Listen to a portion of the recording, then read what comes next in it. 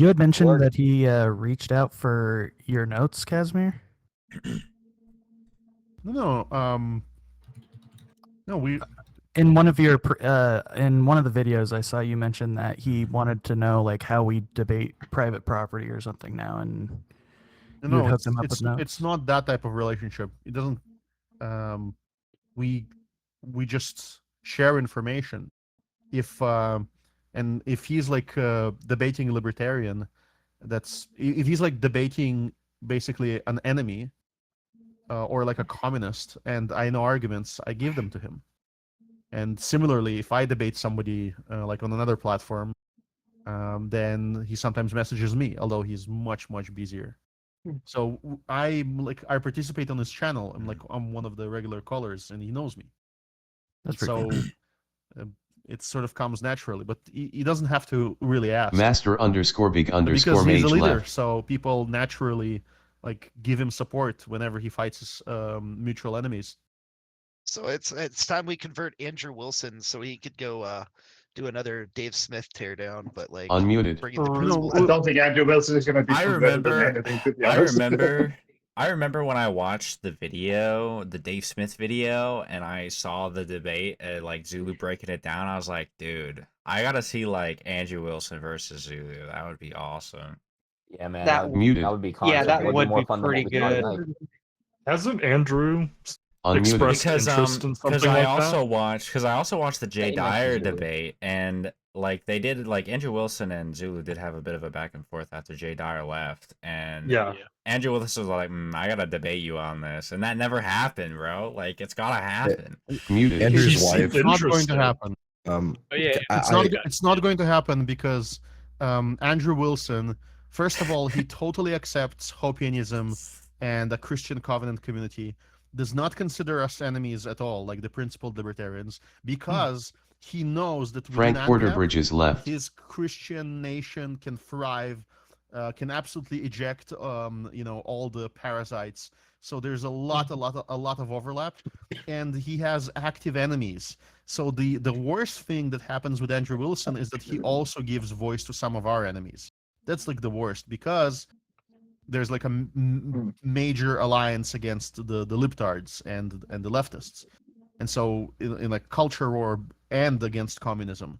And Unmuted. so Andrew Muted. Wilson will likely not debate like strong, consistent libertarians. Casimir, I spoke Unmuted. to Andrew's wife Yeah, a little I bit know. ago, and she says she wants Muted. to debate some libertarians. I bet she would debate Zulu. I mean, I know it's not Andrew She Wilson would, yes, himself, but it's completely different. So I his know, personality is to attack leftists and like to crush, whereas her personality is to do like in-house cleaning. yeah, I mean, I'm just saying it's a debate that would happen. That could happen. Unmuted. So wait, you said that Andrew Wilson's okay with covenant communities, but you said he's a Christian nationalist. I mean, I would consider Christian nationalist to be pro-state. If he's for covenant communities, then I don't think he's a Christian. No, So no, it's they an have either a, or. they have a Eduardo.y joined. hierarchy which goes like this: if there is a state, it should be Christian, therefore Christian nationalism.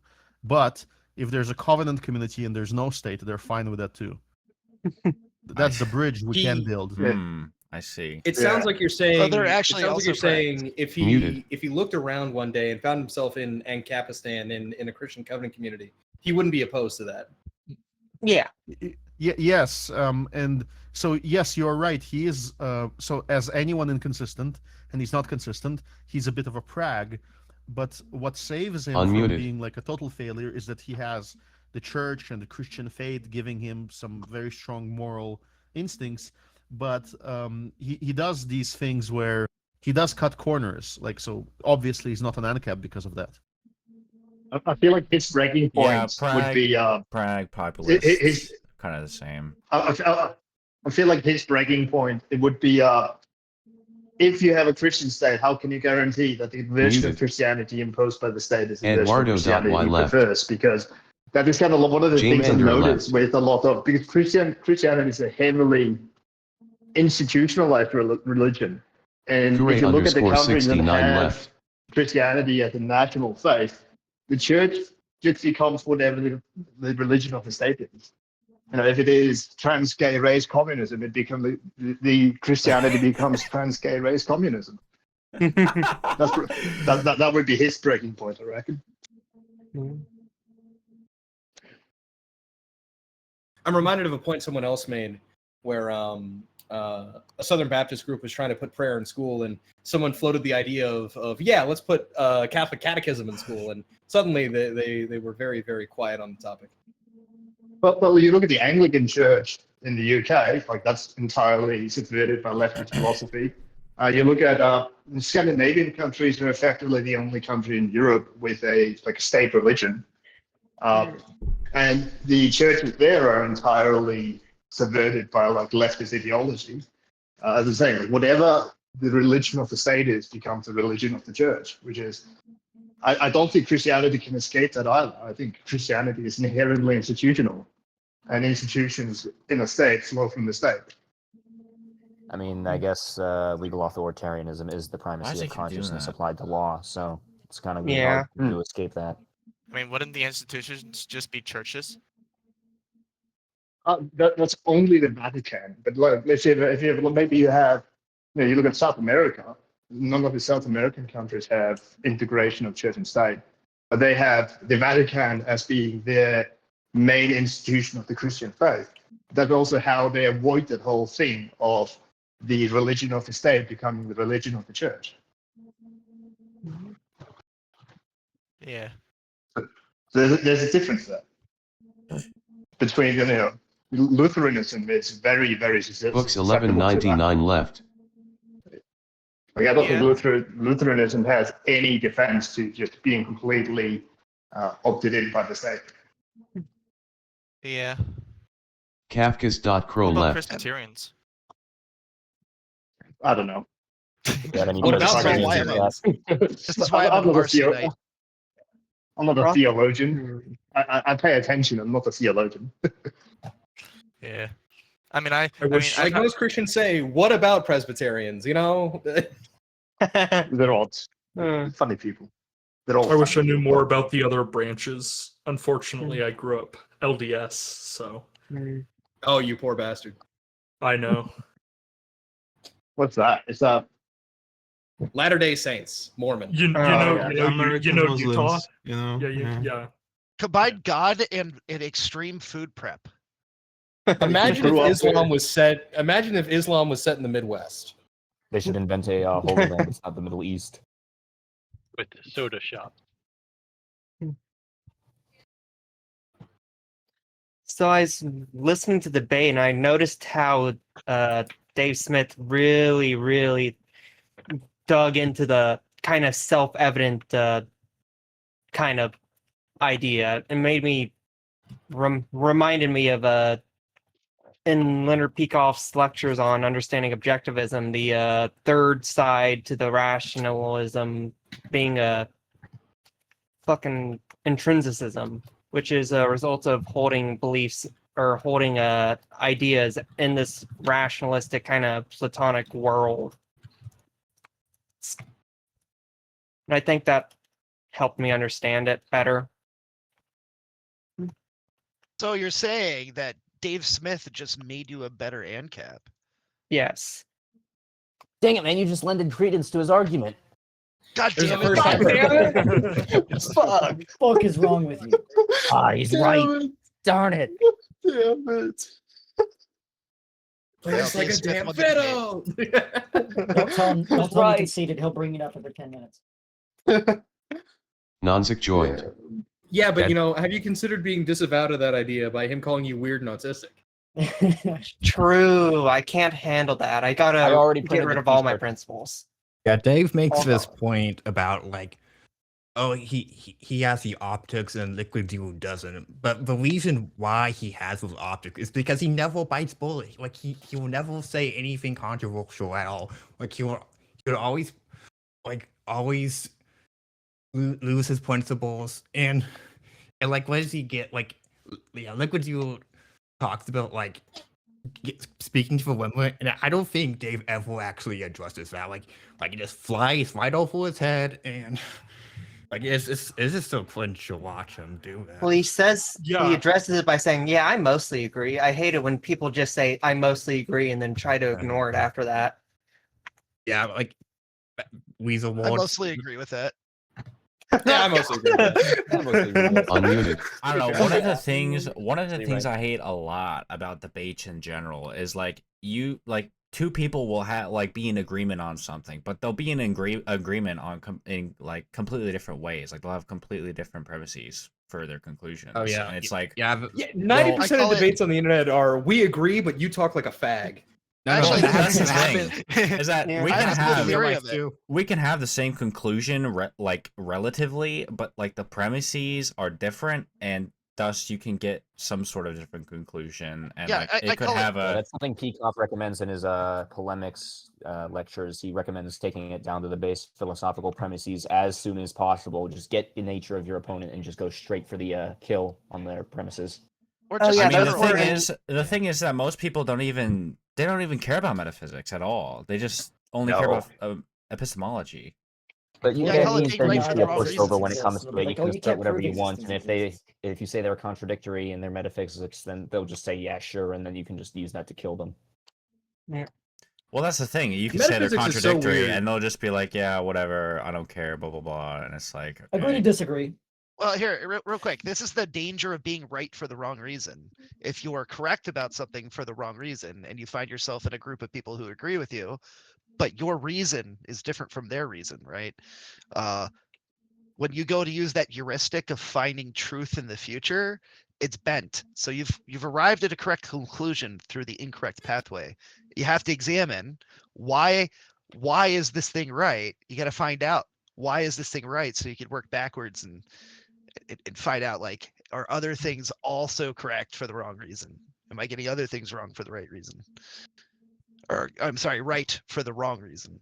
Well, yeah, that's why I think it's so valuable to check premises and just like I value people who will just like they don't disagree with me, that you can like I've had people argue with me about the NAP. They're like, oh, I believe that you can derive the NAP objectively, but I don't believe this is correct. And it definitely does help a lot. Why I don't trust Kantians, man. And dude, that's one, yeah. Because I was So, wait, watching, real- because I was Oh, they watching, call it truth. because I was watching the Acorn debate last night, and I do to some degree feel like that Zulu's ethics course is to some degree out of date. It has too much like Kantianism in it. Yeah, he I needs was to go back. noticing Everything is there's a old. little too much coherence theory truth, especially in the Stoppel bits. It felt a little coherent. It's all And, based like, on whether I have heard that you he's can- edited the text versions, but the video versions are extremely out of date. Yeah. Oh yeah, I did notice that. Like it's not well. You talking about the integrated with courses on his objectivism. GitHub? Yeah. Yeah, Yeah. GitHub courses. Yeah, the GitHub courses. I Okay, listen to for the this audio beautiful- versions often. See a broccoli. Are we ever gonna get the other two? One Because there's day. two more. Brack that- Holy. Under construction. Left. Yeah, I don't know. I don't know if he's still learning about objectivism and he's like not ready to make it yet. He doesn't feel informed enough. I think or he he's says just he's putting still it a little off. weak on the ethics. He That's- said that's something fair. about that. Yeah, that was. Who is? mentioned- those things are so weird to establish. Like I get it. It's very difficult to firmly establish that whole life is the standard of value, rationality thing. That's the one I've been struggling with, like establishing that reason is just a core part, like an organ, like a heart. Yeah, that's what I had a hard time integrating for a long time too. I think it's In his Bitform in his is debate awesome. review the other day, Zulu mentioned it was something about advancing his theory, and I think Monhop floated the idea of writing a book, and he said that he's getting close to a point where he'd do something like that. Yeah, he did say Okay. something like that. On the spot. Yeah, pay for a book. We need a book for this. We do. Right now, we whenever need the somebody's like, "Oh, hey, how do we anarcho-objectivist learn this?" It's like, yeah, manifesto. you'll need to read these. You need to read this. Yeah. Also, they're wrong here, here, and here. You'll need to read these books here, Didn't but somebody those already people are write wrong that? on this. We need the manifesto. We need Peacock Yeah, to we need be the manifesto. to, Yeah, that would really strengthen the make Vanguard. The Zulu the manifesto. next successor. Objectivism, the philosophy of liquid Zulu. Let's go. Yeah. Saying the philosophy of liberty would be fine enough as a title. Yeah. Something Yeah. generic like that. Very I broad. mean, I think libertarianism would be the philosophy of liberty. I don't know, man. Dave Smith doesn't seem Yeah, very but free. that'd be a good way to Well, again, separate it from. well, I mean, as I stated, Dave Smith isn't much of a libertarian. Yeah. Muted. Isn't that a tautology though? Well, he's not a libertarian at all. Yeah, man, we're Because he- objectivists. We do tautologies all the time. That's our concept theory. Objectives are the only libertarian. Remember what Dave Smith said? Come on, isn't that self-evident to you? Oh yeah, on the self-evident point, when Dave brought that up, I was like, you probably just read the Declaration of Independence once and just started using self-evident for everything. Okay, but what about the penny? I mean, we need. Oh, the penny. Can I steal maybe half the penny? I think it would be like half an aggression. You see what I'm getting at here? No. It's only 50% A. No, Unmuted. it's the middle that was excluded. I'm bringing it back. Yeah. What do you mean Damn, psychotic they're bringing it people would do a back. penny? One thing that I've been struggling to understand and argue against is like materialists, because I know that objectivism generally rejects materialism, and not just in like the Marxian way, but like Hobbesian. yeah, like this is the science or whatever, you know, like Yeah, those guys. You gotta take them back yeah. to the axioms. I think get them to Yeah. agree that existence as identity, and then you can go from there. Yeah, Because see, and then if they're Hobbesian, they'll have a determinist epistemology, which is because just I guess stupid. I'll give an example. So I have a debate up on my channel. It was about this guy who believes in this sort of genetic duty ethic. He got it from the selfish gene, which, by the way, the selfish gene, Darwin is like, please do not take this as a moral prescription at all. But You mean Dawkins? I'm gonna pretend I didn't see that. Yeah, Darwin Dawkins, I He's wrong. fuck. I sending What is confuse this, the like two a lot. evolutionary capitalist? Wait, are you talking about EvoCap? No, Yeah, is that no, this is a EvoCap? completely different person. This is a person that only I really know, but I have a debate up on my channel if you want to watch it. But basically, it's like this genetic duty ethic, and it's very materialist. But the idea is that this I'd have to pull up the notes, but it's basically Is your channel linked on your profile? Yeah, it is. It's linked on my profile. You could just check my yeah. profile. But yeah, it was kind of just like a genetic duty ethic, but the problem is that they're a total empiricist, and not in like the objectivist way, in like Essentialist? like Hobbesian essentialist, yeah.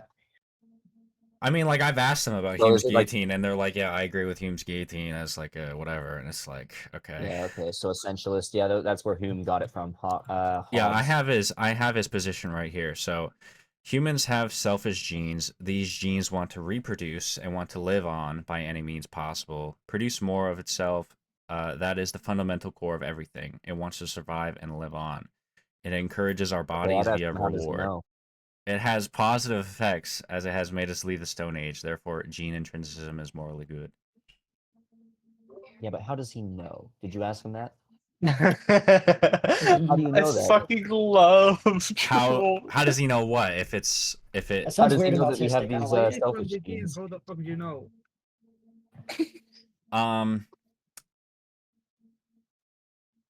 What do you mean, like thinking genes? I mean, I kind of You raised said he had that. these. You said he said we had these specific genes that do these specific effects. How does he know these exist?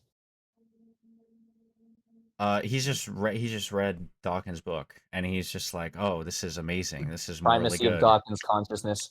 Yeah. But like he disagrees heavily with Dawkins on like the whole, oh, this can't be morally prescribed. He disagrees with it, but he also agrees The with the primacy of Izod half gap. of Dawkins' consciousness.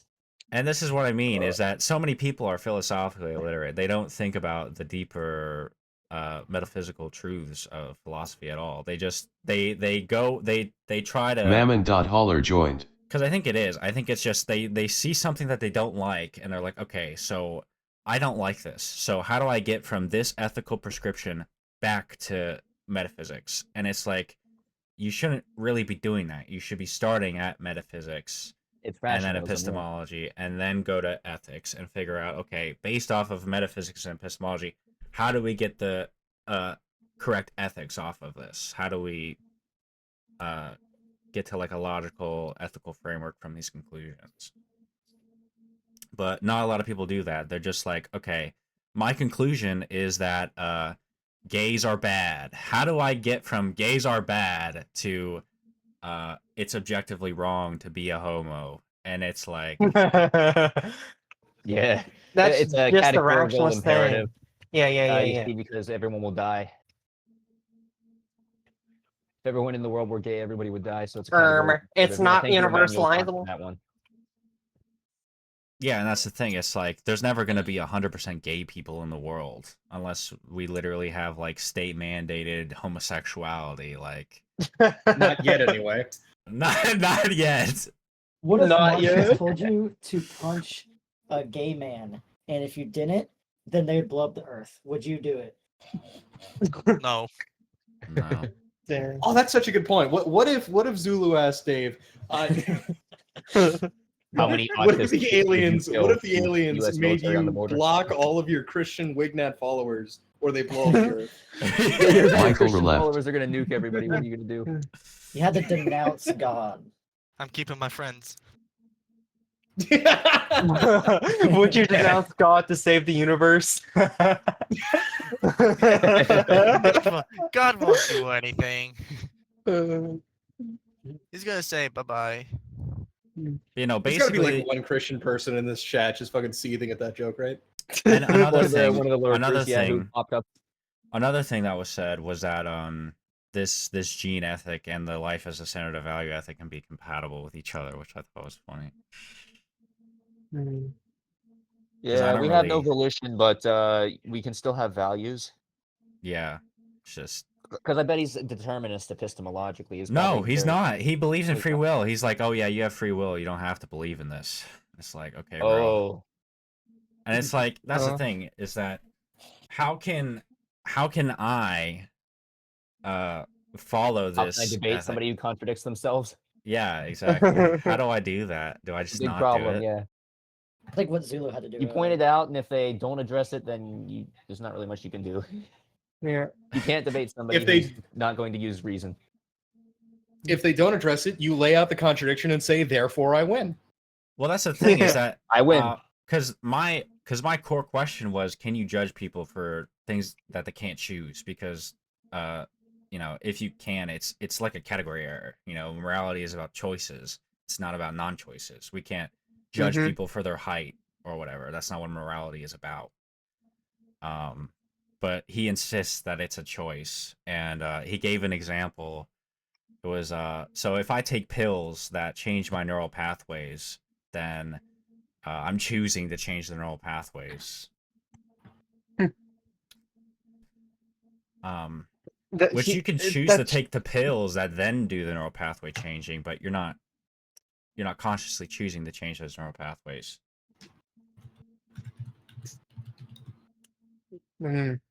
Interesting. I mean, you're not Confused. affecting him with your mind directly, but you are still, by proxy, sort of choosing that by nature of causality, which is implied by the law of identity. It's just the and same so way on. of saying drugs, because I they see. change how you fight. So things. if I were to, I mean, I'll give like a hypothetical then. If I were Yeah, human to action doesn't end with purposefully, contact. if I were to purposefully watch gay porn so that I could become gay, am I choosing?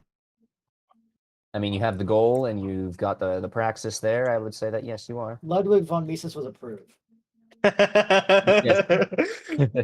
Yeah, I forgot. Yeah, the Kantians in the YouTube chat were getting pissy again because they were like, "Oh no, you can't That's use funny. Austrian economics with objectivism because they're not Kantians. That's why." Like I've been telling this guy for a year now that So you can then, ground the action axiom. So then, could you? I don't could you understand. I don't judge- understand the contradiction. could it I be don't understand the morally contradiction between Austrian economics and objectivism. There isn't Because there one. is no one. That's why you can't It doesn't understand it. exist. Okay, The good. Kantians are upset about it too because they're upset that we can get to the action axiom. Yeah.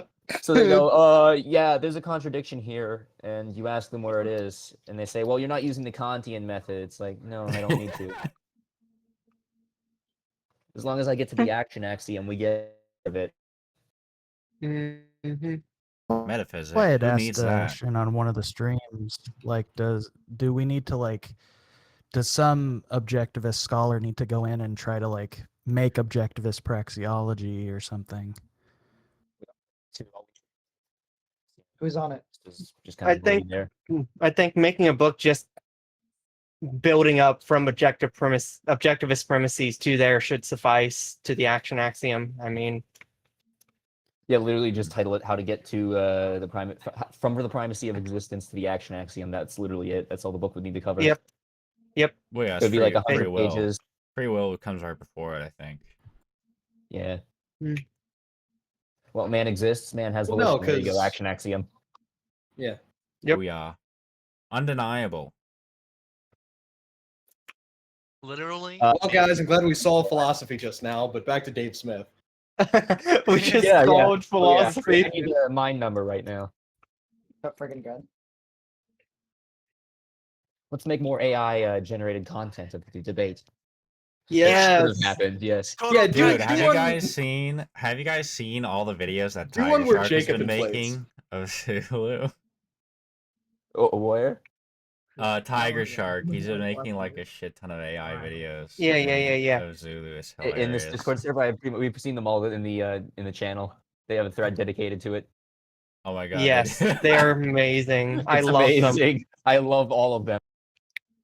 Where is that? I in love the the one where he memes? tackles Dave Smith. Gentlemen, Die, a pleasure. Braggett. I will see you later. I think we deleted that one because the mods came in and said, Dave Bye, Jones, Jenny. Dave Jones. Yes. Yeah, alligator. Toodles. Good night. Later, dude. Kasimirovich left. Get ready All to right, rate Dave mods are Smith. asleep. Repost the Jew one. So that one's in there. 3, 2, 1. I don't feel like it. Dave Smith, I like the way I prepare get it to now. be One. He raped. sounds so excited, like a little kid. I get it now. Also, why is Zulu's camera so ass? Something about his hardware malfunction combined with the operating system. I would not uses, steal I a think. penny to What save is the it? earth. He uses. It looks like he uses like the zoom thing where you can blur your background.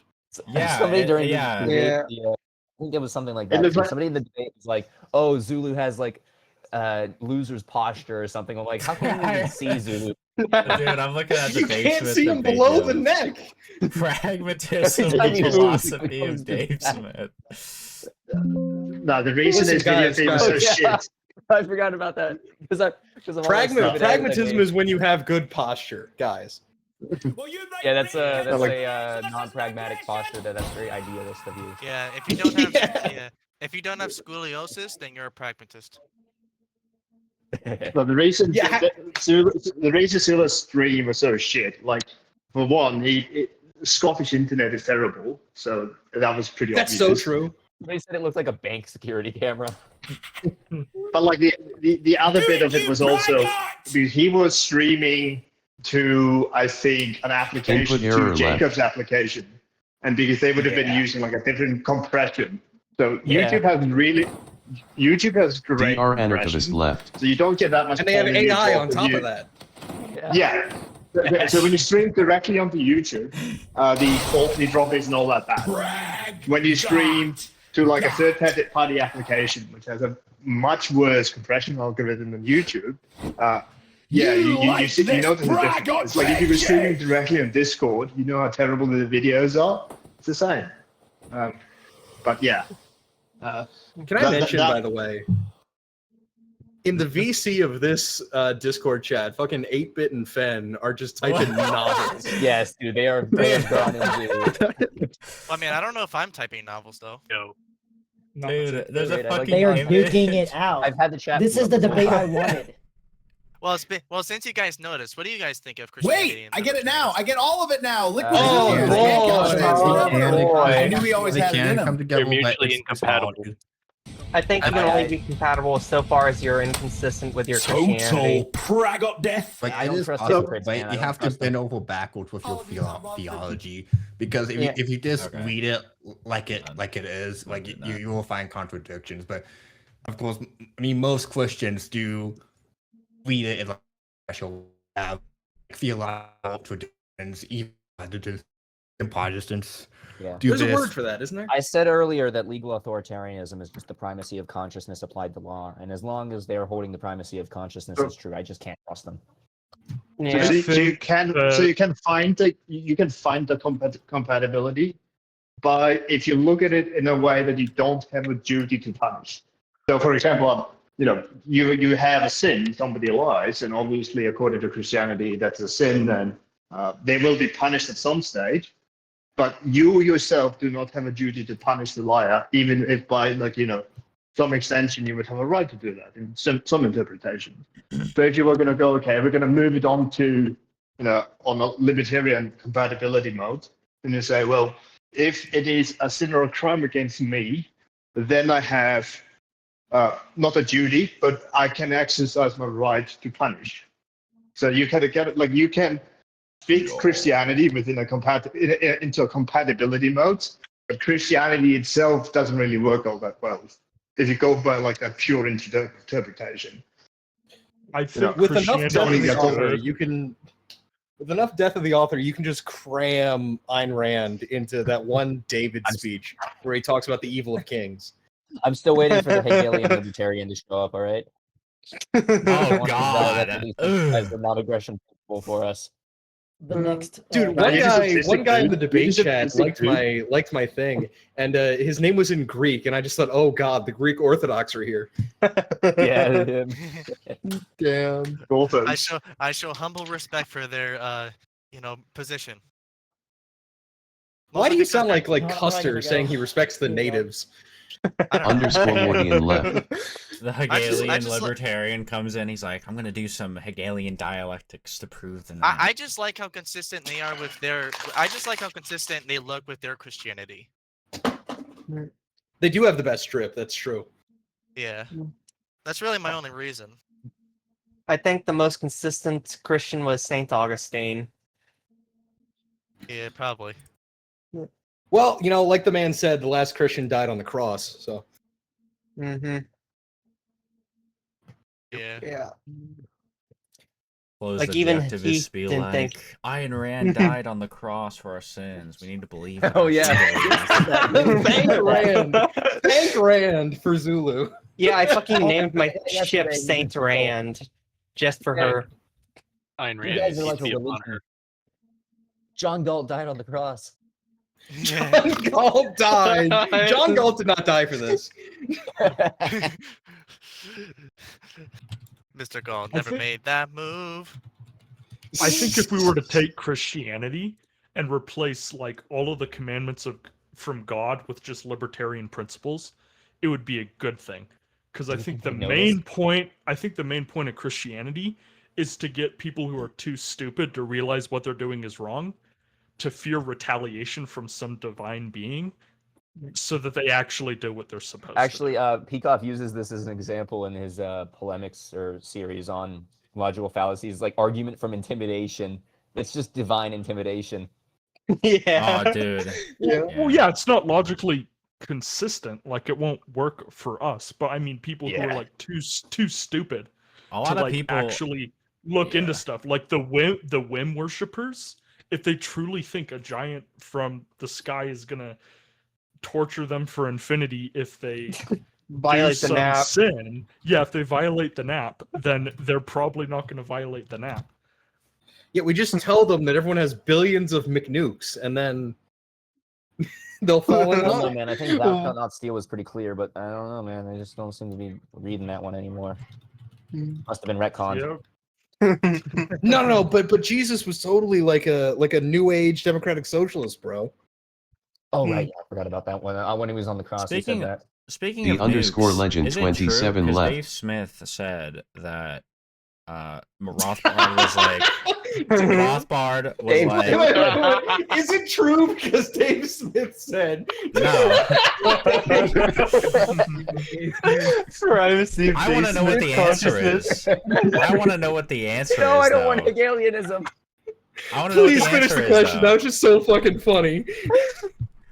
So yeah, because Dave Smith said in the debate that Murray Rothbard was against nukes. Jerome being legal 'cause 123494667 they- joined. implied aggression or whatever. Yeah, like, so Murray Rothbard is against nukes because they owning them violates the non-aggression principle, and he just never elaborated on it. Yeah. No, owning I think the weapons does not implication- violate the non-aggression principle. I mean, think the the implication implication was of that, like- it sounds kind of it is kind of true though, because I mean, if you are trying to nuke some company because they're committing mass aggression, Yeah, the point and then he was getting like at was the whole negligence. entire area just gets completely destroyed, you are killing a lot of innocents.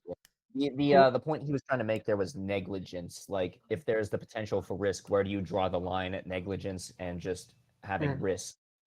I see. Because the Connoisseur detonation of a underscore nuke of could underscore disturb cookies property left. literally around the planet. So, like, I think he was making a point that it's impossible to use one without having like collateral damage on unrelated parties. But the way he said that was they're bad to own.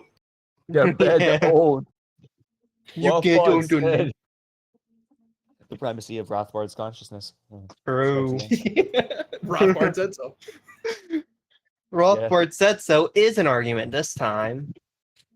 Dude, I hate that I used to make that argument. That pisses me off. Oh, Returnado underscore joined. Debates you've had in your mind, and you just go, "Oh, I can't believe I said that." Yeah, I'm walking through my mind palace, realizing I was wrong about every debate I was ever in. I should have said something different. I Well, realized then you that for like the first 18 years of my life in my mind palace, I'm like, wow, I did everything wrong. I'm lucky I learned earlier than that, but it was still a tough process. I'm doing much I hate better to direct now. back to this, but what the fuck are Fen and 8-Bit talking about? They're talking about Christianity and applications to the. He said something about a denomination of socialism, and I said it's not I think a religion. I think 8-Bit was going after. Or I Prax said it's then not a religion. earlier. My stance is that Christianity is mutually incompatible with libertarianism. I mean, I can believe that. Yeah, I mean, at any point, primacy of consciousness kicks in, and suddenly, oh look, there goes the non-aggression principle. It's gone. Yep. I just don't think there's enough to look at to. Well, I make mean, that if you're a conclusion. Protestant, you could pretty much throw What do any you part of the mean there's Bible not out that you want. How did you pronounce that? Wait, how did you pronounce that? Protestant? Or Protestant? What? Sorry. I just never heard it that way. I'm not trying to make fun of you. That was just I never heard it that way. Hey, it works. Well, It works. because it's like they don't like appeal to any like The Baptist church doth protest worker. too much, methinks. Yeah, they don't like the Protestants. They don't appeal to any like. Fuck! Why am I blanking on this? Yeah, they The have guy sola who does scriptura, the- so the they guy who only does appear to mass. the Bible. The guy who but does the mass. Bible is not based on A like 90Z, anything because they 990 reject ZZ the left. church fathers. Yeah. And the primacy of your vibe Protestants interpretation of protest the Bible. April 40. The primacy Protestant of the prot- live studio audience. The primacy of hyper-localism. Things are true based on the 8 fucking square blocks around me. The primacy of proximity. Yeah. But yeah, the thing is that like I've always said it as Protestant because it's like they're like protesting against like the Protesting? people Yeah, in that's the what they do. churches. That's where it comes from. I find that. That's not inaccurate. I've just never. Yeah. That just stood out to me. That's always how I've it's probably a interpreted dialect. it. Well, the Catholics like Aristotle, not this. Yeah, they do. I bet. We need to switch to Plato to the counter the Catholics. Basically. Aristotle. I don't want to believe in the For a demiurge. reason we need to rip out our eyes to reason. That's basically what Luther is on about. I never studied. Does theses Luther in know the what real Luther sense. was on about? I don't He's know. on I the think he wrote process- like 95 theses on it or something. I don't know. He was about the Protestant Wow. Reformation. That's what I know. How fucking funny would it have been if the Pope just replied to the 95 Theses with TLDR? Jerome 123494667 He much left. did. Like, yeah, he pretty much did. And then yeah, the Pope actually did, like, actually appeal most of what was it? I like how as we've switched from the Dave Smith debate to fucking the history of Christianity, we've lost like half the people that were in this chat. Hey man, we're still. Yeah, we more lost consistent Casimir. and on topic. than that entire debate. We are still. We lost less Cracksman at bouncy. some point. That was cool. Returnado Never met underscore him. left. Yeah. But yeah, he dropped out after I owned him. Yeah. Basically made a And bunch now of it's safe to non-arguments criticize the Christians. and asserted that he was right based on nothing. Nonzik left. I think it was just rage bait. Didn't you do the same thing though? The 95 Mammon feces dot holler were left. only- were only about. And then I supported my argument. And once I started supporting my argument, he's claimed I wasn't making an argument, and then rage quit. Sure, bro. All right. I mean, you can scroll up. I did. I'm reading it now. Okay. Let's see. Your support looks a lot like I'm right because I'm right, but like I have no skin in this game, so go off, man. But yeah, no, I mean, I think that you could potentially integrate like, some sort of like Western religion in with libertarianism, but the problem is that you probably piss off every single like Christian, because you probably have to throw some shit out. I mean, Satanism, like you know, Anton LaVey. That's probably the most compatible. There's quite a bit of overlap between it and objectivism. Interesting. I think he was an objectivist. And that would You know what? You're really quiet. No. Yeah, you gotta turn up your mic. Yeah. Come on, know me. Yeah, come on, Chomsky. Gnome Chomsky. No, Chomsky. Okay, here's my question. Was Abraham violating the NAP when he raised his knife to sacrifice Isaac? The real question was Isaac violating the NAP by being so fucking stupid he didn't realize what was going on? That's a social norm, right? You go up this mountain, you're gonna get sacrificed. He was asking for it. it was a social norm. Don't worry, He guys. totally wasn't a child, legally speaking. There they went to the mountain of killing your son, and wouldn't you know it? I thought it would be different this time. He was Was he asking physic- for it by the way he was was- dressed. Was Abraham physically removed? Dave the Smith Canaanites says so. Yeah. Then I guess then I guess it still holds. The real question is, did the angel that interrupted the sacrifice violate? Look have raise eye 0736 joined. No, but did Abraham have mens rea? Did the sacrifice Mens rea. did the sacrificee consent to it? What's up, Luca? Mammon dot holler What do you joined. think won? I don't know. Zulu. Zulu won, right? Oh, Zulu. Yeah. Zulu won the flow. Dave Smith had better optics, but he was a huge fucking prissy crybaby the entire time. Yeah. I agree with same Raxben's opinion. assessment. Also, the moderator sucked massive dick. We were spamming him the entire time. I, the He was probably moderator, just will angry ensure a good debate by letting this gish gallop go on for 20 minutes. I mean, that's not his job to break the gish I job. think- It's I think- Zulu's to break it by interjecting. Zulu didn't really want to. Yeah, He I could think break the gish Casimir's gallop. He just didn't correct. really need to because everything like he needed to do to win What the did debate was Cracksman say? done in like 15 minutes. Casimir said that it wasn't bad moderation to not stop Dave Smith from the Gish Gallop because that's Liquid Zulu's job to break into Yeah, if the your opponent's monologue. doing something stupid, you break Which them makes for it. sense, right? Yeah, I think Casimir's right with Zulu's that. job Casimir was to right, yeah. capture Dave Smith and make him, you know. I mean, But- yeah, but Winograd what- himself Yeah, says he's yeah. not very good at moderation. He's not really like a debate moderator, so I don't really. Then why does he keep moderating these learn. debates? Keep moderating Then debates. why does he keep moderating? Probably He's not a because it's the moderator. only podcast that Dave Smith will go on because it's got like no Hey guys, traction. hey guys, I'm not particularly good at drunk driving, and we've all been drinking. Hand me the keys.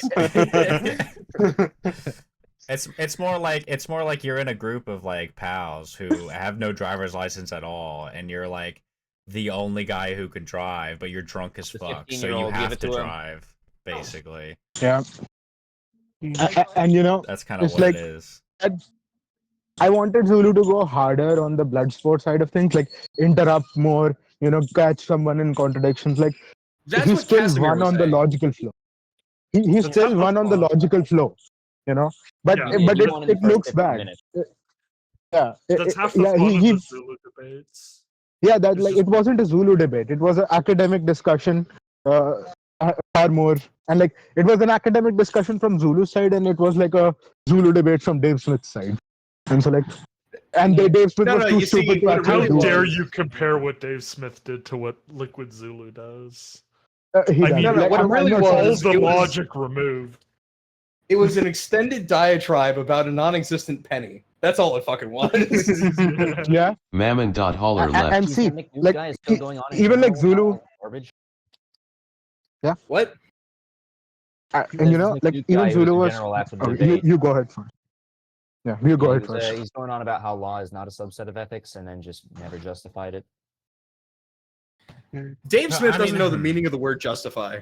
The thing is Mhm. with bullet biting is that I think that there is another way to correctly do these like completely absurd hypotheticals without necessarily biting the bullet, which is pointing out the fact that like these hypotheticals have they don't say anything about reality really. Like, how are you Yeah. going to find yourself in these situations like half the time?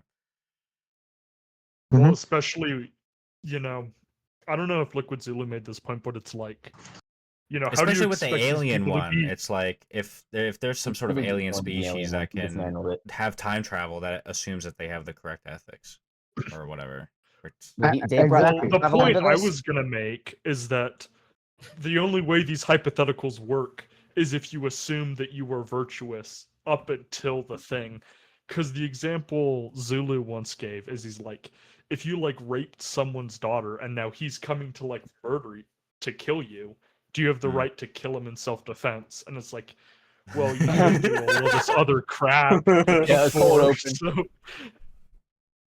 You are in the middle of a bank robbery. What do you Also, and also like there is this you know this one thing that if you like watch the full debate, like Zulu like gave me a small shout out that made my day, and we have been talking about this idea, and like I've not fully developed it. I don't think anybody in our community has, but the idea is there. Anybody can develop it. Like all of you guys are open to it, right? So it's like that. It's the bank teller example in the sense that if you're like going to a bank and like you're shoving a gun in someone's face and you're telling them give me all the money, like the bank teller is giving let's say the bank teller gives the money out. Like what the bank teller is doing is taking property which is not his own, you know, money in the bank that belongs to other people, and giving it to the thief. He's controlling property that he does not own. But is this theft, or is the thief doing? Is the person pointing the gun doing the thieving? You know. Yeah, he's But the of one course, doing it because he's like, acting so for there- the bank teller. I don't. Yes. But that has to be very well explained and defined. Like there is a vague concept here which will explain most of these hypotheticals, but nobody has like defined it. For example, even this has a hypothetical. For example, I tell you to kill somebody over there, and if you don't do it, I'll like lightly touch you. You know, like of course that's not where it applies, right? Like that's not duress. But I am calling it the duress principle. Like the principle is not here; it is to come in the future. But like I think that's the solution to these hypotheticals. But till the point we don't have that principle, we can't do anything but bite the bullet, because we can't just formulate philosophy and principle in the debate, right? Well, yeah, I'm not saying you don't have to bite the bullet. I'm not saying you don't have to bite the bullet, but one way or another, I think it's important to point out the fact that these hypotheticals are silly. I agree. I agree. never It's a good really important saw point. the logic behind the bank. Because I do teller agree, thing. biting the bullet is funny as hell. It's funny to see these people completely It melt is. down Yeah. whenever you bite the bullet. They're like, "Oh my god, I can't believe you would say that." Well, the It's bank like- teller thing makes sense. Wow, Like, it's just an apt self-evident analogy how It does wrong require it some is. explanation. I mean, you literally See, answered. like- You literally said given you were to the consistent bank in your robber. principles. How horrible! Exactly. And you know, like if you could like you know, in the bank teller example, like if you like apply now the alien hypothetical to the bank teller example, the hypothesis is now you actually cannot steal the penny. I think that's what Gamioholics Lulu was talking about as well. 1337 Like you left. cannot steal the penny because the alien will be stealing the penny from you, because he's, you know, his threat is that he has shoved a gun in his face and he's saying like, I'll blow up the entire planet, which includes you and Jerome everybody else. But, like, 1234947 joined. if you don't do this, so like the alien is stealing the penny, you are not doing it. Like if we apply the duress thing. Yeah, but the But metaphor if you it's apply impossible. that but if you apply the logic give in to to the that, threat. yeah, if you give into the threat, doesn't that mean you're not doing anything wrong? That's kind of the problem I have with that. I agree. And I have Legally problems with it speaking, as you're well. not- Like, you're not I guess it would equal to kind the of. I person guess it would kind initiating of the be threat. like. I guess it would kind of be like if you're like in your car and some bank robber is like pointing a gun at you and be like, "Drive the car," like. yeah. Yeah, is it Or- in your or self-interest something along those to lines. actually comply with the Or you could say You're could not say, like, responsible hey, for all of the car crashes that happened from it because you didn't want to do this, That's right? true, You're being but should you give in coerced. in general, or should you bite the bullet and face the threat? So You it's could not say, like- hey, define the principle. it's you could say it's immoral to support the state financially, and then when somebody points out you pay taxes, you well, I'm doing that under duress. I have no Yeah. alternative That's other than true. death. Yeah. Yeah. But the steal the pay thing is similar to saying, should you pay your taxes, right? No, not Should you really. give in Exactly. to the- Because with the bank teller example, right? You Mhm. were going out and stealing from the bank, but with taxes, you're giving up your own property. So the only aggression Yeah, to yeah, the yeah. taxation is the state onto you. It's not equivalent Yeah. to the bank teller example. Well, the bank teller is an It is employee similar charged with because handling the contents of the cash should you stand register. up to So while they the are order? stealing from the bank, it's a bit more granular than that. Fair enough. Fair enough. And see, like that's the problem here. Like this is not a this is an idea that I had like running in my mind for a while now, and like it's not clear cut. Like I don't have it in principle form. I have like not written a paper on it, and like integrate It's in and development. everything else. Like it's in development, and that will explain either I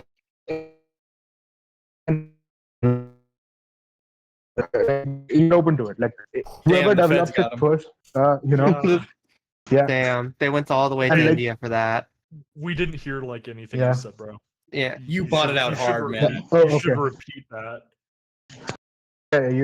Am I? No. Can you guys They hear me? got him again. They got God damn! Can you guys hear me? What he's saying is so Yeah, we clear. Yeah, okay, go. We can hear you now. Okay. So I was just saying that the idea, like I have a idea that there is a principle here, like it's very obvious to me. Like there is like development that can happen in legal theory here in like this duress principle, but I have not like formulated it logically. I've not like integrated with the NAP and like how logically it will connect, and like I've not written like a paper on it. So like if anyone know, because like mostly I'm like a little busy these days, and like that's a lot of work. And like if anyone of you guys want to like just think about it and like write a paper on it, like do what you want, right? Like either bring me idea, either if you guys can talk to me, or like do it on your own. I don't really have an attachment to my name being attached to it. I have an attachment to it being out there. Because it will like solve so many problems, right? I think some people have already kind of formulated this. I can't remember if it was Zulu or it was somebody I had a conversation with, or if it was Zulu in some debate. But basically, it was the question was, well, if you're like an anarchist, why don't you just go like blow up like a government building or something? Like, why don't you just do this now? And it's like, why are you paying taxes, basically? And it's like, oh well, I'm under duress. I have to pay taxes, or else they're gonna kill me. Yeah, but see that's the. And so it's like paying taxes is I not agree. necessarily breaking your principles. It's just that you're It's under more of an duress. ethical question rather than a legal question. And you also don't Yeah. have a responsibility to stop aggression. Yeah. But do you Like- in like- every situation? Well, Mhm. I'm Is it in literally, your I'm literally interest to go saying, around stopping aggression? well, it may be in your Mhm. interest. I'm just saying it's not. You're not ethically responsible to. Yeah, Like if you're walking yeah, down the street and you it's see good for someone you. getting You're not mugged, legally responsible, but are you ethically responsible? Yeah. It depends. If you You know, never pay like your taxes, then you are giving into some form of aggression, right? yeah, but like you are.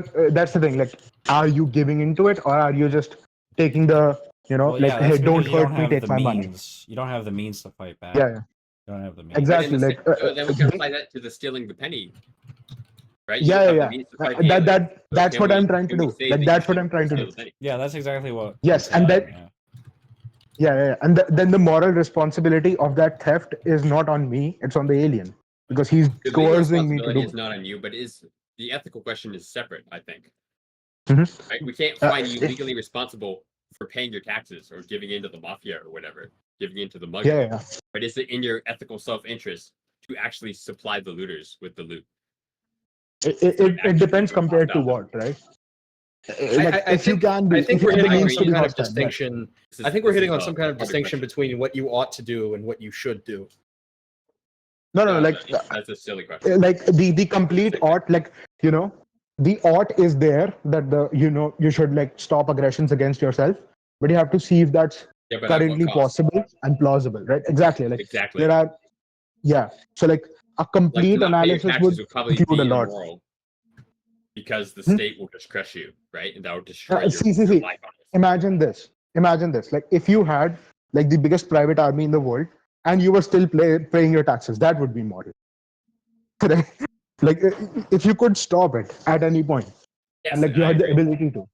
Yeah. Well, then If you have, would if it you be have no taxation reasonable at that ability point? to defy that. Yeah. Yeah. I mean, it still will be in the sense that let's take for example, there is this huge muscular guy, but he has some kind of phobia of Chinese people, and so a small Chinese person like shows up to him and says, "Give me all your money," and he gets afraid and he gives him the money. Like, he was still robbed from, even though he could have stopped it easily because he's a huge muscular guy. All he had to do was overcome his fear of Chinese people. Basically, he's the if you immoral. only have like Should a have prevented the crime. handgun, you only have like a handgun, you're not gonna be able to take on like the feds. The entire U.S. Army. But if you have like Yeah. 100 JDAM missiles, fuck taxes, bro. Who cares about taxes? Exactly. Like you don't have to do that anymore. So the moral argument has already been made. The If you have a stealth further argument bomber, is who about cares about taxes? Like, just exactly. This does tie into the philosophical theory of history, though, don't you think? Mhm. Because you really aren't in a position where you can defy the authority, right? In a you know, in yeah, regards because to taxation Yeah. or so forth. yeah, the philosophy is Yeah. statism. So The it best would that be you can in do your right now interest is to change the stop. philosophy, right? And to change Yes. the opinions of Yeah. the people who are stronger than you, right? That is in Yes, your self-interest. and like yes, and like what you can do right now at like a stage of history. Let's say you find yourself in, you know, like a communist Soviet Russia, right? What you can do is what Solzhenitsyn did. Like you write underground newspapers and you you know, get it to people, and like you know, you get people to change their mind because like It would be even you better alone to won't be be in able to. above ground newspapers. I don't know. I It's, mean, like, I feel like this is communists, right? kind of They're the gonna kill same you. thing. I feel like this is kind of the same thing with Please, like- algorithm, though. It's like the feds are gonna find out. Hmm. Like, they're gonna find out. Yes, I agree. The agorists are being short term. They need to change the white market philosophy. Like, who was more influential in history, Peter Abelard or Thomas Aquinas? Right, the one who played within the system and changed it, or the one who got exercised for heresy? Right. Like, yeah, don't get me wrong. Like, I think breaking the law in this case is base. Like, have as many black Master markets as you underscore want. big underscore mage If you really joined. want to have black markets, go for it. But like, the thing is that you are going to get caught no matter what. But even if you don't get caught, it's still not a long-term solution. Well, yeah. 'cause Like, it doesn't- preferably, it you don't doesn't want to change have to be in anything. the black market. It doesn't change anything, Yep. but like, I think You want to maximize the white market. yeah. Like if it would, like if algorithms were like, we're gonna have black markets, but we're gonna try to influence the white market, I would be like, that's like better.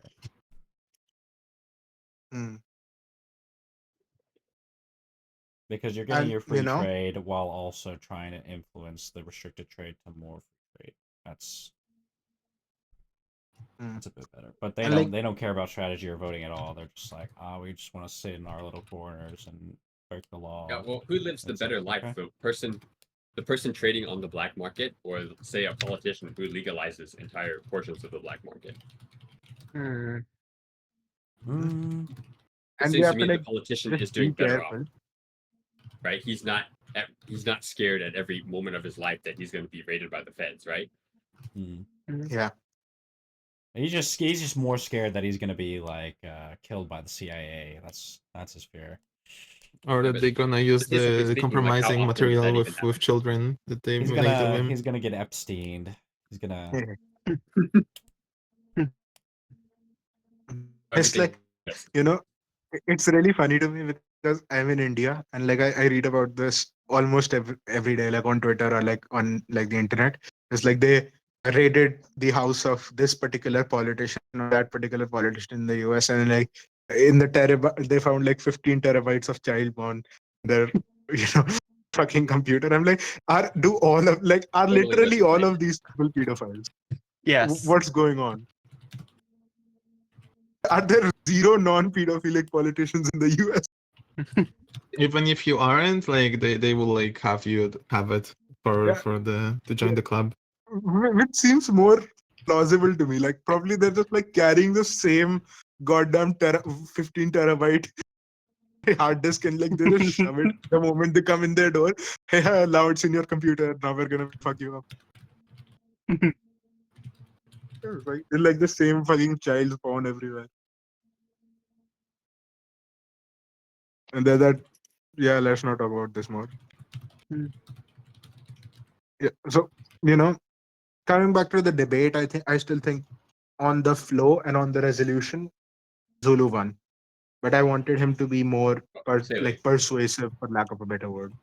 I wanted Dave to be raped. He wasn't raped. He was too passive. If you weren't following the flow, then it would seem like Dave completely stomped on him. Right? I will say, but with the great big monologue in the middle, it did make Dave Smith sound like a huge whiny bitch when he's like, "Oh, but you're such a bad person. What if you had a mom?" Like, maybe that's just me.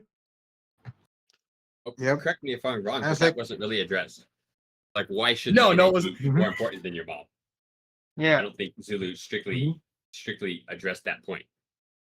No, he did not, because Dave Smith would have like started crying on stream. Guys, you don't if understand. He went, I care about my mom. It's the philosophy of primacy of your mom. Okay, like it's very important. Like you have to think about it. Okay, they take primacy of your mom. The primacy of Zulu's mom. Am I the only one who still doesn't really get the argument? I like feel like I don't understand it. What don't you understand? What argument? What argument? Like the whole nap thing, where it's like not to steal the penny or whatever, right? Like basically, Dave Smith was trying to make the point that there are exceptions to the nap. Ascended nap Zero is not an any absolute joined. rule. And Liquid That is a Zulu valid wanted argument. to prove that Dave Smith is not a libertarian. Like, why would you be consistent if it makes you feel bad, right? If it leads to the suffering of your family members or so forth. Yeah, and then Dave Smith was making an emotional argument where he essentially says, but following the nap strictly in all situations, I would get a Ascended yucky Zero feeling in any this left. one edge case. Yeah, and what's even funnier is that he also said that he was essentially following the NAP because he's like, I accept both my emotions and the nap as being true, and I hold them true at the same time, except one's like more true, and it just destroys everything. And Zulu asked him, can contradictions be true then? And Dave Smith just went, yeah, but what about the border? Well, he said he wasn't contradicting anything, is what Dave Smith said. Hold I on. feel like so. Can there be contradictions? There are no absolutes, so maybe. That's basically what I got from it. He's like, all right, bro, sure. I see the reason of what you're saying, but it makes me feel it gives me the ick. So so there has to be something, because I think he literally made like the ethical emotivism point where he goes, the primacy of Dave Smith's icks. Yeah. He literally went in like the last 10 minutes of the debate. He says something to the effect of, but isn't there some truth value in the fact that your ideas repulse me? Yes. No. Moral Exactly. I think he said those exact words. Not those exact words, but that pretty much sums up half Do you of think his the argument for pragmatists the whole actually think that a contradiction is when you contradict with your feelings? Well, Like when Dave there's a Smith. conflict with what you feel is good. So Dave Smith is probably one of those people who views his emotions as, well, I mean, he literally says it. His emotions correspond exactly to reality. They aren't like illusions, right? So like we can separate ourselves from our emotions, and that's where like cognitive dissonance comes in. And Zulu's like, yeah, if I have cognitive dissonance, check your premises, and if your logic is correct, then your emotions are wrong. But Dave Smith is like, no, my emotions are correct. And it's just childish. Yeah. I think Dave Smith is just a normie that the Mises Caucus like accidentally pushed into this position of being the libertarian. They chose him because Dave Smith did start out fine. I think he just got infected like everyone else in the Mises Caucus. I'm still having trouble. So I'm like, seriously, I feel like there's some kind of like disconnect for like what I think the argument is, right? Is the whole thing about the nap it's like it's universal, meaning like whether I committed the aggression or not, right? Is that all it is? It's saying right, it's, yeah, the basically premise is it always wrong to initiating violate conflict. I honestly think it's a debate. I think it's a debate between the principle and like positivism. Like, is there a virtuous crime? Right. I also the fundamental is whether it is virtuous to commit a crime or not. But right, can there be conflict, the virtuous crime? If we are defining crime the way we are, but the answer isn't self-evident. Yeah, but see, like if we are defining crime the way we as natural law people do, libertarians are part of that, then we cannot say this consistently. Like we can never say this. Like the Jacob Vinograd, like he's a Christian, like he tries to square the circle by saying that, there are, he basically at the end admitted that what he was saying was that it was, it was moral failing on my part because I didn't know anything better, but it's still not a crime. Like it was still a bad thing to do. It's just that it was the worst situation and I didn't see anything more. And like, that's basically a concession. Like, but what Dave is trying to do is like, Jacob conceded, and he that's conceded fine. that That's it's sometimes moral to steal, despite the no. Like, but I'm that's the still- thing. I'm Like afterwards, like when like Zulu interrogated him on that, like he was said something to the effect of like he would like plead in front of God to forgive him. Well, the moment you're asking for forgiveness, you're admitting you did something wrong, didn't you? Yeah. Well, yeah, this is the thing. The thing is that they don't forgive believe. for what? So they understand morality then. Exactly. They don't believe You're in, admitting to the point. You're admitting to the point. You're so what these people are just saying is that like perhaps in that moment of weakness I might fail. Fine. That's fine. That's fine. I don't have any problem with that. I don't Just think say that that. Then don't say that the NAP doesn't apply. The NAP still applies. You failed. He definitely thinks it's immoral to steal. Okay. But He thinks obviously, it's immoral obviously, I think I to get your it now. family instead of abiding by the Ten Commandments, right? by the primacy of my permanent record in high school, the nap is true or false based on how much I fuck up, obviously. Yeah. But you know how the Christians are like, we have concentric circles of like people. Yeah. Like it's moral to be good to your family and then to your community and then to like aliens and so forth, right? Depending on your proximity. Mhm. I think his point Yeah. was it would be more moral to feed your family, even if it conflicts with the Ten Commandments, like if it's by stealing. No, but Right? There's but a then he's contradiction saying, in his ethics. yeah, but that's the problem, right? Like then he's saying that, like Zulu, like I think asked him to Wait, like is ask him that this directly. I think. Like, is that what Jacob did said? did God create these contradictions?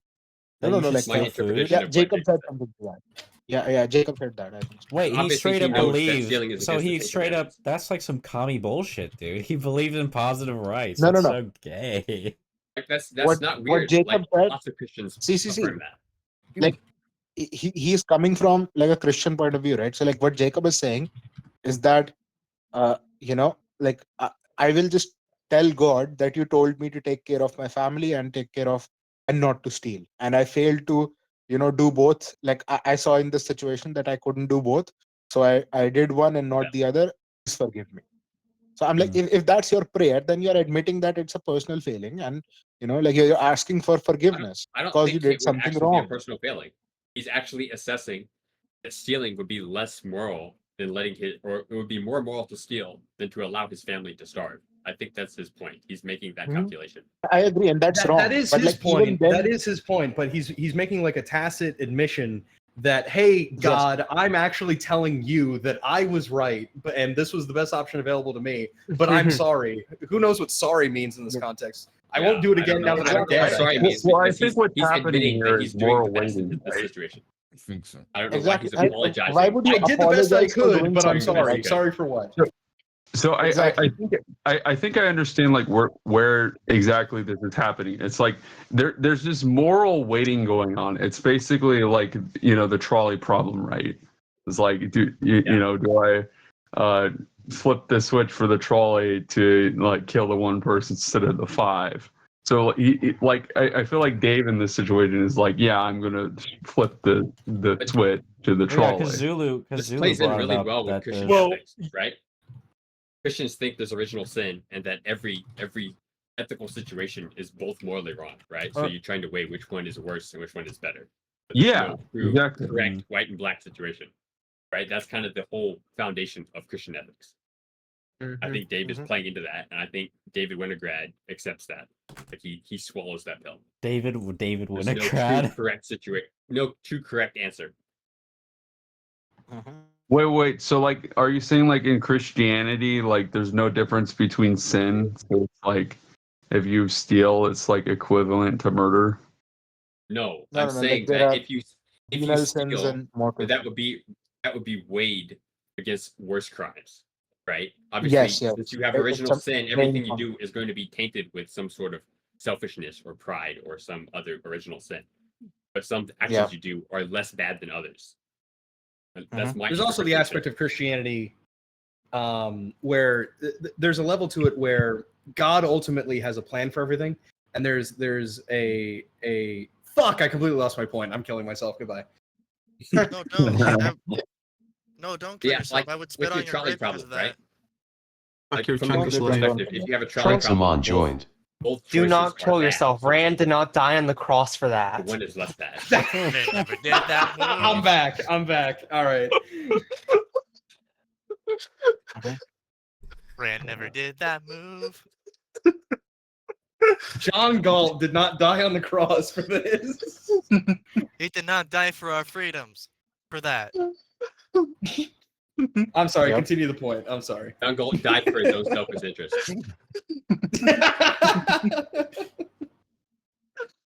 In his rational self-interest to stay on the cross.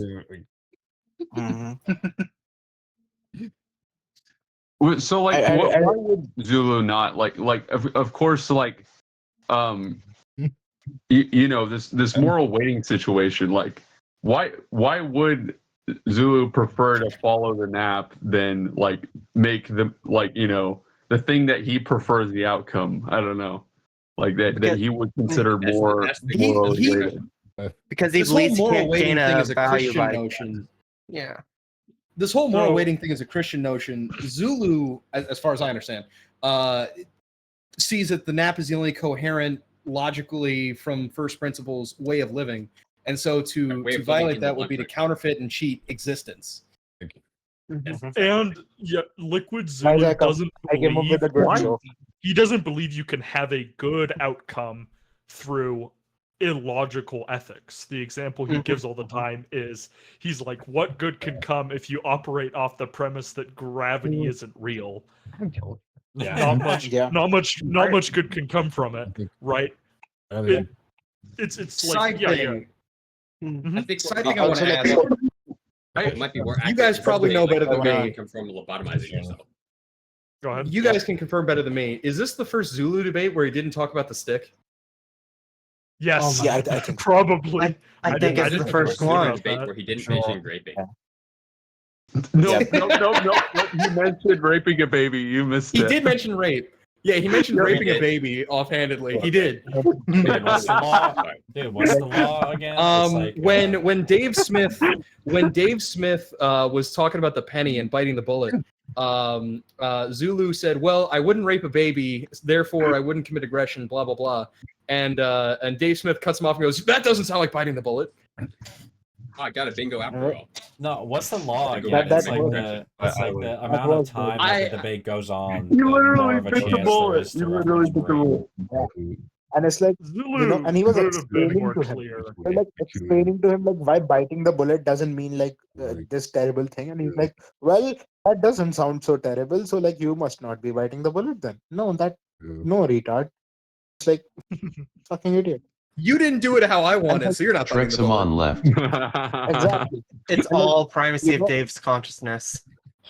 Yeah. All the way down. And there's another, That's there's kind of another true, thing, you know. actually, right? Yeah.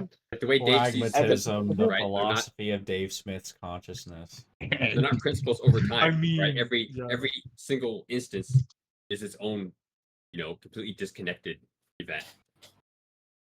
Right? He projects. You have He to projects analyze every his single incident emotions. disconnected from every other aspect of life. Do you think Dave Smith has like a consciousness of the passage of time, or do you think like every couple of minutes it's just a new person? He's the Kantian salmon. Yes. Yes. Time to Dave Smith is intrinsic. He's a Kantian at heart. You did. Yep. Also, you know, like there was this idea that I have, like, you know, like for someone like, you know, like both Jacob and Dave are similar in this event, but Jacob is far better. You know, like Jacob has like some attempt to be consistent, but like Dave treats the nap like a suggestion. Like it's not the non-aggression principle; it's the non-aggression suggestion. It's like, you know, like please take into consideration that aggression can be sometimes bad. That's his idea of the nap. Well, You know? Well, I would like to. This make might the be one of those argument. cases. No, but like he cycled back to where I don't know. I'm This not might be sure. one of those cases where it's like a failure of the American education system thing, where principle is thing I like. Yeah, Well, I it mean, might Dave just be like, Smith- you know, Dave Yeah. Smith literally said that he found libertarian law to be like aesthetically beautiful or something like that.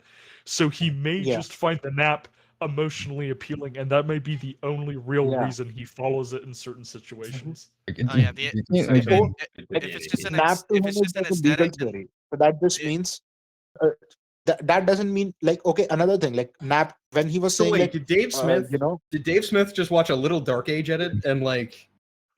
yeah, no, but like in terms of see, like this is the difference between our worldview and like Dave Smithian worldview. Is that like he does not see nap as it applies to him and his life. He doesn't see it as a principle to guide him. He sees it as a principle in the courts. Like this is what the court should do. Like this is what the lawyers and the judges should do. Legal theory. That's what he said Yeah. several times. So many. State And- and the legal and, like, system is I something. don't see what's It wrong with that. separates law from morality. The thing is that the pragmatists don't believe that. A law is 90Z9 substantive 90ZZ joined. So I think the disconnect is the Pragmatists even believe in positivism. ethics at It's all. constantly the positivism where Zulu and Dave Smith clash on this, which is that they like one believes that you can have this virtuous crime, you can break the nap, and it can be moral. And Liquid Zulu is saying, well, you know, any legal claim is also a moral claim. So if the nap is true, Yes. then it's also immoral to break the nap. And Exactly. something And I need I to hear something I them need to say point all of out, that, though. That's Luca, what makes it confusing. is It's like they should be able to break down this argument to where it's supposed to be, and I don't see any of that. It's just constant disconnect all the time. It was a brutally terrible debate. Brutally terrible. Luca, Yeah, I don't I think don't you're feel I don't think you're connection correct anything. that I don't think you're correct when you said that Dave Smith just thinks the nap is just in like the courts or whatever. Because I think he also said that it sometimes shouldn't. I mean, he said jury nullification should be a thing, and I think he said something where like the jury should take in the aesthetics of the situation to weigh in on the he did decision. say that. He He did literally say said that. that. It's So a he suggestion doesn't to even the think it should be Jury consistent in the nullification courts. exists yeah, it's the because NAS. there It's are not the NAP anymore. It's the non-aggression suggestion. right? The I mean, he has a point, right? What if the criminal has the rape disease, right? He's going Wait, to what? die in I 24 was like, hours. You don't understand. guys, if I'm guys. guilty, if I'm guilty of this NAP violation, I will die. Yeah, guys, but you don't understand. Like, you granted that this is a murderer that we have, but look at her eyes; they're so beautiful. She didn't probably intend it. So like, drop it. Like, no legal consequences for this person because I like this person. Like that's the argument. Your Honor, this woman killed her husband, but I made a really good edit. You're using the wrong example because it's always like the hot serial killers that like women write like letters to while they're in prison or whatever, and they like have all of these huge public events, and they're like, "Free him" or whatever. He's so cute. Wait, this is Literally, just another Luigi drop. Mangione. This is just another drop to the Dave Smith is trans allegations. That's so true. I don't understand it. What are you talking about? I support Dave Smith coming out. He should just become one. Like he should become trans. That's the way. But no, if he becomes trans, he'll lose all his optics with his Groiper fans. With his Christian Wignat friends. Yeah. The Groipers will love him even more for this. You have Groiper fans? But then Nick will suck his dick, you know? Like, yeah. Dude, they could do a spit roast where it's Destiny and then. Hey, yeah. Oh no.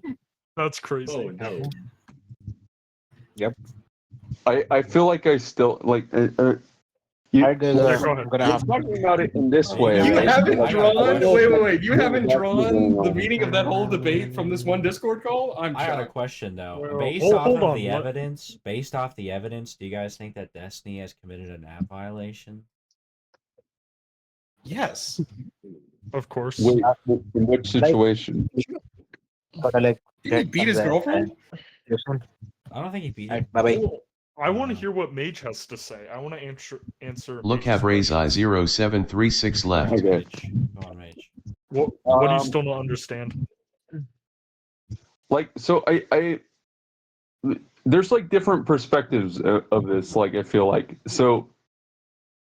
You have Zulu who's like views this as like a more objective, like ethical framework, right? And it seemed like Dave Smith saw it as like a legal framework. So it's like, so why was there even a debate to begin with? Like, I don't get it.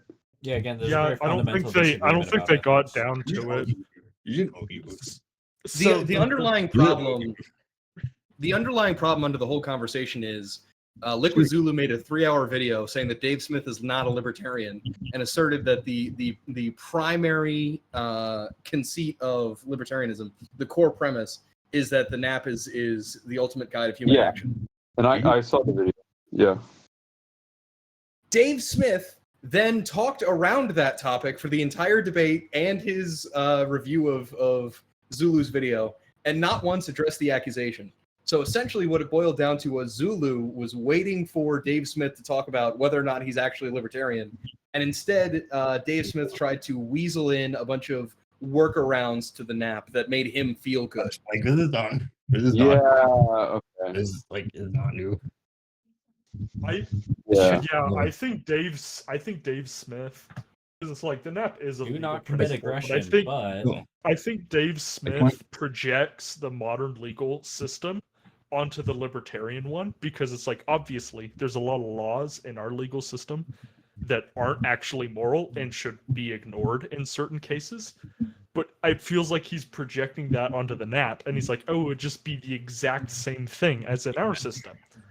But it's one of those, it's one of those ideological capture things where just the concept of what the law is so tainted by like American courts and fucking Matlock and lawyer sitcoms that when you say this is my legal theory, it's nearly incomprehensible to somebody who doesn't have some kind of philosophical training. And the only training Dave Smith has is getting booed on stage. I think it's the same thing with ethics too. It's so man. easy to do that. It's so easy to do that because it's literally like, what actions should you take? And then you have to say that people only take the actions that they think they should take.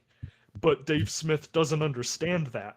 And so he's like, I would violate the NAP, but I don't think I should violate the NAP. A lot of people, And it a lot just- of people I don't believe think that that's with true. ethics. Eduardo.y too. I think joined. a lot of people believe that with ethics too.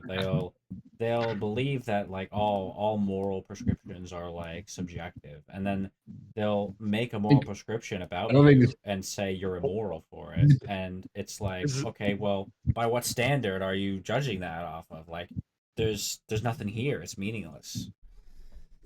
Is this the real I don't know Eduardo? if it's that simple, actually. I think a lot of normies are functionally like ethical emotivists, where whenever they're Yeah. presented with some kind of ethical problem, they look inside and go, "Is this yummy or yucky?" And then abstract out from that feeling. Yeah, I'm not kidding. That's I true. genuinely But believe that's not like when you're in like better than when you're in like ninth grade, when you're in like Again, it's very pragmatic though, because they look at the situation of the day. They say, is it icky or is it yummy? And if it's yummy, then how can I make this morally good? If it's yucky, how can I make it morally bad? And Yeah. they don't even take into account the fact that Yeah. they believe that all moral prescriptions are subjective, so it has no meaning. It's that NPC face meme, right? Where they get mad. it's exactly what it is. I believe in the Izok gap. Oh, I think what you're doing is immoral. Well, hey, what happened to the Izok gap here?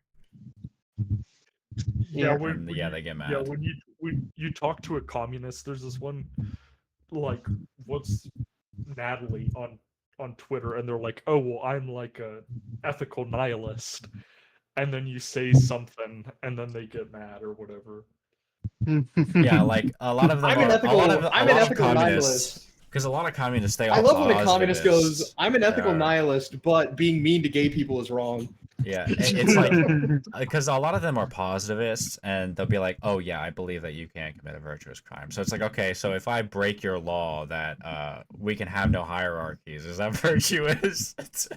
If I employ some guy and he's my employee and we have a hierarchy, but 10 minutes ago he was Jean Valjean, he was starving in the street in the gutter, and I lifted him up. Is that the virtuous crime? No, you're coercing him. Oh, you're so right. You're so right. You convinced him wrongly. Yeah. I think at this point I'm thoroughly convinced. What this debate convinced me of is that Dave Smith is the child left behind. Yeah. Yeah. That's a great conclusion Leninist to get out of Austrian 4628 joined. Oh, hey, new people. We got another cat. Slowly working back up more people. I don't know. Books 1199 joined. This about like absolute. The NAP is absolute. Or what term? Like I Leninist need to Austrian be specifically, 4628 like, left. what terms do we mean by the NAP is absolute? It is the only coherent guide to human action. Over the long term. So in the long term. Yeah, so the what the NAP is just that you in regards to property, you just never initiate conflicts ever in any situation possibly imaginable for all time. Wouldn't that just be one interpretation of the NAP, though?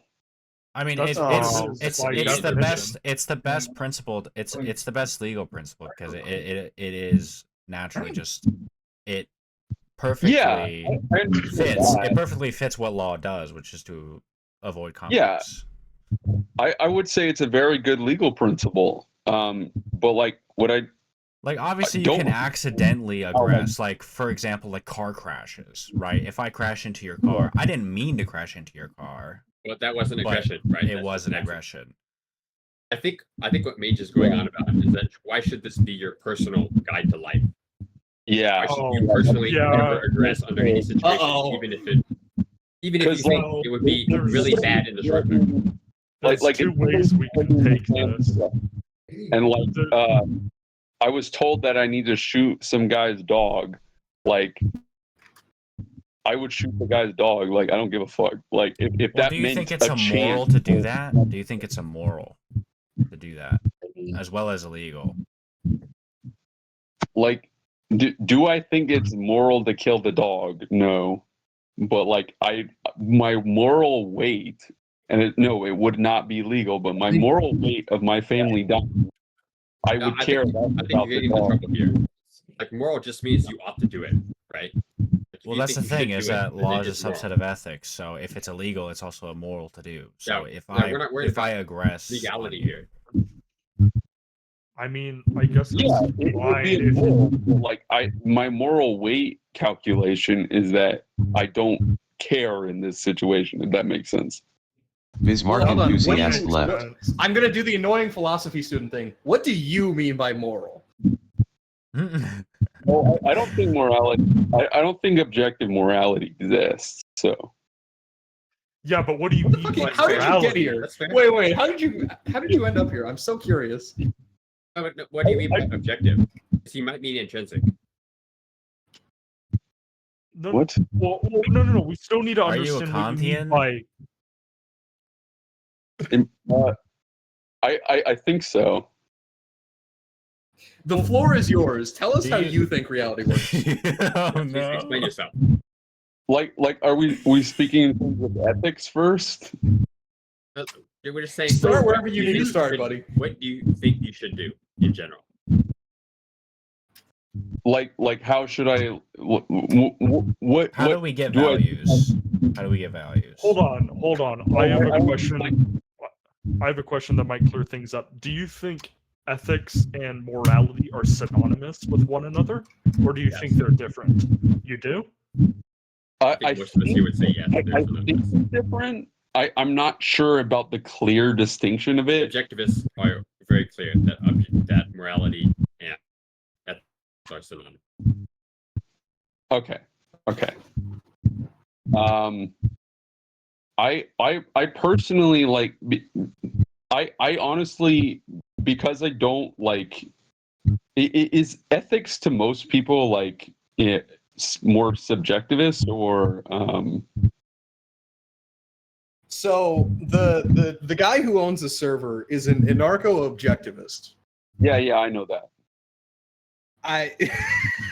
I'm so curious how you got here. I mean, dude, we have freaking Freehelm in here. He's like a fucking Kantian, so. And we have that fucking Schopenhauer guy in here. So like, I mean, there's plenty of people who aren't objectivists in here. He didn't ban Zulu didn't ban me, so like it's not like he doesn't want like non-objectivist here. Like Yeah, I'm not. I guess I'm not an objectivist either, since I'm just so new to it. But I'm also not like saying the objectivists are Huckwe wrong left. or anything. I would say that you would. I would say that you're just a novice. Yeah. Yeah, I would say I'm a novice too, or like an intermediate. that ethics and morality are synonymous. Huckwe joined. What would a normie think? I don't. What how I always viewed them is that ethics is Cracksman all joined. encompasses all acceptable behavior, and then within ethics, you would have another sphere where you can decide what allowable action you would prefer to do or prefer not to do, and then you can disassociate with other people like that. That's what I viewed it as, so I would think other normies might also view it in a What similar would be way. the purpose of this distinction? Yeah. Why not just say what you ought to do? That's like where I'm like starting to like be confused about it. Is like it doesn't seem like there's much of a distinction in the first place. I got you, bro. It's all right. So I think that like the good is actions that instantiate the quality or property of being good, and they're observable through recognition of these qualities and reference to the world of forms. And I would say that like ethics isn't about what you should or shouldn't do, but like ethics is about supererogatory goods, which is just again the instantiation of the property, not any particular prescription. That doesn't help me at all. I didn't follow half of what you just said. Yeah, so like Shut up at world of forms. I got everything up until the end. objective. If you're talking about like stuff related to property, wouldn't that fall under the law then? No. So like objectivists view things as like, oh, you have obligations in reference to life being the standard of value. I'm saying like the objectivists are wrong. I'm saying like good and bad are qualities instantiated by the actions. I would say good and bad are wrong axioms or dichotomies.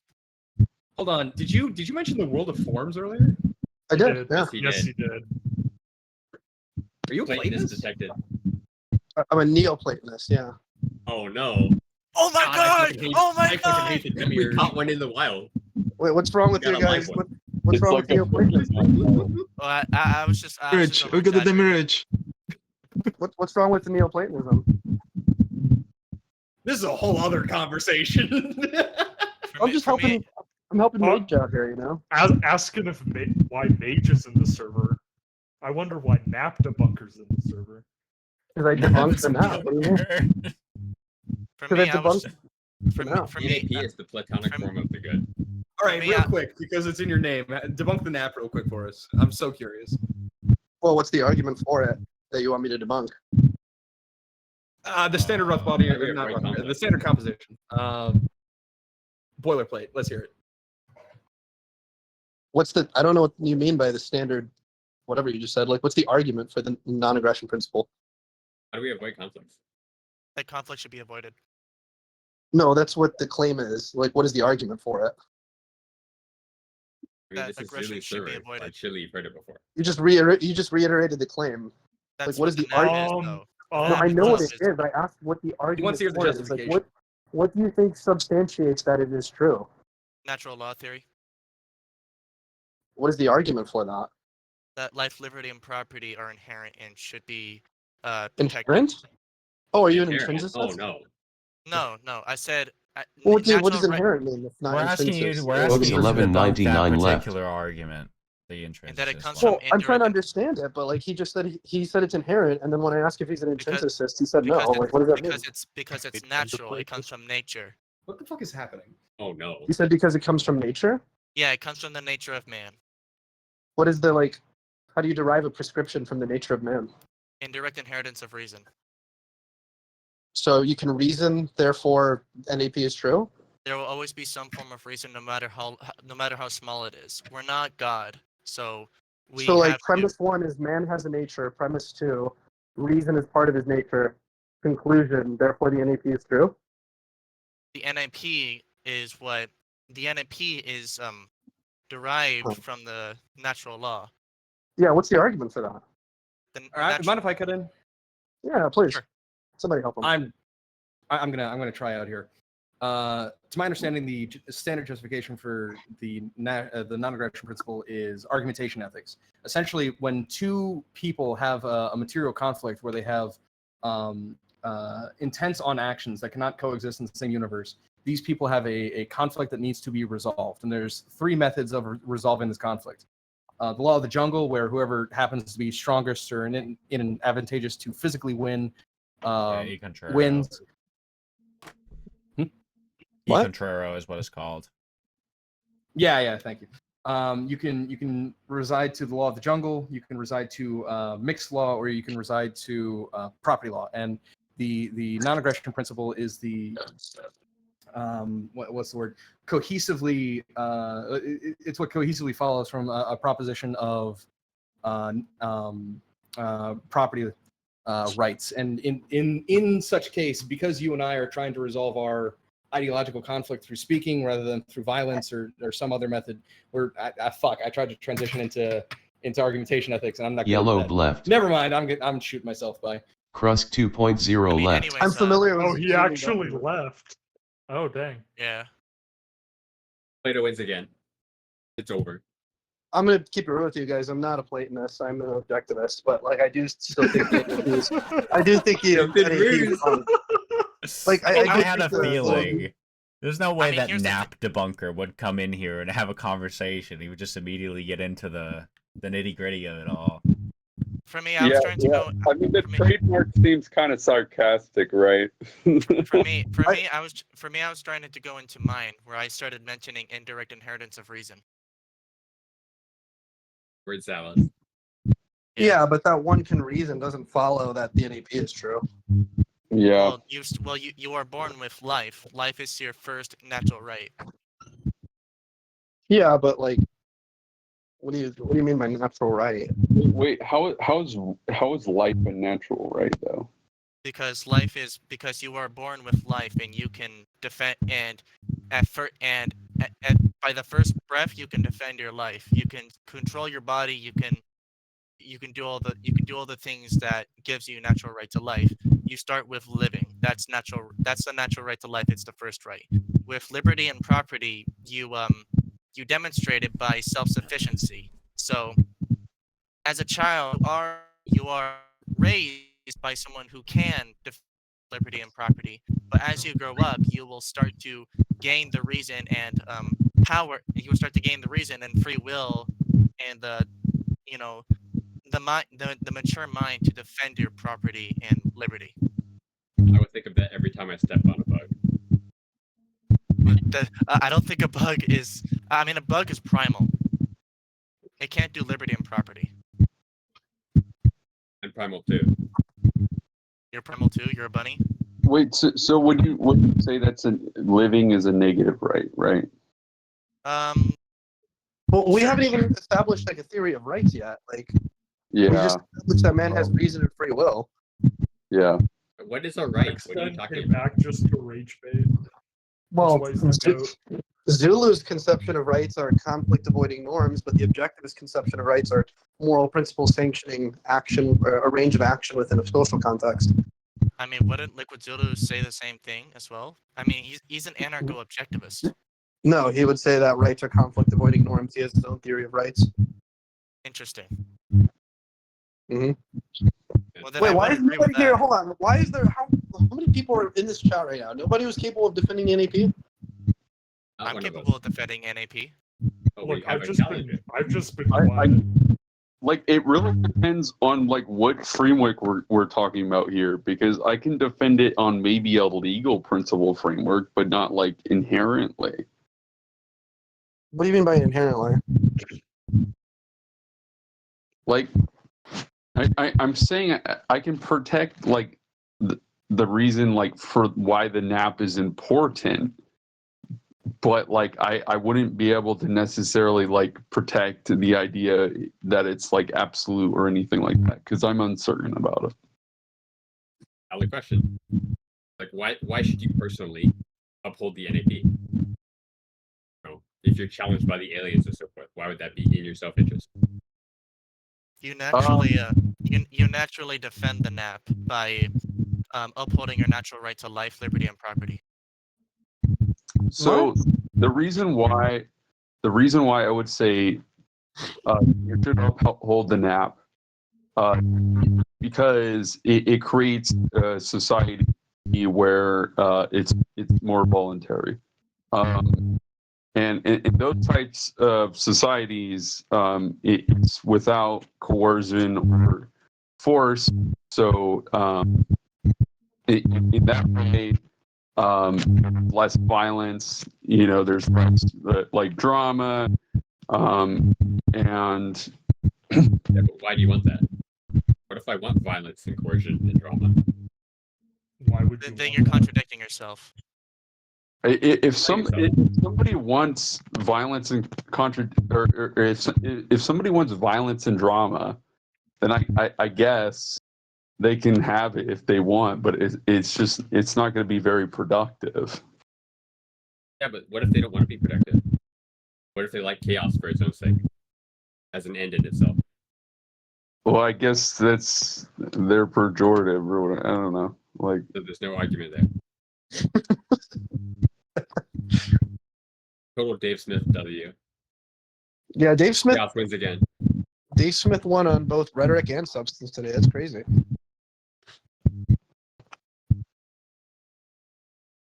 Any defenders want to say why wanting drama and chaos is bad and it's not in your own self-interest?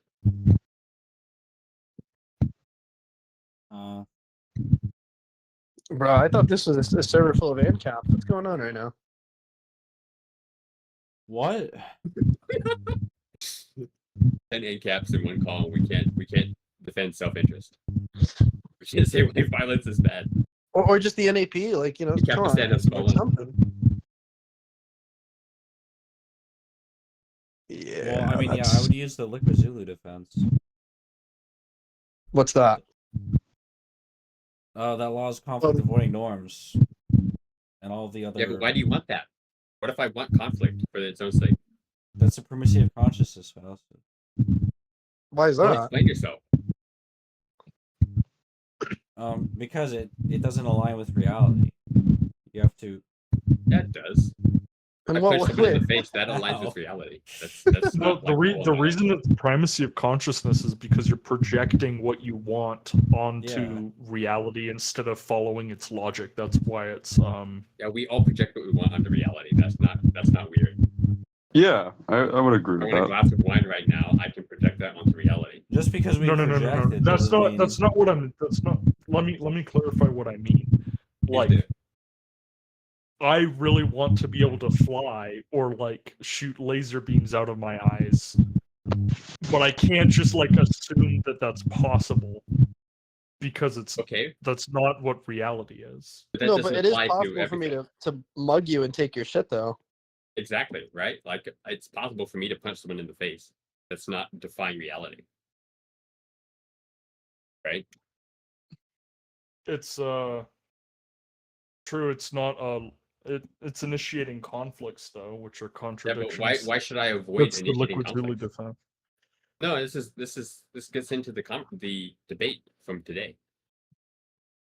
Like, if Dave Smith wants to Mr. Q8567 punch joined. someone, if he wants to commit violence against the homeless drug addict in the school, like, why shouldn't he do that?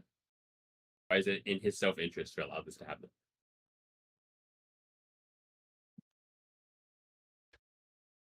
Well, what was it? I've Bro, hired, about? so Come on, I'm not gonna. No, but this is the core of the debate. Like, why should we act on principle? Why shouldn't we all just be anarcho-stonerites? Because principles because the principles maximize the core value of liberty. What does that mean? Core It means value of liberty. It means liberty should be upheld. I mean, Why this is should I all just uphold primacy liberty? of consciousness. I want everyone if to be you my believe slave. in primacy and consciousness, then the debate is totally untenable.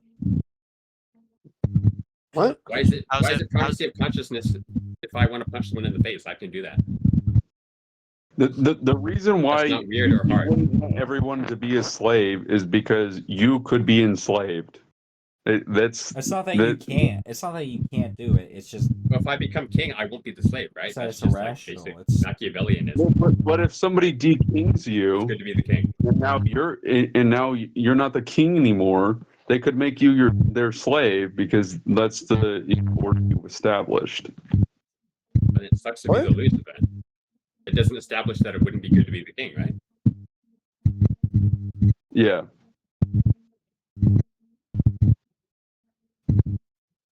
It'd be nice to be a king. Why should I just be the king? Or you should be the king? Like, why isn't it just the war of all against all?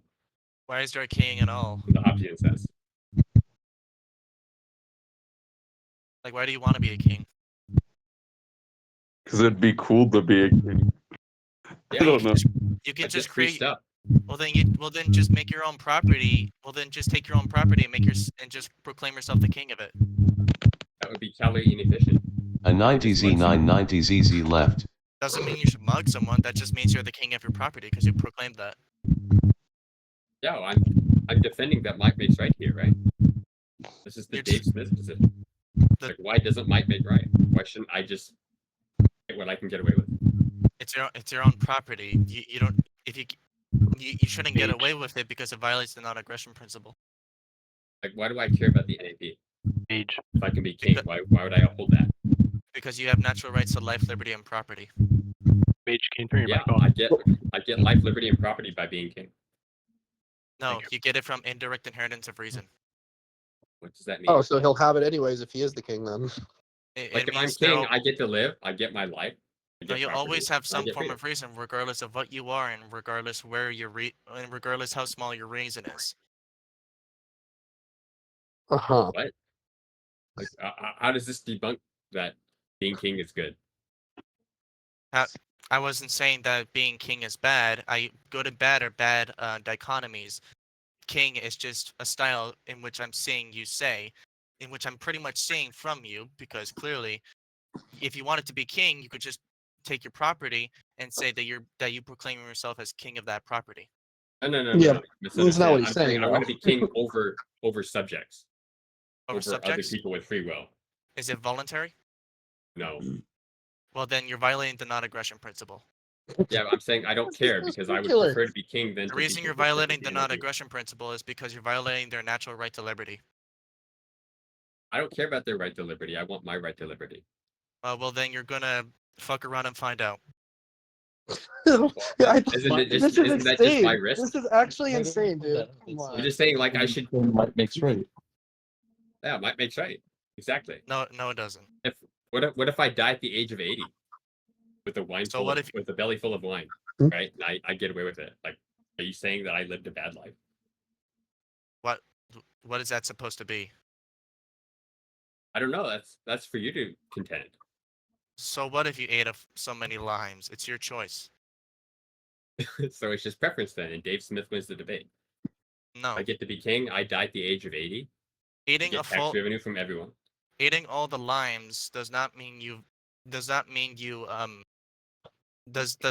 immoral. You're just making your own choices. So you're saying it's perfectly acceptable for me to take all the limes in the world? You said take all the limes in the world? I thought that's what you said. I initially said wine, but limes is funnier. Okay, did you homestead the limes? No, I took them by force. Muted. But then you violated the non-aggression principle by violating the natural right to property. Yeah, but I prefer to collect all the limes in the world by force than to uphold the NAP. Too bad. Is there a problem with that? There's a problem with that because you violated the non-aggression principle. Why is that God, bad? dude, you Because have you not violated the I natural want right to limes, property. dude. I want Because you viol- lemonade. I So want to then make get your own. guacamole with limes. Then get your own. No, I want your limes. Too bad. I'm gonna shoot you if you take mine. So you believe Yeah, might makes what if I right? have the bigger gun? No, I'm defending my property. I'm not saying it's bad to defend your property. I'm saying, like, what if I just take them? Or if I steal them? Well, if you force yourself to take them, then like in every time I say that you can't take them and you just keep trying to go after my limes, then I will have to take action. Okay. What if I get to shoot you and I just take your limes that way? Then I'll just shoot wrong you with back. To be clear, for everybody it's in might chat makes right now, right. this guy clearly No, has it no doesn't. fucking Prove my argument. point. No, Yeah. it's not. If It's you not get to my shoot makes me right and defend because you your shot limes, me then might first. makes right. You were in the right because You were got to shooting me. defeat You were shooting me first. I have a question. So if power comes from the muzzle of a gun, where does the gun come from?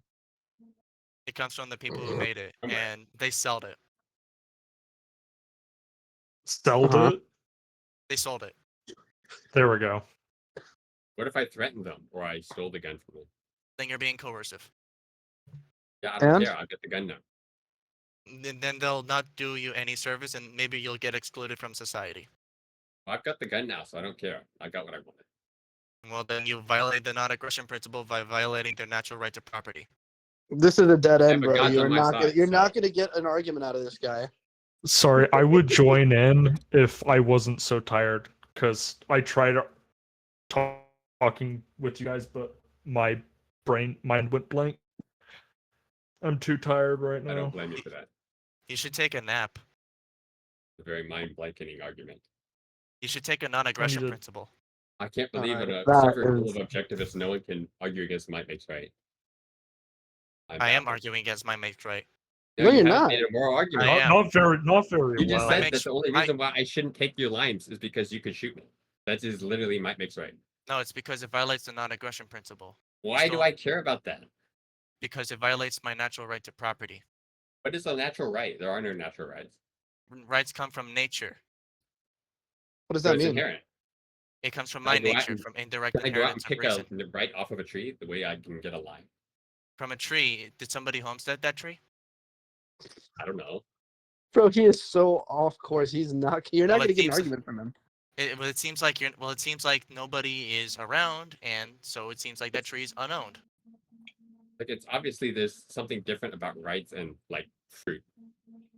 Is a right a type of citrus or something that I can go out and pick off a tree? Can I be the first comer to a right in a physical sense? No, you just have rights. Really? Is it self-evident? Yeah. It's self-evident for Thomas your Jefferson reason. in the chat tonight. It's evident for reason. So it's not self-evident. It's evident from reason. So explain yourself. Like, why should I uphold your rights to this line? Because that it's you hold rationally better? wrong. Rationally wrong. Yes. It's very not self-evident. Why is it rational within your self-interest to take my stuff? Wait. Hold on. Because it's calorie efficient. I get limes without working for it. You're presupposing Basically, that that like sounds to me rational in my self-interest is actually something you should follow. Like, what is the argument for that? Because rational self-interest is the reason why you want to have property. No, I can irrationally hold property. What are you talking about? Yeah, and like that I can shows take that your you line. clearly wanted property, so you got property. Yeah, but the desire for something doesn't substantiate that it's justified, does it? Are you justified in getting property? Maybe, I don't know. Maybe I don't think like What there if is I a don't care about justification for justification? property. I'd I say think you're it's justified. right, and I don't care about justification. Well, Yeah. according to your My natural right to justification is that property, I can you're get away with justified in getting property. You keep presupposing that natural rights are true and that Because like, natural rights rational are important. self-interest is true. Because It's natural- important. Yeah.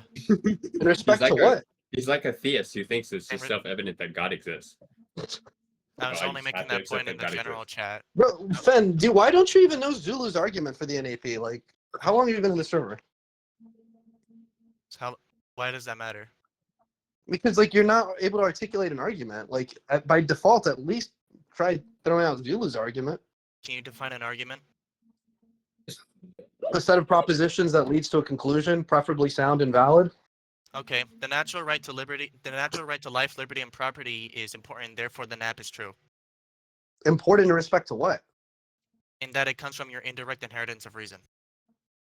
What does he It's mean by important. indirect inheritance? Hold on. How do you inherit reason? What does he mean? No, hold on. I'll take reason as like a given, but like it's important in respect to X qualities. Why do I don't understand how that follows? Like you have Like, why qualities, can't I just say therefore it's it's important to important. me that I am unreasonable? What do you mean? What do you mean by rights having qualities?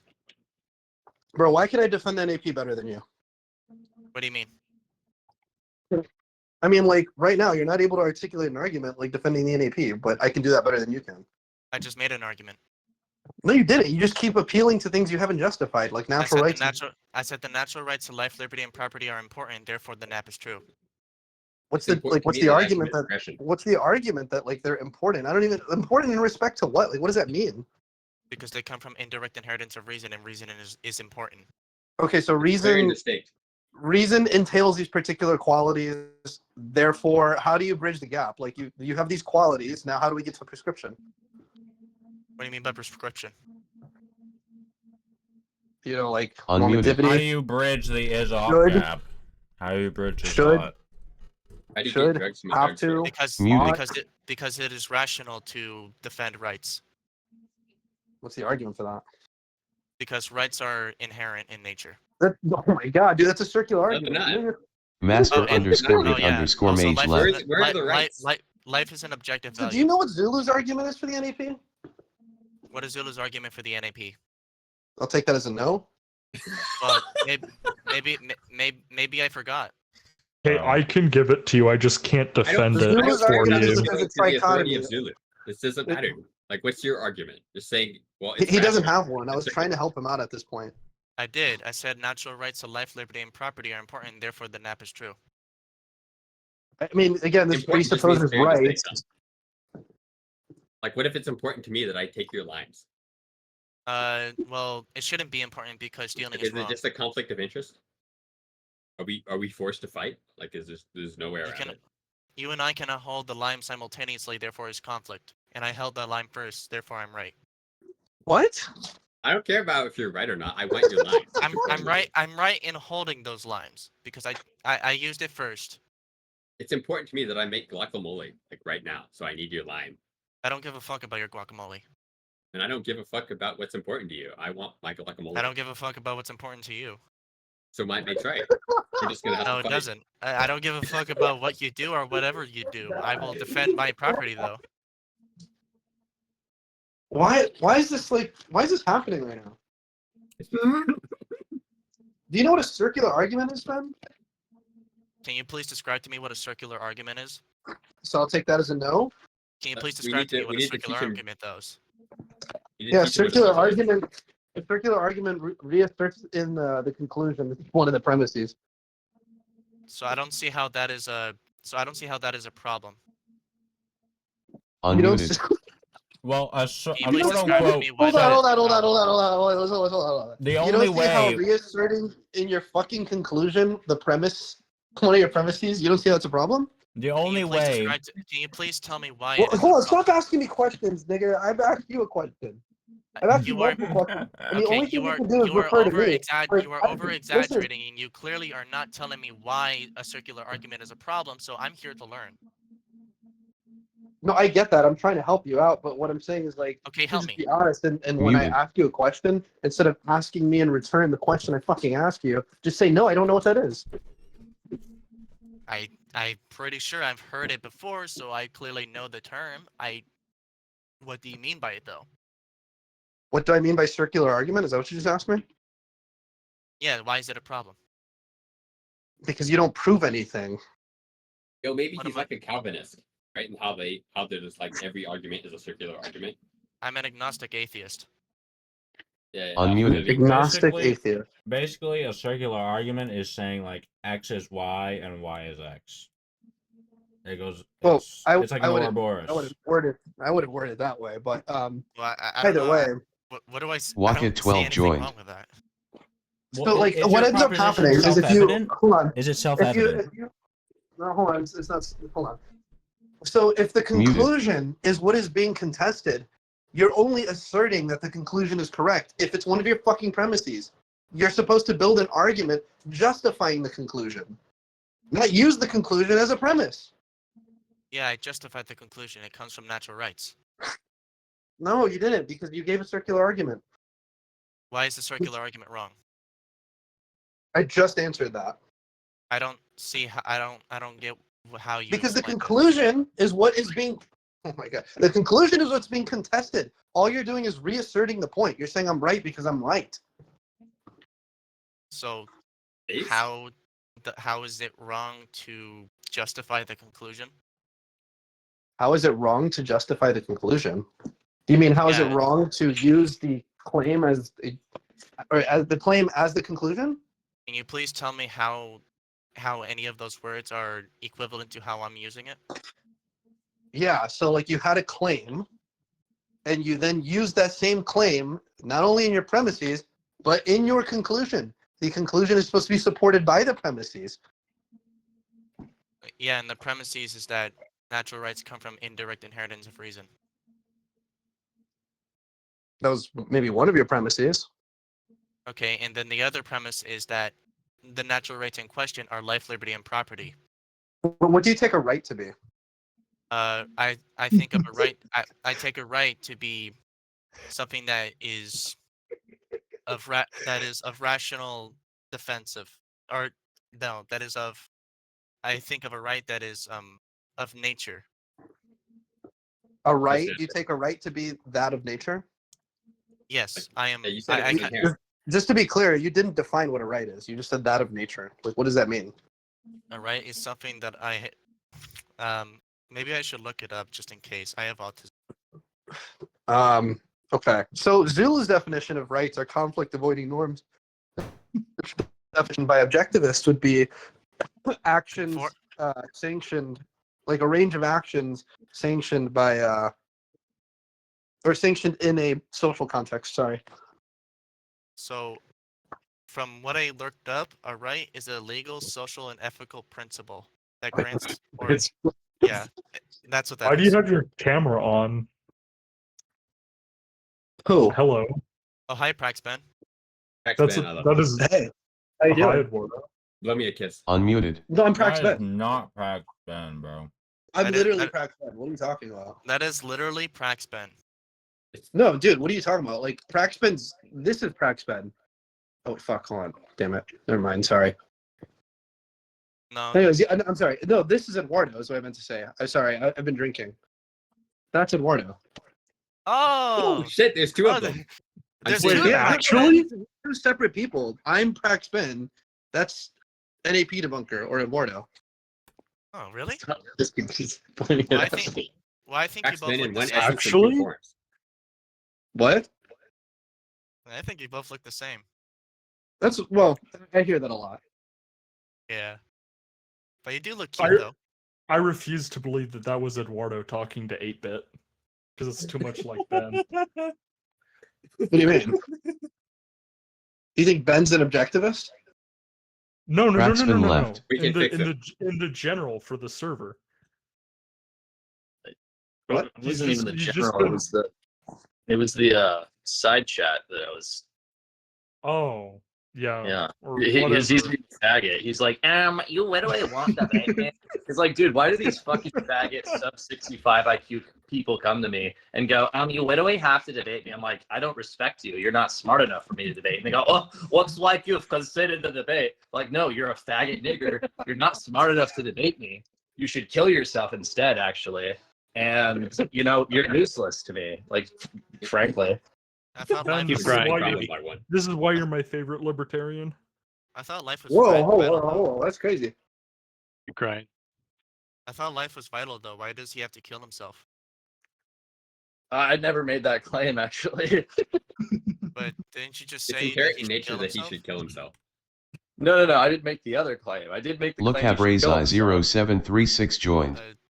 Sir underscore I jacket haven't joined. made it. I haven't made a claim that would Performative contradict the underscore claim that joined. any given person should kill themselves. Well, I didn't say. Why did I any- join at I that? didn't say anybody. I just said you. I said that you. I think you presumed that that somebody should kill themselves, which I thought life was a vital right.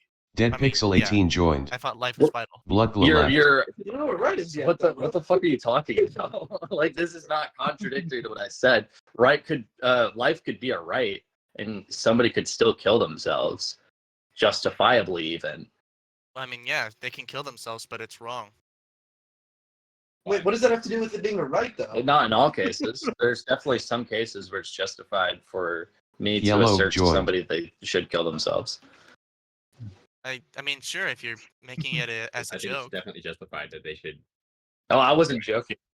Oh, well then I don't know the defense behind it then. Wait, that is Praxben. So NAP and Debunker and Praxben are friends or something? No, we're the same person. Dude, Where's Praxman? Big reveal. they swapped phones. No, we Sir didn't swap underscore phones. jacket left. That's not even true. I was just pointing my phone at him. That's icky. I was so And now I'm confused. I was so And confused. now our voices sound different though, so you can't really confuse us. This is more handsome.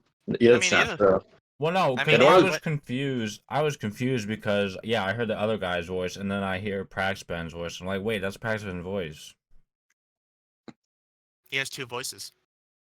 True. Dead Pixel 18 left. Dude, Praxben Yes, is a oh, shapeshifter. There are two wolves inside of him. He has two you know? natures.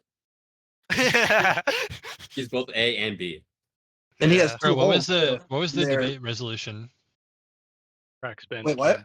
I don't Oh, know. What was the dude, resolution? Crab Top, I didn't see you were here, dude. You missed it. I was begging for a defense of the NAP right now. And I said that like I was a Neoplatonist. I said that like I just made shit up completely. I said I took a supererogatory notion of the good and the bad, and that like good and bad are not like normative terms. They're just like descriptive terms that it's instantiated by particular actions. But you have no obligation to like perform them. And nobody wanted to like actually challenge me on that. But Fen up here eventually tried giving an argument for the NAP, and he kept giving me circular arguments. And he didn't know what a circular argument was, so I explained it to him. And he said, then he asked me like, what's wrong with the circular argument? And so I explained it to him, and he said he still didn't understand what's wrong with it. This is incredible. Yeah, what's wrong with it? I feel like Twitter was really misguided when he was like when he was discussing Dave Smith not being able to formulate and defend the NAP and going, oh, my audience, any given person, my audience could do this. That's not really true. That's Oh, no. completely You're untrue. making actually. shame to Zulu right now. Wait, do we have an argument for the NAP? I'd be interested to hear one if there No, was we such a don't. thing. It's all whim worship. What's the argument? Is that the NAP is true because it comes from natural rights, and natural rights ought to be defended because they come from indirect inheritance of reason, and reason is vital for the human understanding and the individual. Yeah, under what modality are we going to be invoking ought? Well, it ought to be defended, yeah. Dude, this is crazy. This is insane. So, how many premises were there in that argument? Well, I don't know Three how or to. four. Well, I don't know the word. Yeah, don't do that. I think it was like 3 or Yeah. 4. I'll help him out. What was the conclusion again? Don't do that. Well, the conclusion was likely the NAP, but I went backwards. The conclusion would be the NAP. Started in this case. conclusion, Sounded like it. and then worked out some premises from it. Yes. Oh no. Ah, Total Dave Smith interesting. victory. What kind of inferences are we going to be making there? Inferences?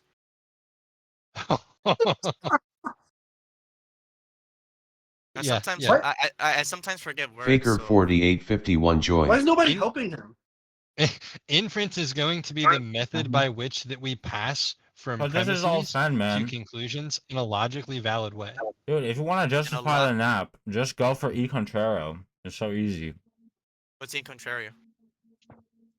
Didn't you It's reference it basically yourself? that, That's it's Zulu's basically argument. that any other way of law is completely irrational. So there's only one.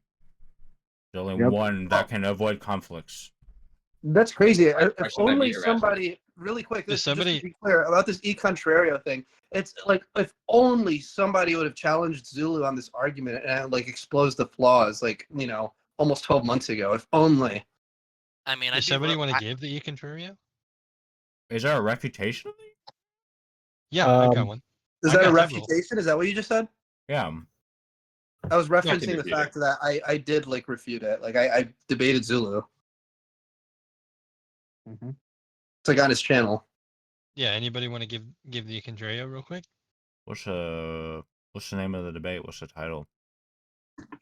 It's the Eduardo NAP debate, right? Like you can look it up. Yeah, if you just type in like Eduardo Liquid Zulu, it'll come up. It's like, is the NAP absolute or something? I think that's what it's called. Oh, I see it. Start with my opening Yeah, statement. but did you concede at the 3 hour debate? long I need to debate, so like watch it I on like. remember watching that, but it was forever ago.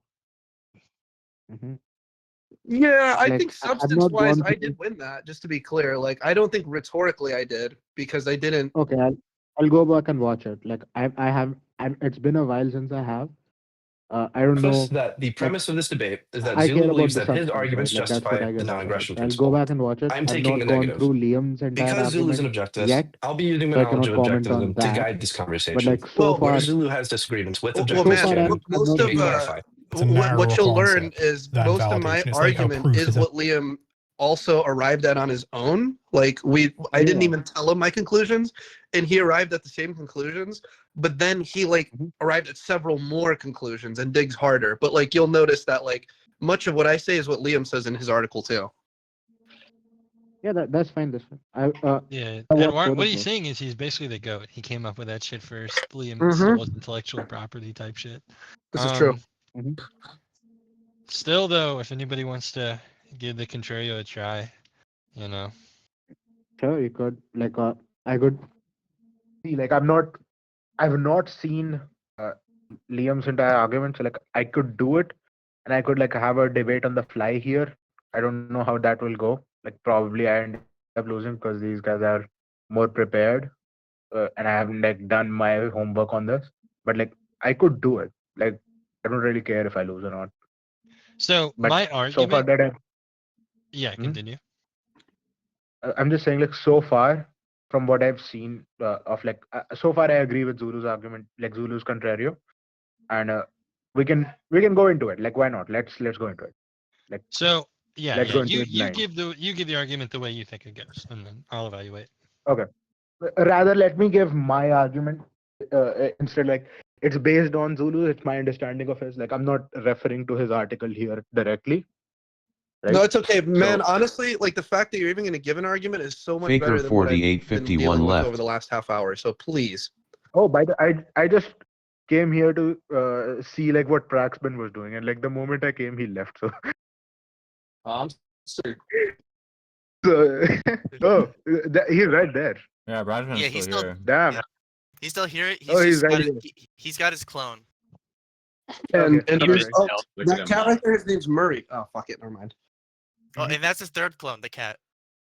He betrayed Yeah. me after I Oh, you guys are demolished him. chilling together. That's nice.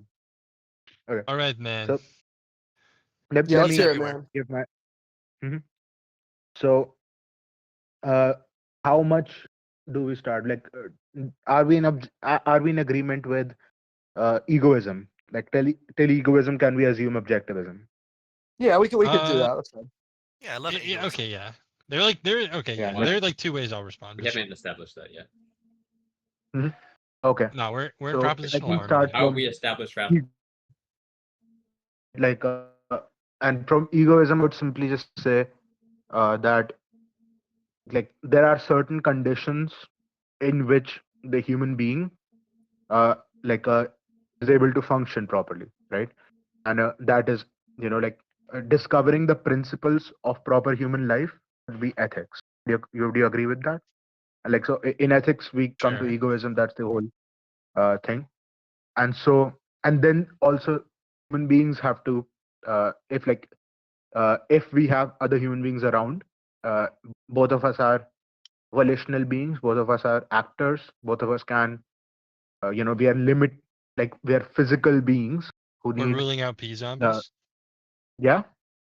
Oh, word. Uh-oh. uh, How do we know if they're peace let, officers? let me complete. Yes, yeah, exactly. Yeah. Kidding. So like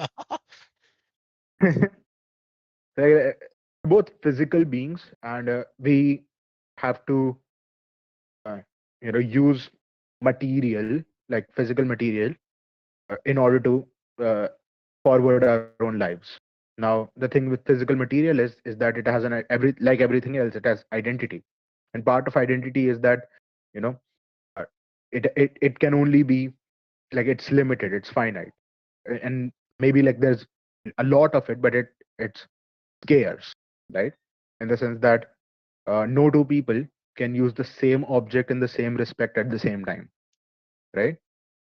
And so there's this possibility of conflict, and in conflict we have to answer this question for ourselves: what is the best way to deal with conflicts when it comes to other people, right?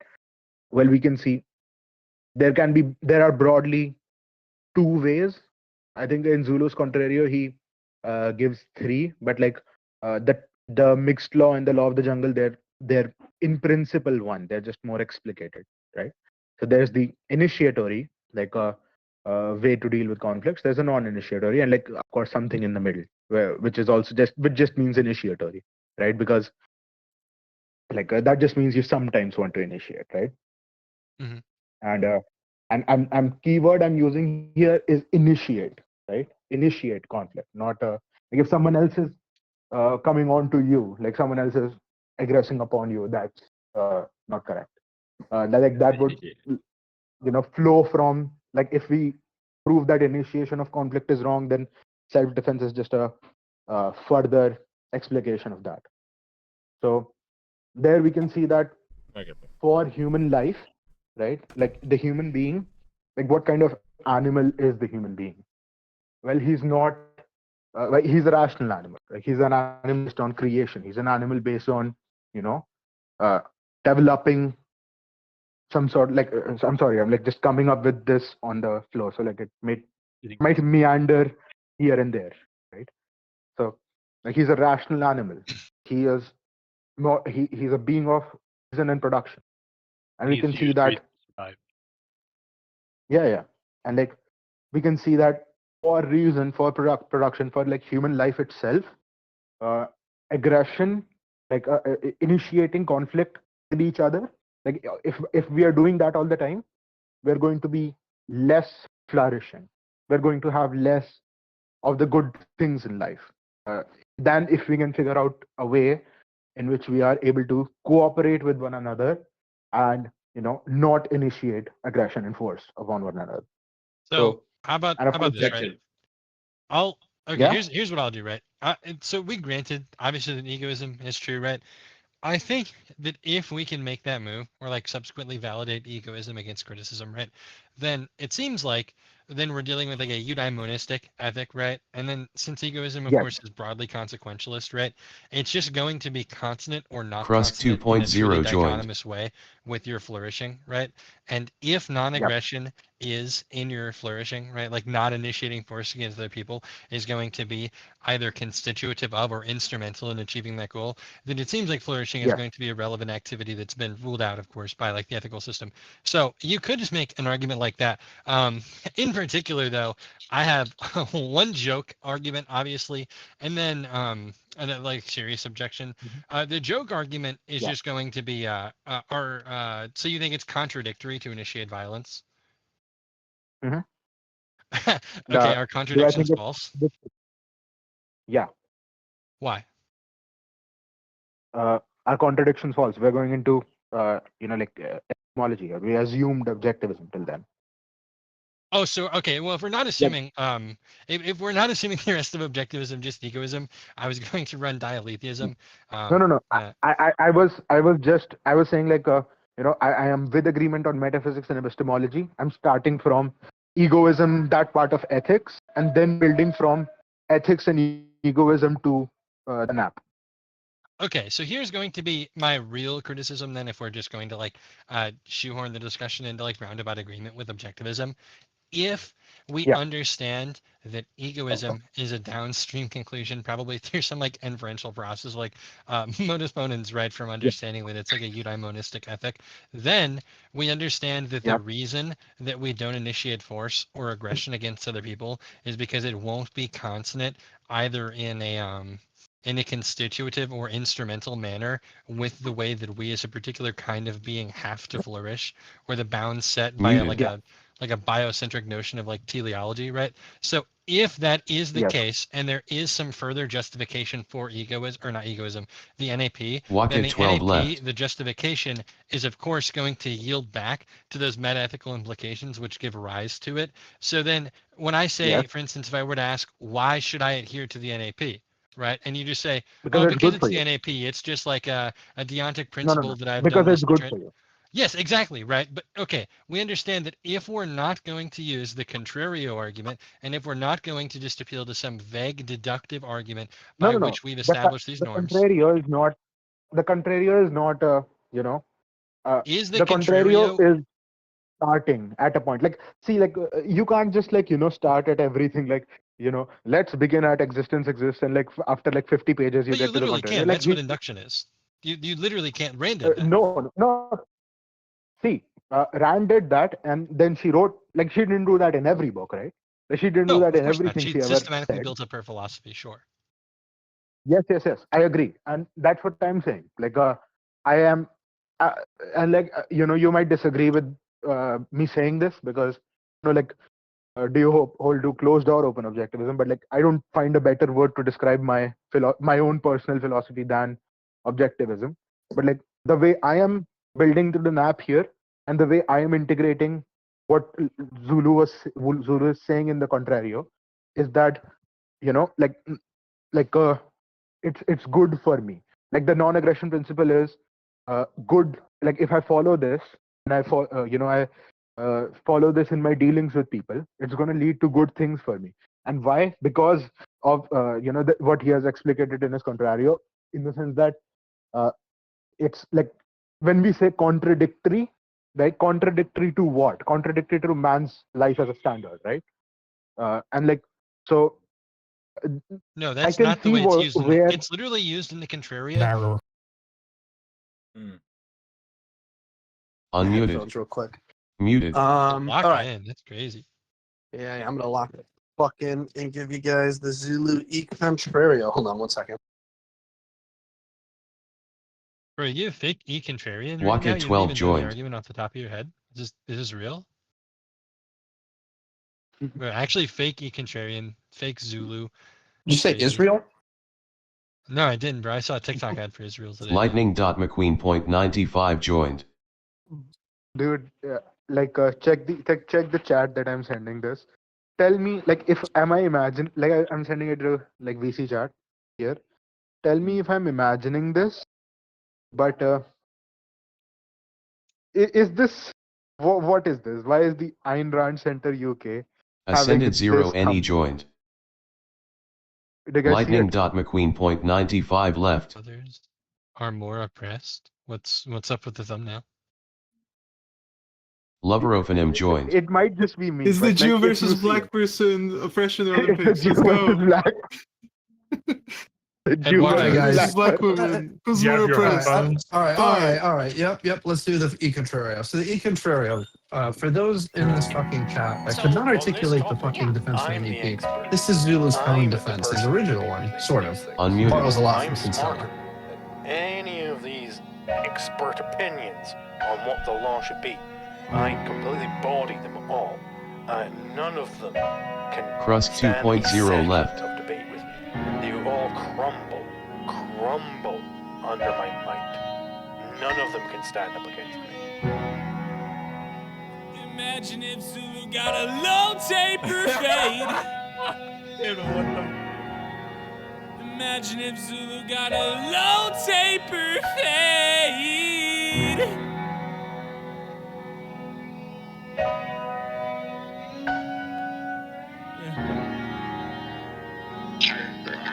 I'm the expert. So, on this topic,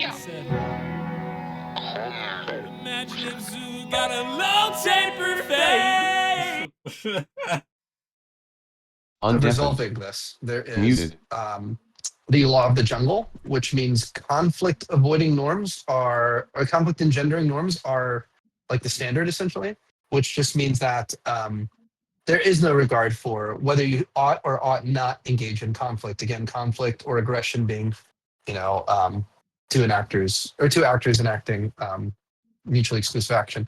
Then mixed law is sometimes conflict ought be avoided, sometimes not.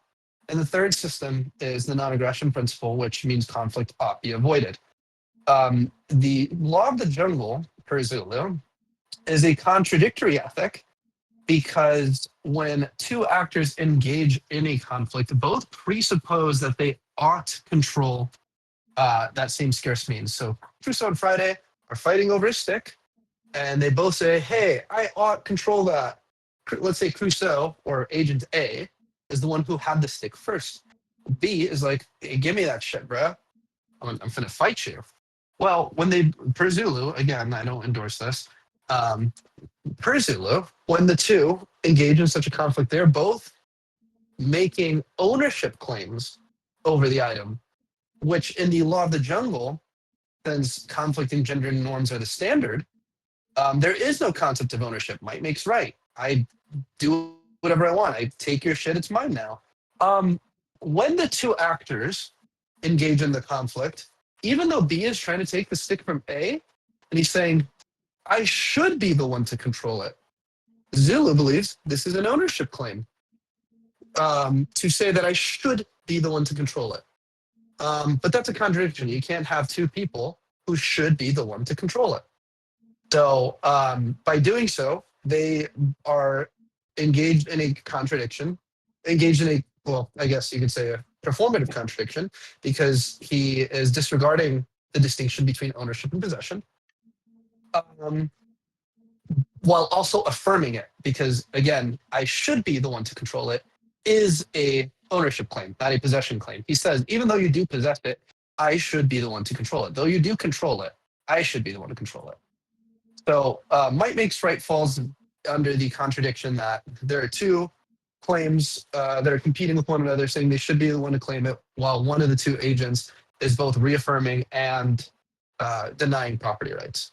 Mixed law falls from the same problem. The only difference is there is a class distinction. It could be per the Aryan race, per the bourgeoisie, per the monarch, etc. It falls under the same problem. The only difference is it's classified now. And the distinction that's being made is arbitrary per Zulu, that you're the proletariat, or that you're the Aryan race, or that etc. Insert whatever class you are. He holds that this is a arbitrary distinction, and you are reaffirming the primacy of consciousness by doing so. He also holds that you're reaffirming the primacy of consciousness in the law of the jungle. But the non-aggression principle says no conflict engendering norms, and because it doesn't run into those particular contradictions, it's the only system of law that is non-contradictory. Therefore, because the other two entail contradictions, necessarily the NAP is true, and you ought not initiate conflict. Yeah, a standard argument from elimination. The particular point that we have in regard to like why there is either a greater justification for the NAP or a deontic adherence to that particular argument for the sake of that particular argument is going to be the justification for such a thing, right? If the justification terminates in some metaethical position, then it's not going to be adherence like in a dogmatic fashion to that particular argument for the sake of that argument, right? As like some kind of divine command. But if it terminates in like an egoistic explanation of why you shouldn't aggress, right? Then you still fall victim to the same, okay, if A, right, then B, right? And if no B, then no A, right? Or if no A, excuse me, then no B. I agree. Yes. So And there's even going in to this be contrario, there's going to be a necessary gap between the justificatory schema of the rest of the objectivist ethics and the particular method by which that argument alleges to give a proof. Now, most people on the server would not be acquainted with this line of reasoning. So Zulu insists that this is egoistic, that you solve law, because it's in your rational self-interest to figure out how to deal with conflict. Yeah. So basically, the e contrario is just me. It's just how I understand property. Because that's how I looked at how I white think property Ben is is just, defended. like he's trying his Unmuted. best. Don't pick on him. Like So he's wait, doing what his best. exactly is your guys' objection to E Contrario?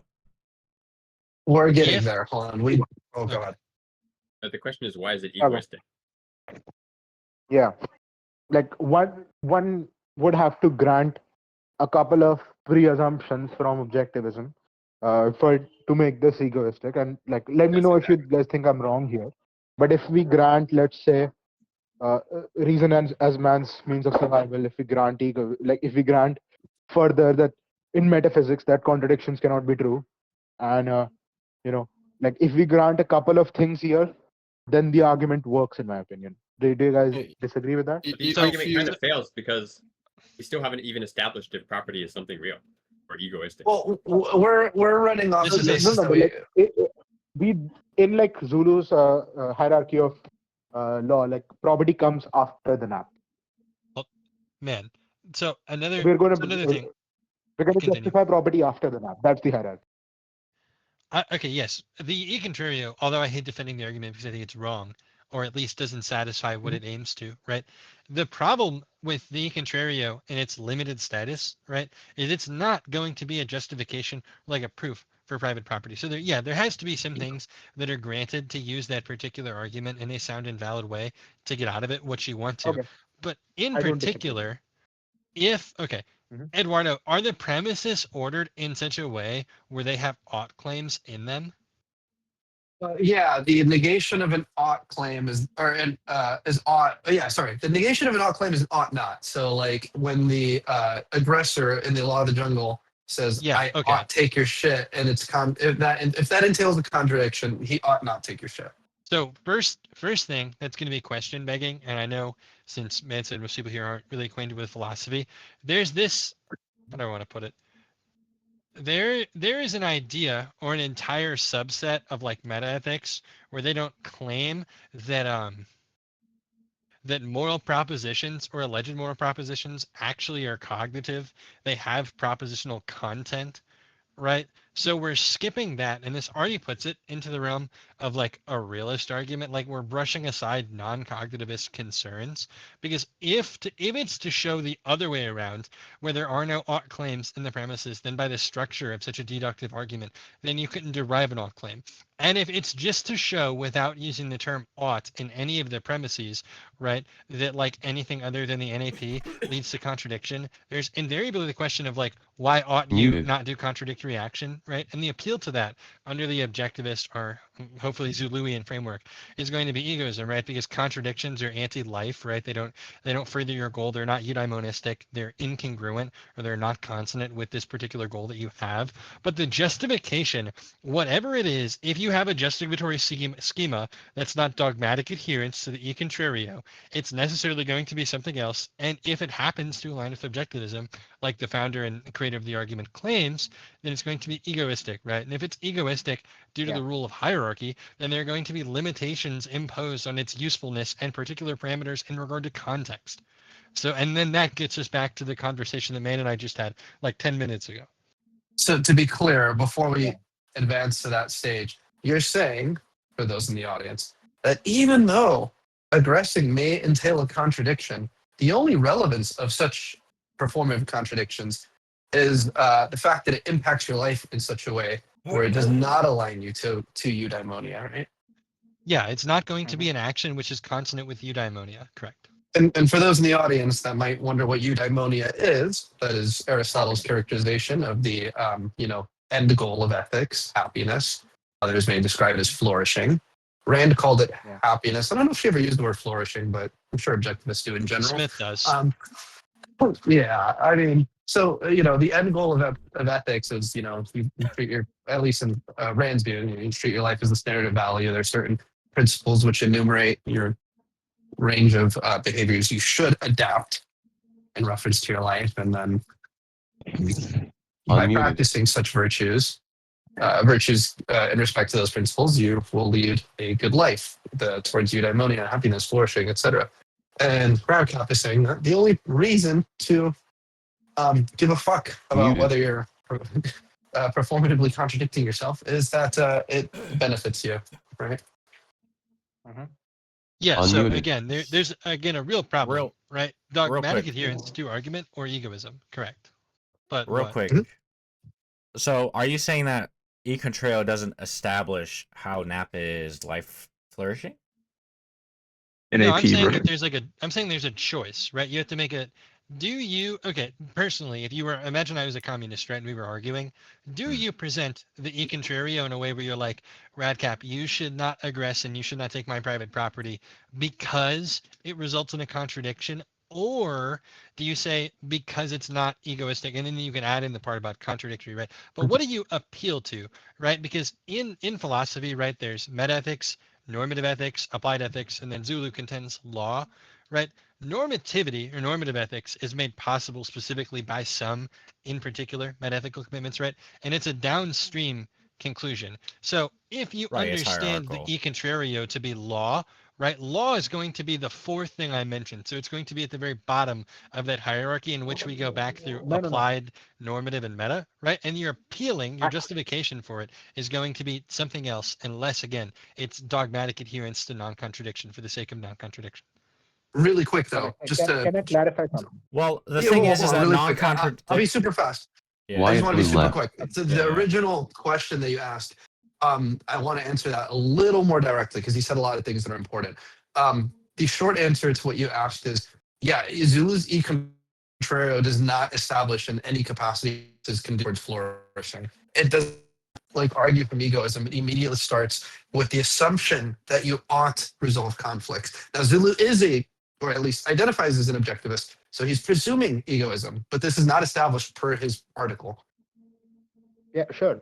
That I agree, and I would just like to ask a couple of things. One would be that no, I completely agree with that. So it doesn't start from exist as exist. It starts from A as A. Yeah, no. No, I agree that I agree that the article doesn't explicitly embrace egoism. Probably because the course was pre-Zulu becoming fully objectivist. So the course is a little outdated. So that's okay, right? So It doesn't but have to start with existence exists for the guy who I asked. I'm agree. I sorry, I'm agree. not looking at my phone. It doesn't have to Oh, start okay. from existence exists. It would just have to start from Ego, why dealing with right? conflict in the first place is relevant. Yeah. Why That's ought there. you do it? And Like before we discuss how ought you, ought to you should be discussing why ought you. Just in the same way in ethics, when we talk about, oh, you ought do this, you ought do that. We have to. There's a field called meta ethics that Radcap described, which describes why you ought do it in the fucking first place. Can I ask a question, actually? Yeah, go ahead. For NAP, Debunker, and Radical Capitalist. So you needed an objective standard to evaluate like what you should do, right? And like evasion, like it never comes into that standard. So how can you justify aggression when aggression requires evading? Like, like you're not the first comer in a conflict, right? So you don't have the property. Yeah, I don't You're argue the one that who's evading. aggression is moral. Well, I would specifically in any cases of emergencies, and we contend that it's amoral, but that's going to be a more technical point. My issue with Naptism, if you want to refer to it by that name, and I had this is exactly what Ben and I were talking about earlier, was the term absolutism or absolute, right, without context in front of it. So we don't, at least objectivism properly. No, I can't speak for anybody who calls themselves that because there are a lot of idiots who use that name too. But properly conceived of in the closest way that you can read Rand, aggression is not going to be something that is ever morally permissible. But you have to understand that it's not a two value thanks to these inductive principles in cases like emergencies. It's a three value system, right, of impermissible, amoral, and impermissible. So we have this range, right? And so again, the closest reading of Rand in terms of like text originality, no other modifications withstanding, is going to just say at the NAP, right? It is like the NAP is true, right? But again, the reason is important. The justificatory schema that it relies on is going to be a further up, and I mean up in the hierarchical sense, right? A further up justification than just why shouldn't I do contradiction? I shouldn't do contradiction because I shouldn't do contradiction. That doesn't get us anywhere, right? That's fine. But like, that's Yeah, there needs to be I there don't needs to be some sort of justification on epistemology before we go down to meta-ethics of A is A. But No, A No, is no, A no. is like a metaphysical axiom. It's one of an axiom here is taken to mean in the objectivist sense. It's got to satisfy two criteria.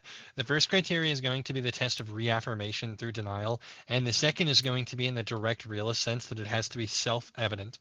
So something is self-evident when it is directly available to sense perception, i.e., sensory data, right? And then reaffirmation through denial is like really easy. Like if I said I'm not speaking right now, I clearly am speaking.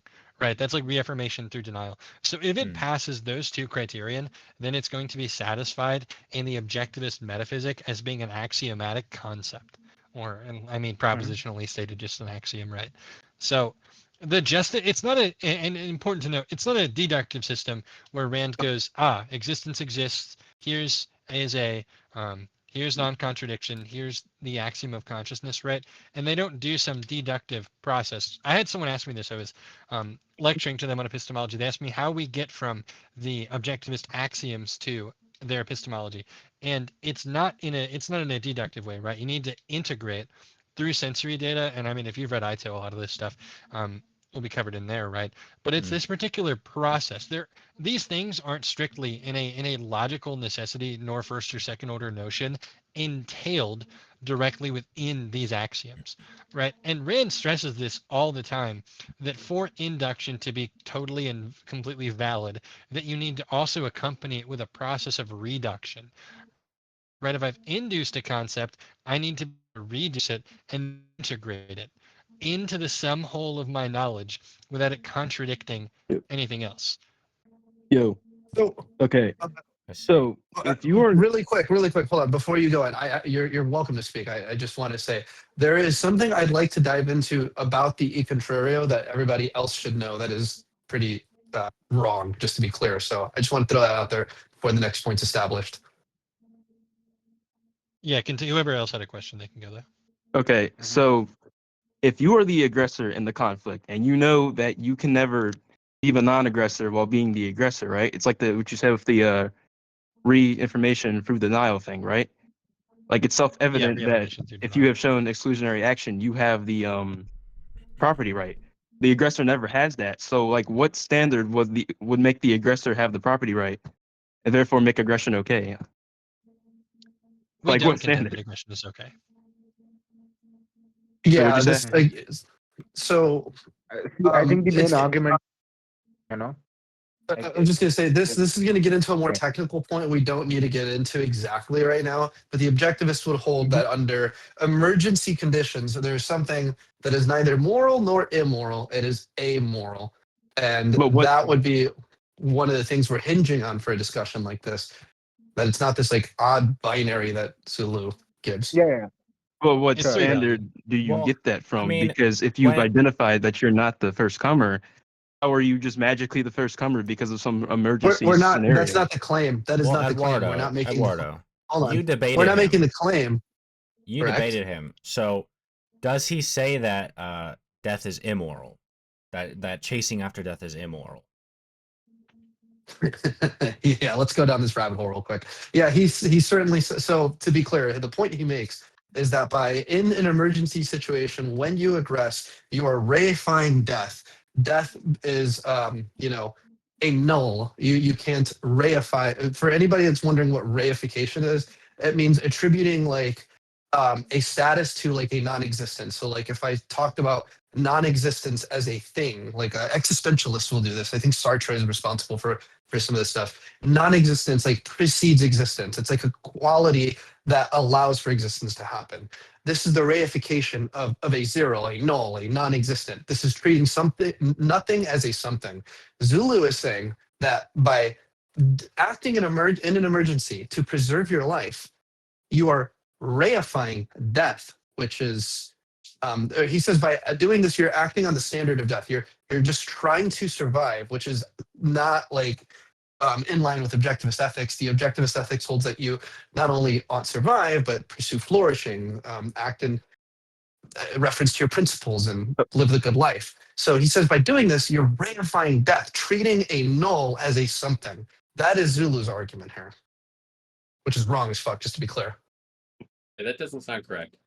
That is Zulu's position. Just fucking a bad argument. Because when I was looking it's into a really fucking into- bad argument. Just to be clear, hold on, I'm sorry. Just to be clear, it's a really fucking bad argument. When I had the debate with Zulu, I said, no, I'm not just trying to keep myself alive. I'm fighting this guy for the cure for cancer because when I kill him and I take the cure for cancer, I'm going to go home, I'm going to kiss my wife, and I'm going to kiss my children goodnight, and I'm going to go to work in the morning, and I'm going to continue to earn an income, and I'm going to live a good life.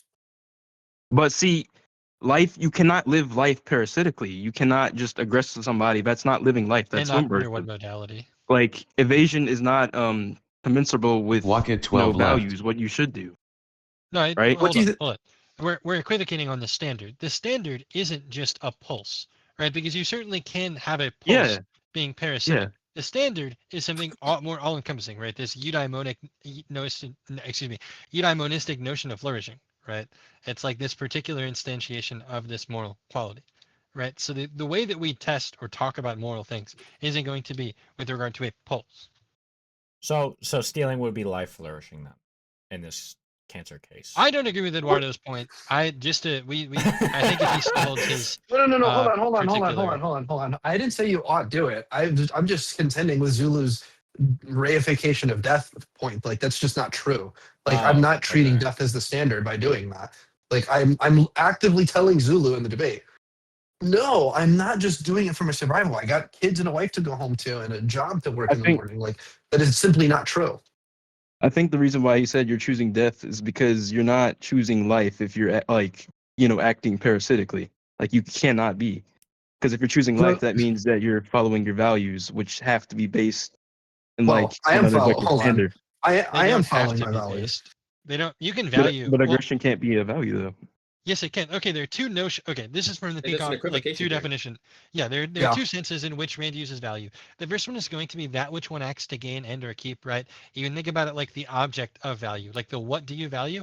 And then there's going to be, right, that's the descriptive or improper notion of value. And then there's going to be value once we've already established this correct normative egoistic framework. That's going to be value proper, which are the thing you act to gain and or keep that are such that they're in accordance with life in a biconditional sense, right? Like if and only if you value this thing and it's consonant with your life. So you can do the first thing in the descriptive sense. You can value your destruction, value someone else's property, right? Anything like that. But it's important to note that there, again, will be an equivocation on trying to make that full argument in the range in regard to that particular standard.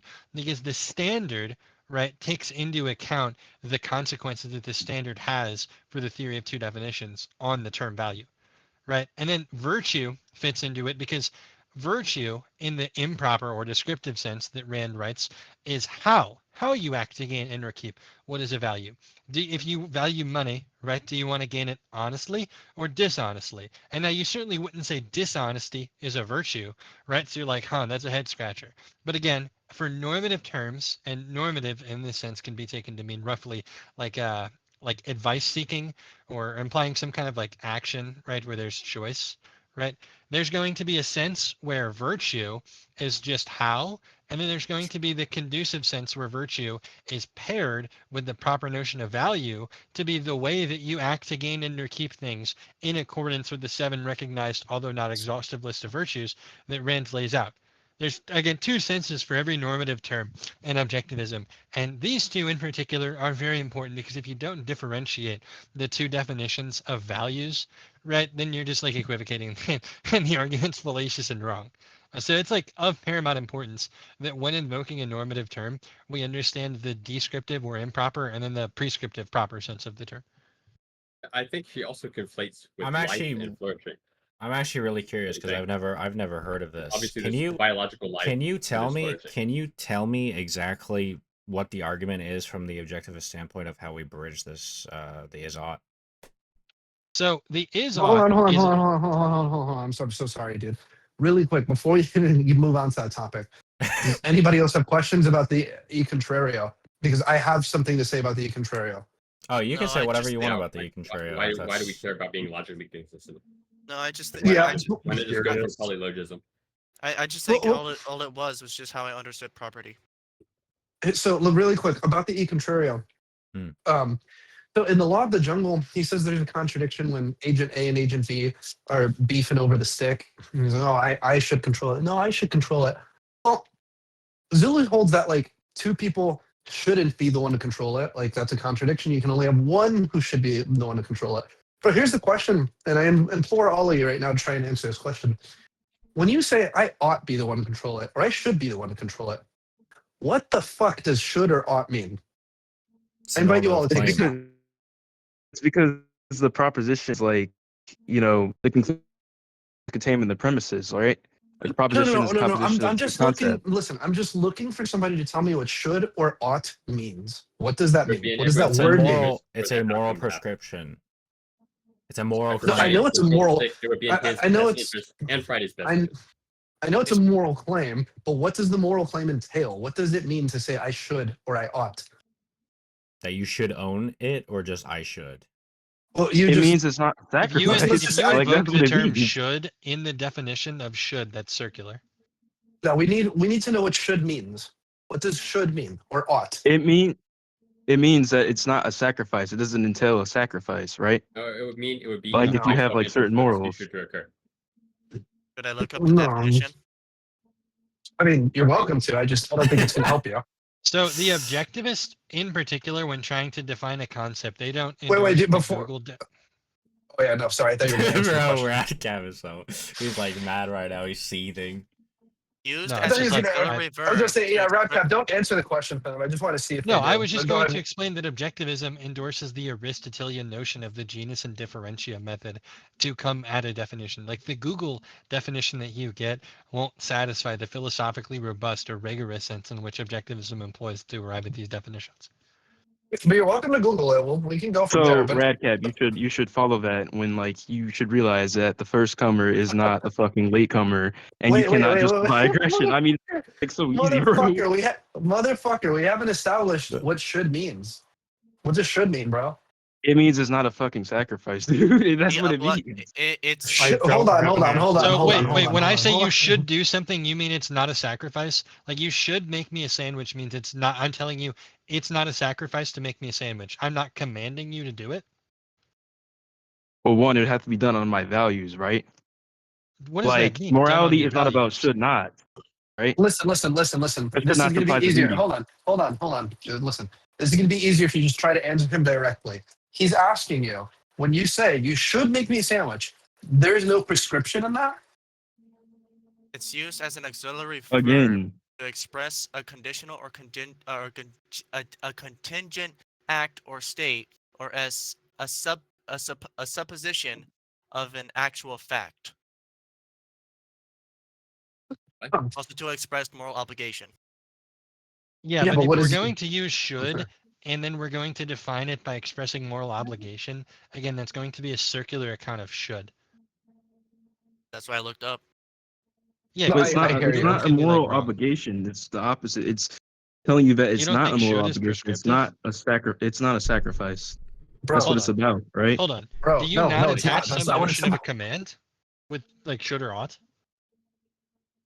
But what did you say?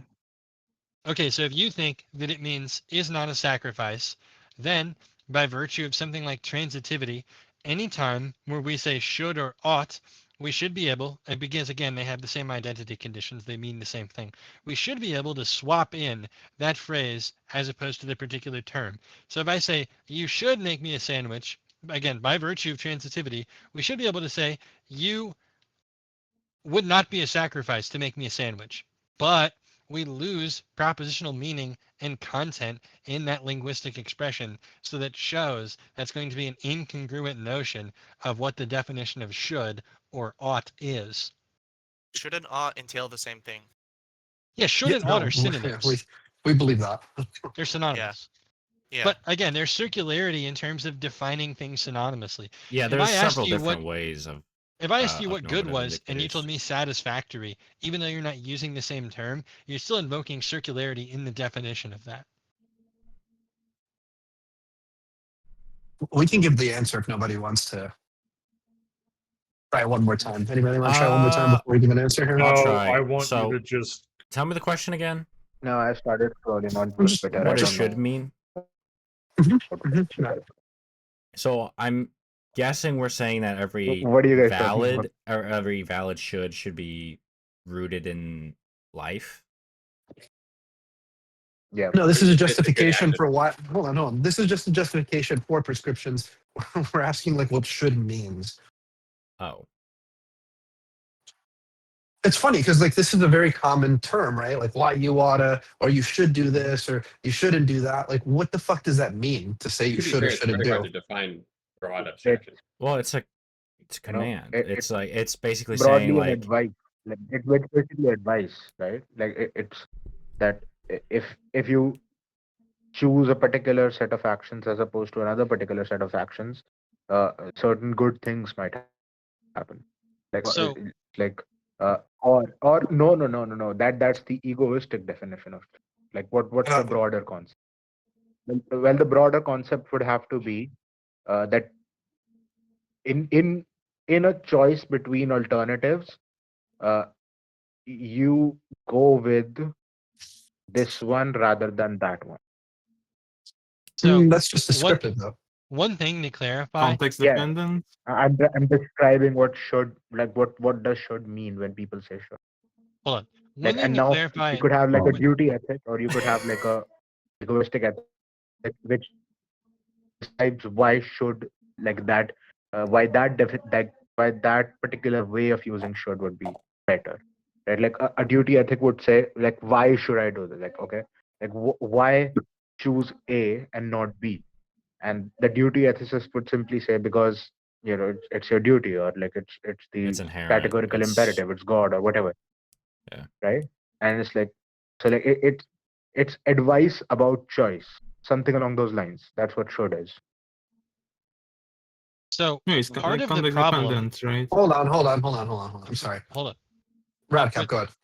Part of the problem with just thinking that there's a command notion of should, it's clear that if No, you that's take a not what I'm cognitivist saying. no, hold on. Hold on. It's clear that if you take a cognitivist notion of good, which I won't even bother explaining, I'm sure you all do, or should, right?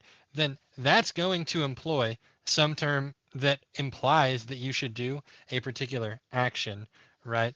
Whereas this is not going to be propositional. Commands are not propositional, but when I say like you ought live or something like that, if you employ cognitivism, which and most people in here probably do, that's going to be propositional. So if we just switch it with a command, it becomes non-propositional. And again, in virtue of transitivity, we know that can't be the correct definition. But I'll pass it back to Eduardo to tell us.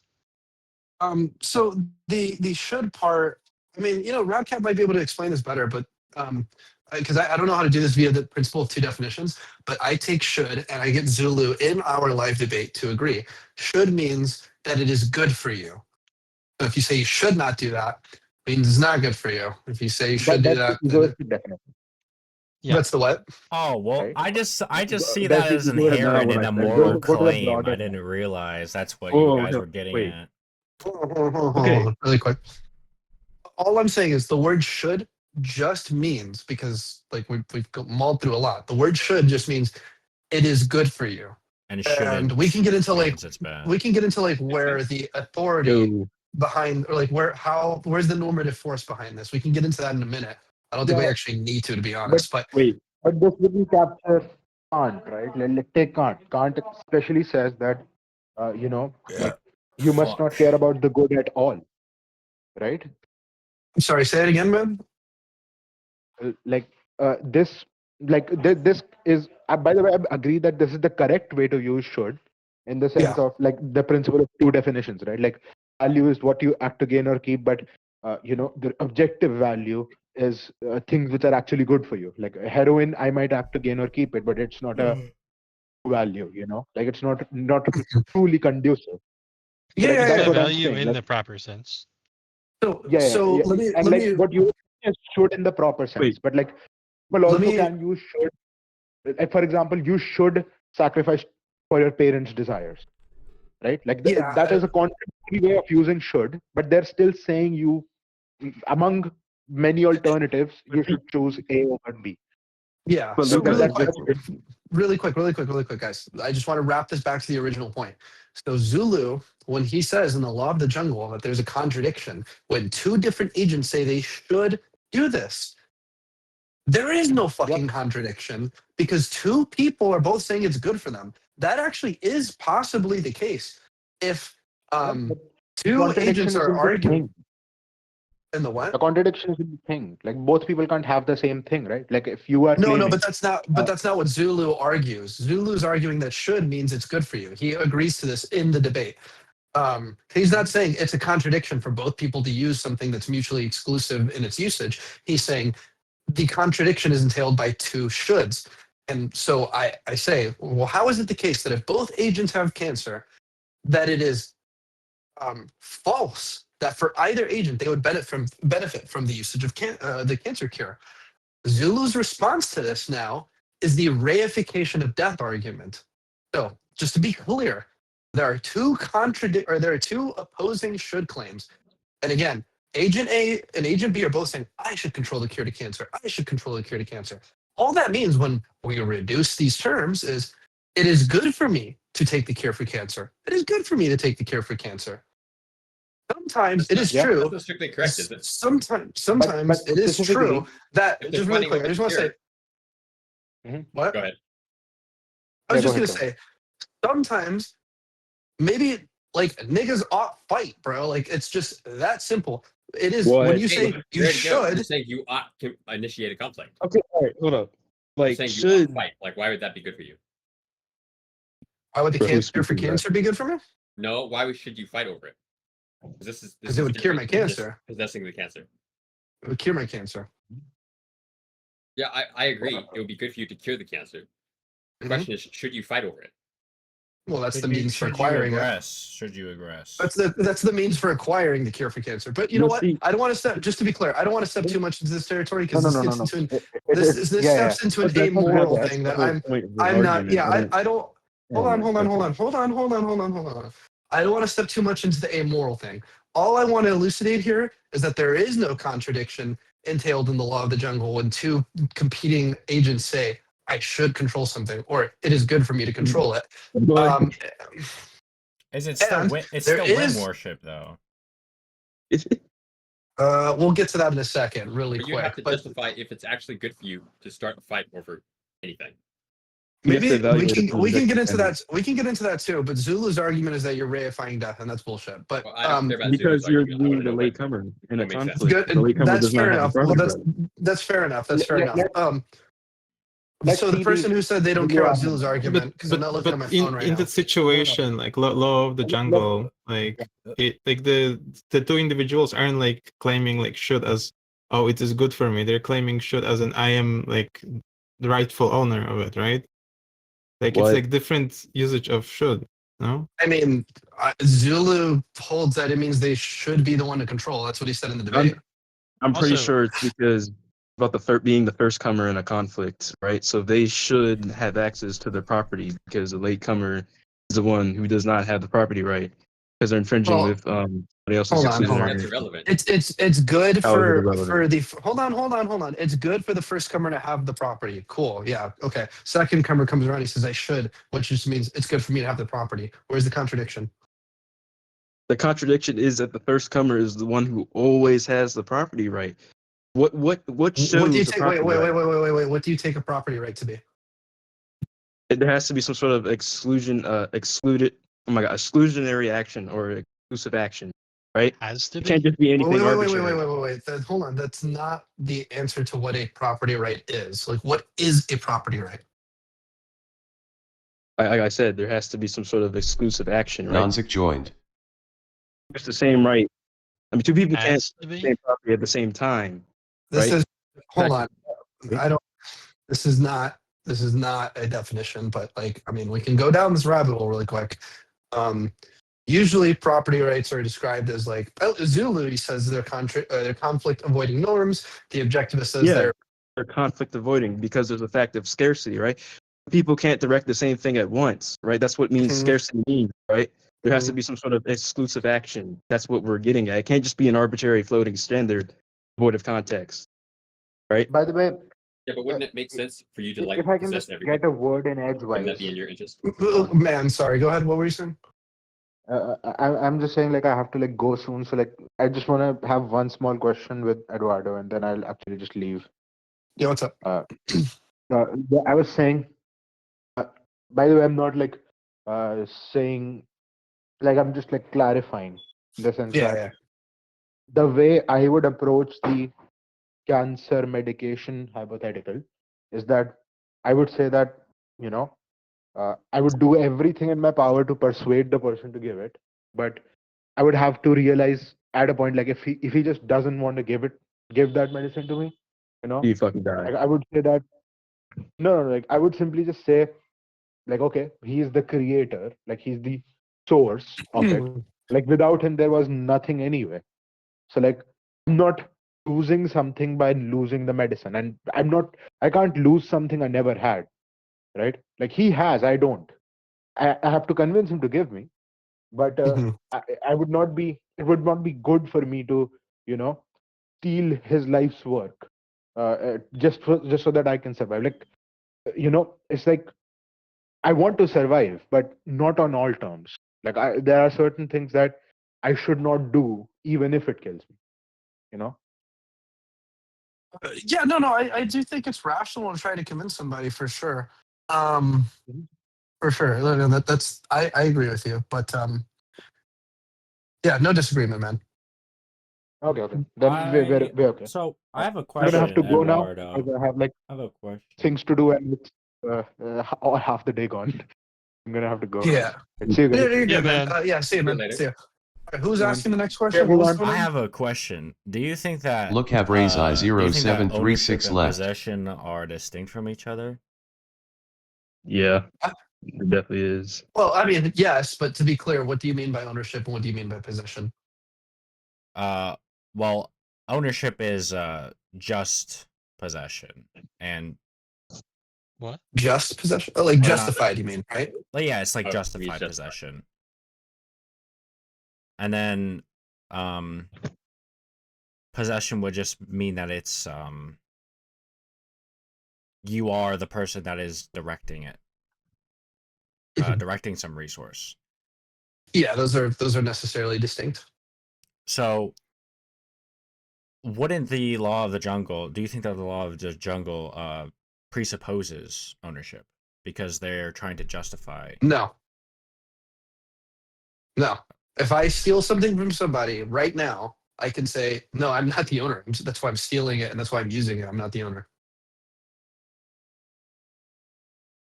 Zulu asserts that by saying I should be the one to control it, that this is an ownership claim. No, an ownership claim is saying that you have the highest claim, like the highest, that you actually have, as you put it, a justified claim. I'm not claiming I have a justified claim. I could just be a fucking dog-ass thing and take your wallet. So, in other words, you can say that ownership doesn't exist. No. I can acknowledge ownership and still take your shit. Like, I'm not conflating it for my shit. Like, this Wouldn't that be Zulu are.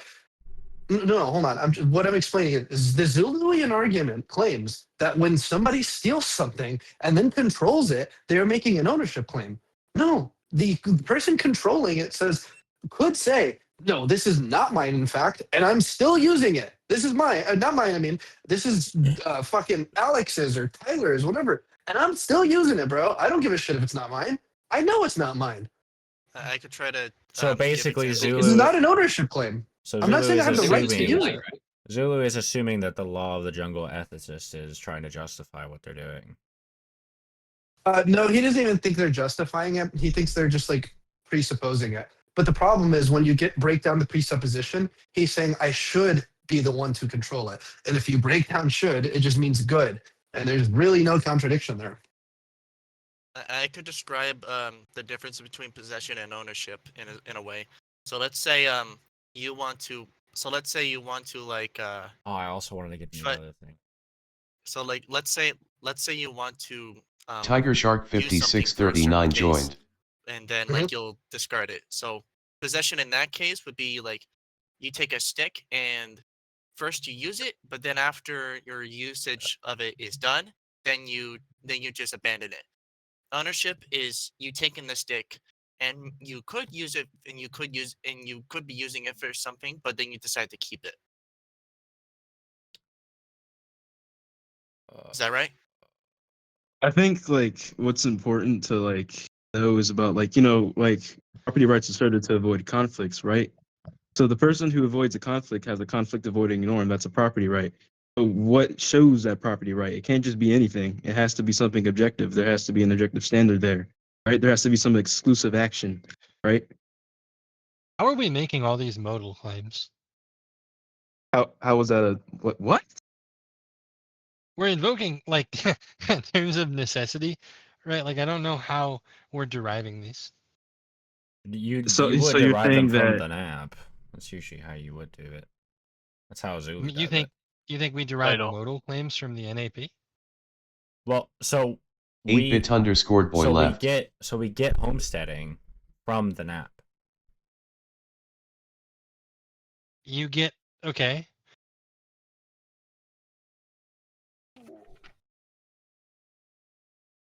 Are you gonna follow up on that? Nothing else. I don't that's- even know that's- what else. What else would I follow up on that? It's in order to avoid conflicts under the NAP, you would need to have some sort of these objective things that we can see to tell if somebody Exclusive owns action. something. Objective Things we- exclusive action. What's the topic? Wait, The original What's question. the topic? Well, I just kind of came in Everything. halfway through. You're talking about like what's the overall? This is so we're talking with Radcat Eduardo.y and left. Eduardo. Oh, Eduardo's gone. Okay. I'll take up his stead. He'll be We back. were talking with Eduardo. So Eduardo is the guy who debated Zulu on E Contrario. And so we've just been discussing the legitimacy of the argument, basically. Basically, he's saying it would be good to initiate conflict under certain situations. I don't agree with his opinion on that, but that's a different topic. I see. Well, so where do Wait, you so- disagree with it then, Radcap? Where do you disagree with E Contrario? Is it something different? No, so like I think that in a very limited sense, if you're only going to talk about law and somehow avoid like meta, normative, and applied ethics, then like the contrario with the backdrop of egoism is fine. But to me, it's like imagine if for instance like math, right? I have like 2 + 2 is 4, Eduardo.y right? joined. It seems to me that there's a Welcome way that I back. can prove that, and I can There like he show you is. the equation. And then there are like other ways, right, in terms of mathematics that I could like give a proof for such a phenomenon, and they get really complex and complicated proofs, essentially because of what you could call epistemic or ontological parsimony. I'm probably going to, in this case particularly epistemic parsimony, I'm going to go with the explanation Eduardo.y that is left. the Stavinity joined. I don't want to put it. The thing that Eduardo.y gets me to joined. the least amount of other positions that also satisfies this particular egoistic ethic that we have. So it's not that I find too many problems, maybe other than like begging the question on cognitivism versus non-cognitivism. It's just that if the explanation for why in the E Contrario that you should not aggress, right, is Liam is going to be not just again dogmatic adherence like a deontic principle. If it has an egoistic justification, egoism is like an inductive moral theory, and induction implies context, right? So there's going to be a contextual limit on that particular aggression, right? So if Real quick. Oh, sorry. Go ahead. no, you're fine, Eduardo. Go ahead. I was just gonna say, all right, guys, listen. Today, I love Zulu. Okay, Zulu's a good friend of mine. I talked to Zulu like 2 weeks ago. I've known him for over a year now. Dave Smith destroyed Zulu's butt tonight, right? He spit on it, put his finger in it a little bit before. He tapped it on it, and then he inserted, and then he dominated Zulu, right? The next challenger who's just approached this VC is going to end Zulu. He's going to annihilate his spine. He's going to make him do backflips on it, and it's going to go crazy. So if anybody has any further questions about why the fuck this stupid E Contrario is wrong, or why the NEP is not absolute per se, please inquire now. This is has anybody read that actual fucking article about the NEP being false? I know there were a few people who thought it was wrong, even though I debunked it in the first debate. So and yeah, I wanted to ask you won this that, but question. whatever. I wanted to ask you this question a while ago, but Yeah. Let me even hear if it. the law of the jungle is not a contradiction, it's still the primacy of consciousness. That's not a question. No, the Well, how the do you whole point- how do you answer that? Well, the reductio's attempt is to show that it's reducible to the primacy of consciousness. Yellow left. But the whole point is that what does he use to establish that the law of the jungle and the way he defines it necessarily reduces to that? Because the way he defines the law, I won't say law of the jungle really, it's more so mixed law, right? Because I mean, you can grant law of the jungle as primacy of consciousness, it doesn't really matter. The important thing is Wait, what? mixed law. Oh, never mind. Yeah, the bit important bit is mixed law, right? Because presumably, like whoever he's debating against is not advocating for law of the jungle, and that's not like a really serious view. But if you take mixed law, I mean, I think that's the harder thing to show how necessarily circumstantial justifications of the initiation of force or non-initiation of force. Yeah, it's arbitrary. Sorry, are you saying that's the reduction? Is that arbitrary? No, the mixed law is arbitrary. That's why it's primacy of consciousness. Okay, and you established that it's arbitrary. How? Because it breaks the universality of legal principles. There needs to be a reasonable justification to why this should apply to A and not B. Well, the argument isn't that it doesn't apply. Like, for example, are you familiar with the principle of relativity in physics? General relativity? What the No, fuck? like relativity, relativity in general, right? Like, you have the laws of motion. Think about it like this: entities in the same situation, according to the laws of physics, will act in the same way in the same circumstances. But entities in different circumstances under different conditions will act differently. Okay, and that doesn't like violate the law of gravitation. It's like actually built into it that the law of gravitation, things behave differently in different contexts. So similarly with moral principles, to give an example, what it means to be productive, or what a central purpose looks like to you, it has like a same essential similarity to the central purpose of me, but your central purpose could be different with respect to the different conditions which make up your life as opposed to mine. So like, for example, I might be like super non-musical, just like hate that. And you might be really awesomely musical, and so it'd be good for you to pursue a career in music. It'd be bad for me, but that's not like a contradiction in the principle or something. It's not as if the principle of productivity doesn't apply. It's just that because the principle of productivity applies in different cases, the conclusion of what's morally good is different. And so similarly, with respect to political norms, there can be circumstances where, or I won't say political norms, with respect to like social settings, there could be settings in which any individual with the same situation would be justified in initiating as opposed to not initiating. And that doesn't like violate universalizability at all. All right, but guys, what like ultimately like what determines if somebody has a conflict avoiding a norm or a property right? Right? Like like specific exclusive action, right? Sorry, That's you're what saying determines what? The question is what determines people what? What determines like who has a conflict avoiding norm, aka a property right? Right? There has to be a specific exclusive action, right? Okay, there's that question's already like a little confused. You don't like possess norms. Norms aren't something you I'm not possess. saying that. Yeah, you did. You said under what conditions does someone possess a norm? I said under what like conditions does somebody has a conflict avoiding norm, aka a property right? Norms. If people don't have norms, I'm saying like what already confused. under what conditions does somebody have a property right? Right? It has to be something like exclusive action, right?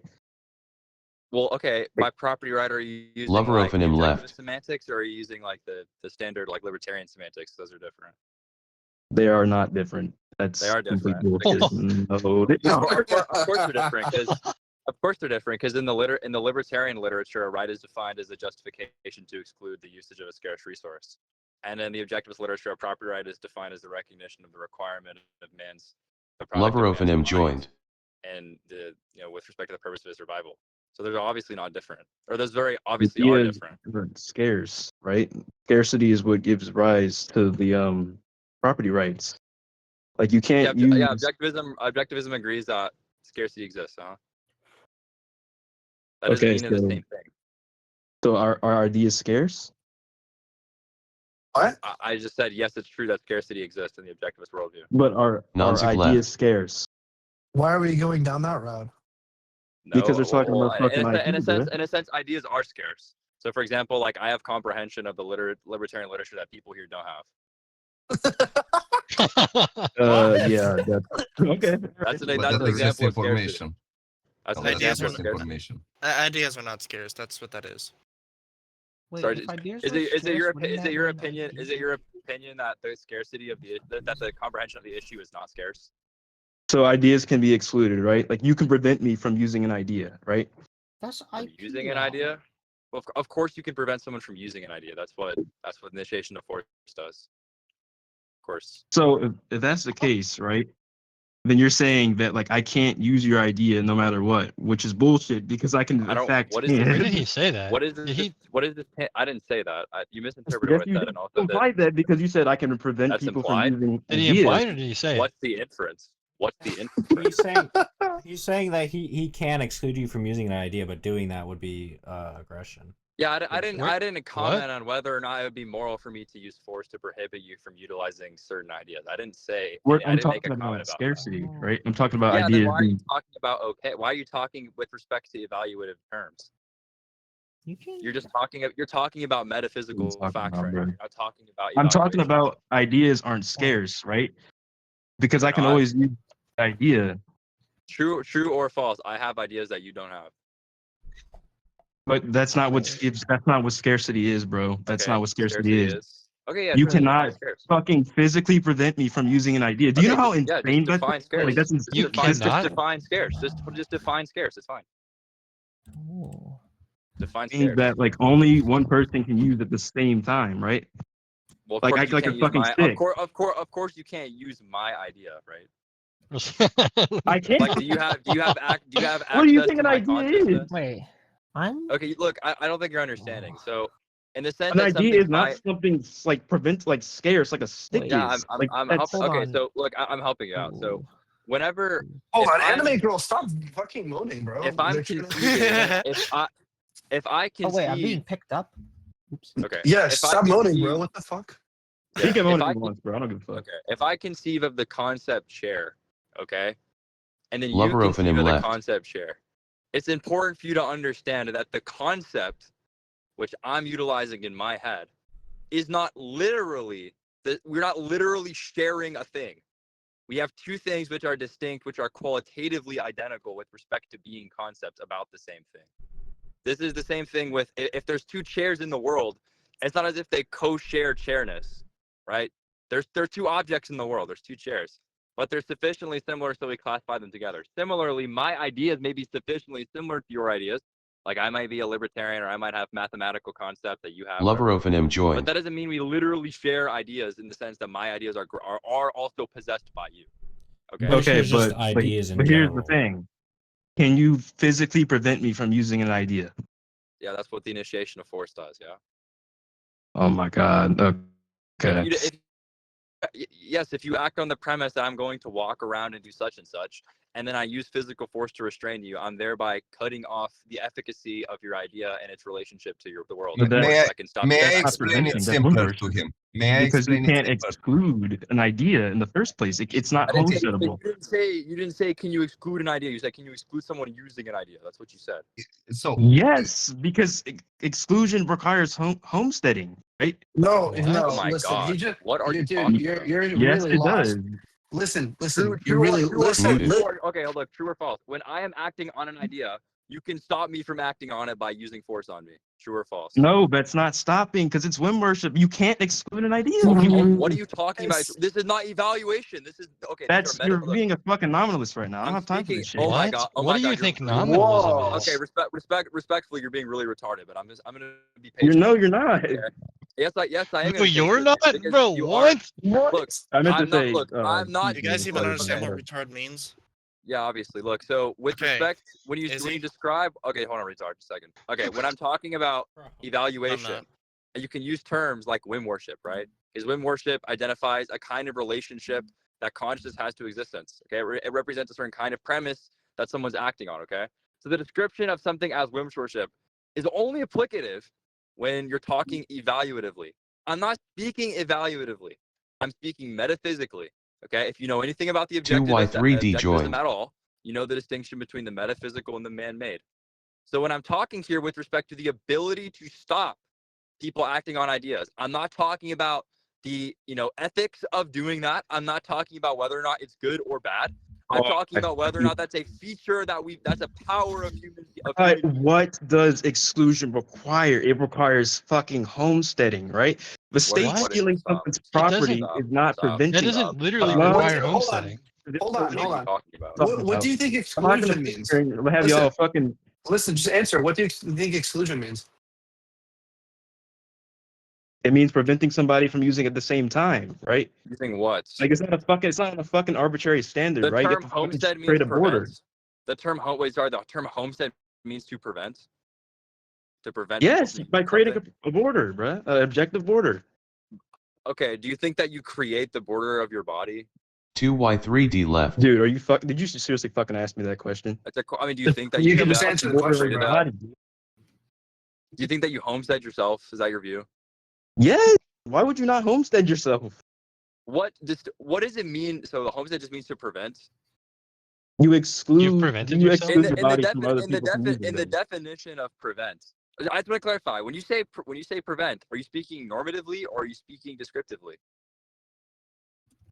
Bruh, like I honestly can't right now. I Believe grant it. that. I actually grant that you can't ever because you're not fucking engaging at all. I am When you engaging. say you no, I've no, literally said not. like thousands of Then times, answer the right? question. Answer the Then question. answer my question. When you say prevent, is that normatively or is it descriptively? I'm speaking normatively, right? I'm not fucking Bro, talking about those right bro, now. you finished it up with a question, bro. You're not okay. You're not speaking normatively. So true or false? Okay, I'm speaking descriptively. Okay, just understand. True or false? I can use my abilities to prevent you from acting on your ideas. True or false? That's That's not descriptive. exclusion within context of homesteading. That's what you're not getting, though. That's what you're not getting. You just define Because homesteading it as has to be prevent. proper exclusion for like you to actually Proper. own There's the something. smuggling. Why are you smuggling in the term proper? It's not normative. The term Because proper. that's how you fucking own the term. property, you Oh my dimwits. god. Okay, you're retarded. You might actually be retarded. You think If out you of know- the people You're being retarded. No, dumb that here, has literally nothing about objectivism. I'll explain. I'm not just Fucking gonna call tagging you up this retarded. fucking I'm chat not just gonna call you 24/7. retarded. I'm gonna explain why you're retarded. So chill out. Okay. You can't. So You can't. You're gonna make you embarrass yourself. assuming you're familiar. No, just I'm just calm gonna down. laugh. Just calm down. I'll explain it to you, dude. It's fine. Look, assuming you're familiar. Are you familiar with like the basics of the objectivist ethics, like at all? Like, do I have to explain it all to you? Are you good? Do you I think understand, I think I should be asking you that, bro, because you don't even know like You should be anything about asking me that. homesteading. You should be asking me about the objective ethics right now. You should. Okay, so look, if you know a little bit about the objective ethics, you understand that moral values, okay, prior to having evaluative standards, you understand that the concept of value is broader than moral evaluation. It actually applies to normal biological, metaphysically given phenomena. Okay, applies to all living creatures. So values are they're biological. Okay, there's a descriptive understanding of the term value. Okay, and with the descriptive understanding of the term value, the objectivist ethics says in order to construct evaluative standards, you have to derive them from the facts of reality. So before you get moral evaluations, you first have statements about the way the world is, and through a process of reasoning, you then conclude what you ought to do. Okay. Now, with respect to the question of initiations of force and the morality of force and the way you should treat other people, you first have the metaphysical questions about, okay, what power does force have in the world? And this is the basis for the objectivist answer for why the initiation of force is evil. I don't know if you've ever fucking skimmed your copy of OPAR. Okay. When you get to the section on the initiation of force, it explains that when somebody uses physical force, as distinct from, operating on the basis of reason, if you use force on somebody, what it does is it makes their mind causally inert. That's what it does. It forces a paralysis of judgment. Because if you have some idea of such and such, right, you want to go out and, fucking eat food at McDonald's, right? You love McDonald's, you love it so much, you think it's morally good. So you go out and you go eat McDonald's. If I decide to use force on you, 2Y3D joined. your action, right, your ideas are now causally ineffectacious because you've been physically restricted to act on them. Do you understand what I've said thus far? Does that make sense to you? Okay, but aggression is about like initiating conflicts. That's crazy. That's what aggression is. We're not You're applying some like speaking IP bullshit. Like we're not speaking following this crap, evaluatively, you bro. fucking retard. Do you understand what I've said thus far? It's retarded, bro. I don't care. I You think honestly what I don't just care. said is retarded? Yeah, it's completely Did I say retarded because something false? you're saying that Yes or like no, did I say something aggression is false? like Yes or no, did I say something false? you said that, like yeah, it's false. It's false. What did I It's say false, that was false? right? Okay, because you're saying that aggression is like when you No, I prevent didn't even use somebody. that fucking term, retard. So don't say that. Okay, so you're talking about stealing a burger, right? What? I'm talking about stopping you from going to Burger King with the use of my body. It was McDonald's. Actually, I'm just playing. Sorry, I'm sorry. Did I say something false? Is it So false that I you have the ability to physically restrict you from acting on your fucking desires and wants and goals? Is that false? no, you can do that, but that's Of not course that's you not a can. proper value. I know it's not a That's not a fucking proper proper value. value. We're getting to the fucking I know. And why is it Prior- not a proper value, retard? Because it's rational. It's why? evasion. It's aggression, right? What's the standard of value? It's life, right? Life The qua values what? have to integrate life as a whole, Life right? qua what? So is it? Life, Are you fucking life qua what? What do you mean, or what? It's life. Life It's qua life what? is the standard of value. Life There's qua nothing what? else.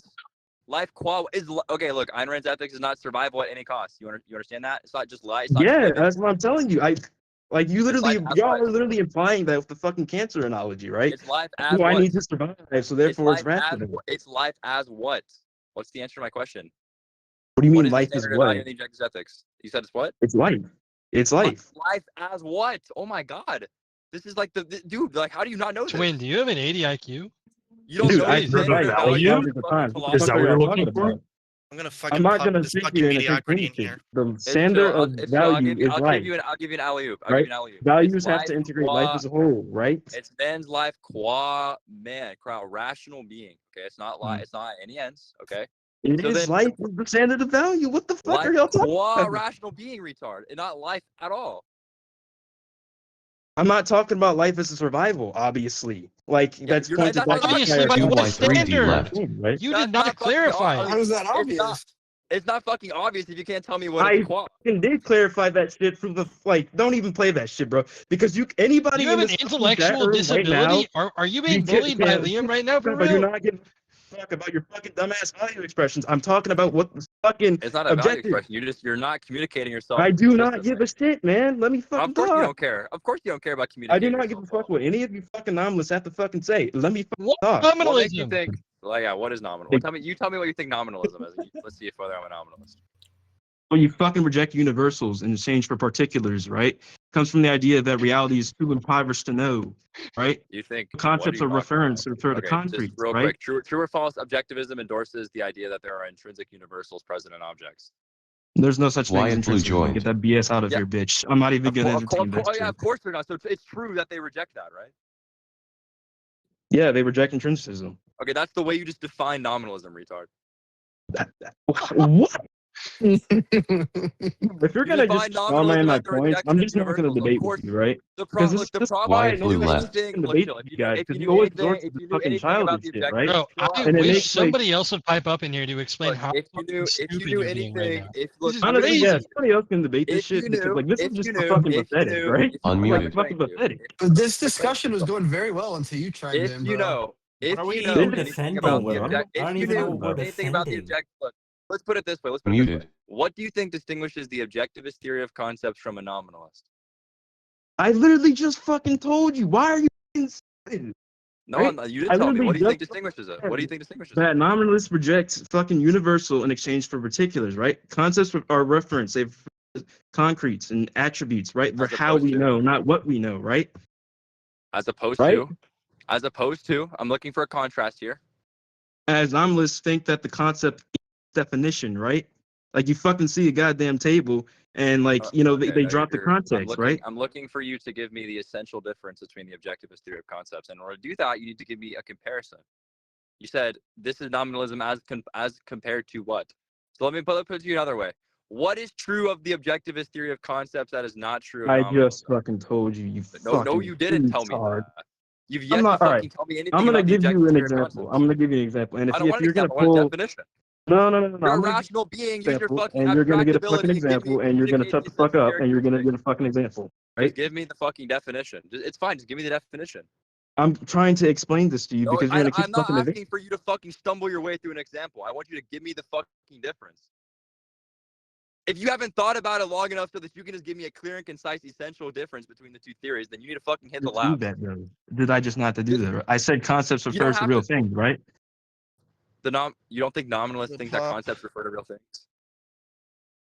No, nominalists treat the concepts as their definitions, right? But concepts are reference. That's the thing, right? Okay. Projectivism. You literally don't know anything about philosophy. Didn't explain it. Didn't explain it. Explain it. Because you're gonna, Yeah. you're Okay. gonna So say I'm some gonna bullshit. You're explain. gonna say some bullshit. I will explain it to you. So I'm gonna explain the epistemological mechanics of the most popular form of nominalism called resemblance nominalism. Okay. A resemblance nominalist believes that resemblance between particulars is an epistemological brute fact. Okay. There's something more brute within your perception as opposed to similarity and resemblance. And on the basis of similarity, they will pick out a particular to serve as what's called a prototypical, and things will be subsumed under the concept insofar as they resemble the prototypical that is selected against perception.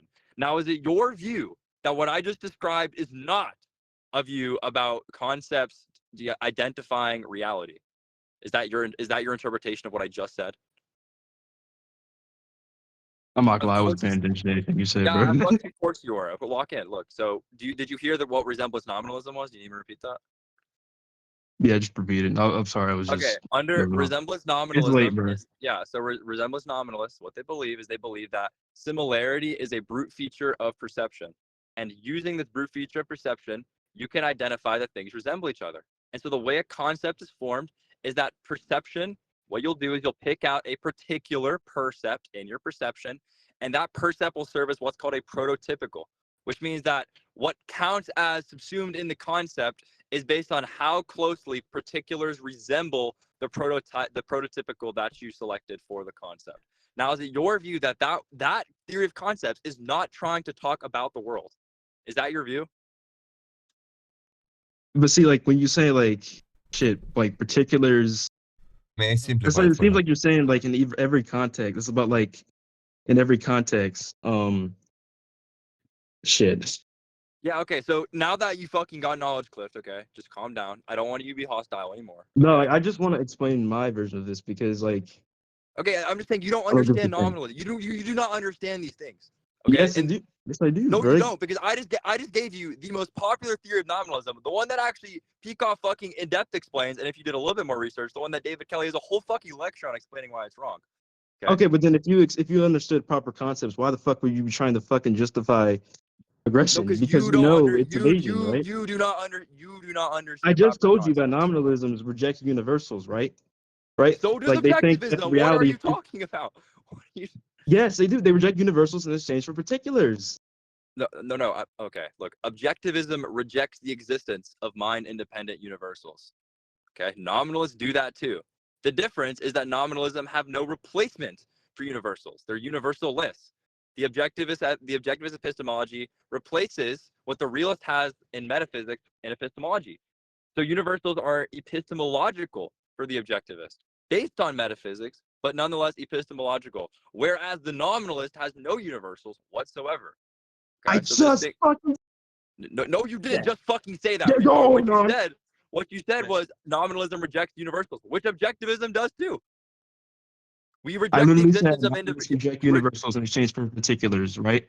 That's literally what I fucking said. Objectivism also rejects universals for particulars. They believe everything in the universe is particular and definite and concrete. This is in Ito.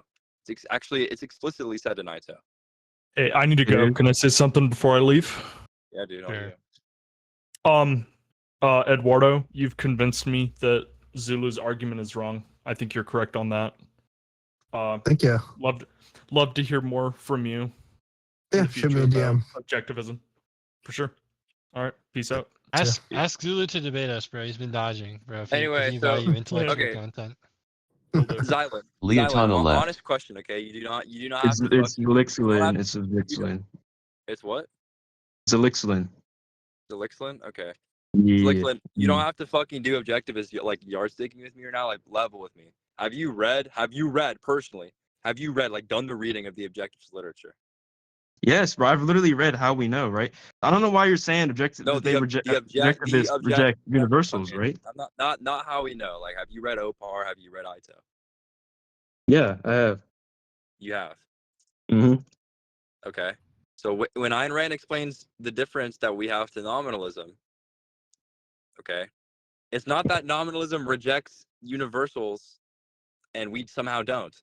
Okay, we reject the existence of universals metaphysically. You know that, right? Yeah. Okay. So then how from what we just described, like how from the conversation of ethics and the initiation of force, how would you get that we're nominal, that the view we're talking about is nominalistic? In what way is the view we're talking about nominalistic? Whoa, when did I say it was nominalistic? When did I say called me a that? nominalist. You called me a nominalist like moments Yes, ago. because y'all think you can like justify aggression, right? How does that That's mean the you're a point. nominalist? Because you like once again, like you have to exclusive action is what shows a right. You're basically saying the latecomer in a conflict has the right. They don't. Okay. Right? No. And then you're saying that like that's no. and just you're saying because the latecomer can no. prevent the first That's comer, not. that's the same as preventing as in like homesteading. That's literally nominalist, right? Okay, no, that's not true. Okay, you just said so many not Oh true my things. fuck. Get a piss. Let's go. Yo, Let's go. look, I'm not gonna lie, it's getting late. Y'all like 4-4. I mean, can I ask you like one question? What is Okay. it, bro? What is it? If I think that some action is morally good, does it follow from that action being morally good that I'm also saying that I have a right to perform that action? Do you think that's true? Yes, but that does not entail that aggression is like, oh, it's me being morally good. No, it's not. It's not. It's when No, worship. It's but when that's worship. no, but that's your operating inference. Your inference is that if I say aggression is good, therefore you have a right to aggress.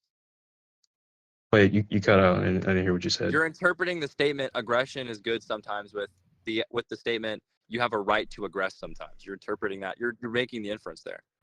You don't have a right to aggress. It's not okay to. No, but that gets that's the the same way thing. that's the way you're thinking about my view. You're saying that you think that's my argument. You think that's a conclusion of what I'm saying. If I say aggression's good, you're saying, oh, he's also saying you have a right to aggress sometimes. Yeah, because you're literally saying if aggression is good, that means sometimes if I'm the latecomer, that means I have the exclusive action to the property. No, that's not. That's the whole. Yes. That's where you're. No, but that's where you're missing it. The statement that something is good does not imply that you have a right to perform that thing, because the scope and context of what right sanction is narrower than the scope and context of what morality sanctions. If you don't have a right to aggress, then how is it okay to aggress? I mean, how does that make Because any the standard of value is not fucking individual rights. The standard of value is man's life qua man. okay? There are And there are contexts that are parasitism. not. There are contexts which are non-political. They're non-political in the sense that the kind of operating political norms don't apply or can't apply. Loverofanim And left. in light of that, the moral norms could reflect that it is good to do something that under normal other circumstances would not be good. It's the same way that objectivism can sanction lying sometimes, despite having a virtue of honesty. Because if you understand the virtue of honesty, it's not the commitment to not lie, it's the commitment to reality. And more broadly, you have to understand individual rights and the norms with respect to certain contexts and certain conditions and certain goals. And sometimes those goals aren't met. And that's why it's okay to say in some cases this thing is okay and in some cases it's not. And so you're framing it as nominalistic, but you're just dropping the context. How am I dropping the context? All You're right. dropping the. So, like we know, exclusive action is what shows a right, right? It can't be arbitrary. So if somebody has shown exclusive action, What is a then right? how can you justify Loverofanim aggression? left. What is Like, what is a right? right? What is a Is a right? right is a conflict. A right is a conflict avoiding norm, right? It has to have some like exclusive What action. is what is a conflict Loverofanim avoiding joined. Right? Conflict avoiding norm. Yeah. The property right. No, Right? you're synonyming right now. You're like a thesaurus. I want the definition. What is a property right? It means you've shown exclusive action, dude. That's what it means, right? That's what it means to have a property right. Is exclusive there a normative term? Yeah. What does Exclusive? it mean? It means you're preventing other people from using at the same time. Yeah, but that's prevent is a descriptive term.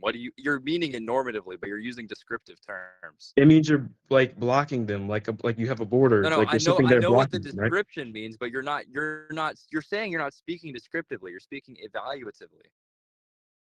So in what way do you mean? In what way does the word exclude? What does exclude mean normatively? Because you're it's a descriptive term, but you're using it normatively, which is fine. I just want to understand how you mean it. It means that like if nobody else is excluding the thing, right? That means that you're properly excluding it. That's what it means. I don't really know how else to say this. Okay, right? so I don't know. You just use the term in the definition you're trying to define. Bruh. Okay, the concept of it's like a exclusion circular. refers to preventing other people from using at the same time, right? So if what does it mean to exclude your body, right? It means you That's prevent other descriptive. people from using your body. That's descriptive. I'm not looking for description. I'm looking for an evaluation. How is it? How is that not an evaluation? Because that's like if I said attacking is an evaluation. Attacking is a description. Yeah, dude, the concept of exclusion refers to preventing somebody else from using or other things or whatever at the same time. Yeah, that's what it that's a means. description. That's not that's a description. Oh my god. Right? Is it okay? So look, if you've read Zulu's Law of the Jungle thing, Zulu makes a really important point in the Law of the Jungle thing to distinguish between the description, possession, and the normative evaluation of ownership. I just told you, right? If somebody isn't using Yeah, but excluding you at the just same time, defined then it's not Orion possession, using right? descriptive terms. You just collapsed the Because fucking it's a fucking validation. It's an axiom. That's what it It's is. an axiom. It can't be anything else because then it just It's an becomes a axiom. fucking Wait, sorry. arbitrary standard. What's an axiom? What The concept is fuck an the axiom? NAP, bro. The NAP. The NAP is an axiom. Yes, it's Okay, validated. an axiom That is is a, not the okay. move you want to make, You're bro. you're familiar with the objectivist theory of what an axiom is, right? Yes, right. It's a self-evident truth at the base of all knowledge. It's like Think that the Unused. reaffirmation the from the non-aggression. hold on. I facts, Do you right? think Damn. do you think the non-aggression principle is a piece of information at the base of all knowledge? The point is No, that you obviously you don't can't fucking like think that. It's Listen, just not bro. an axiom. can't Answer that deny question. exclusion, right? Answer that question, but don't bite the bullet, bro. Please, just be honest. You think it's an? I mean, do you think that the non-aggression principle is a piece of knowledge that serves at the base of all of your knowledge? Like what do you mean by that? Like you mean it's like self-evident? Like You just said you know I what don't. I don't axioms mean is are. it self-evident. I'm saying is the non-aggression principle a item of knowledge for which all other knowledge depends and is at the basis of. I mean, yeah, Obviously you not. can't deny it. Is it as fundamental as existence Can you exists? look? Or sorry, did someone guy say yes? No, I'm saying did is say it yes, I think, fundamental right? as existence exists? Like the Of course, it's not. It's yeah, not that even. would have It's not to an be what it would- axiomatic. Yeah. It's not even an axiomatic corollary. I mean, it's not even. It has no fucking status as an axiom.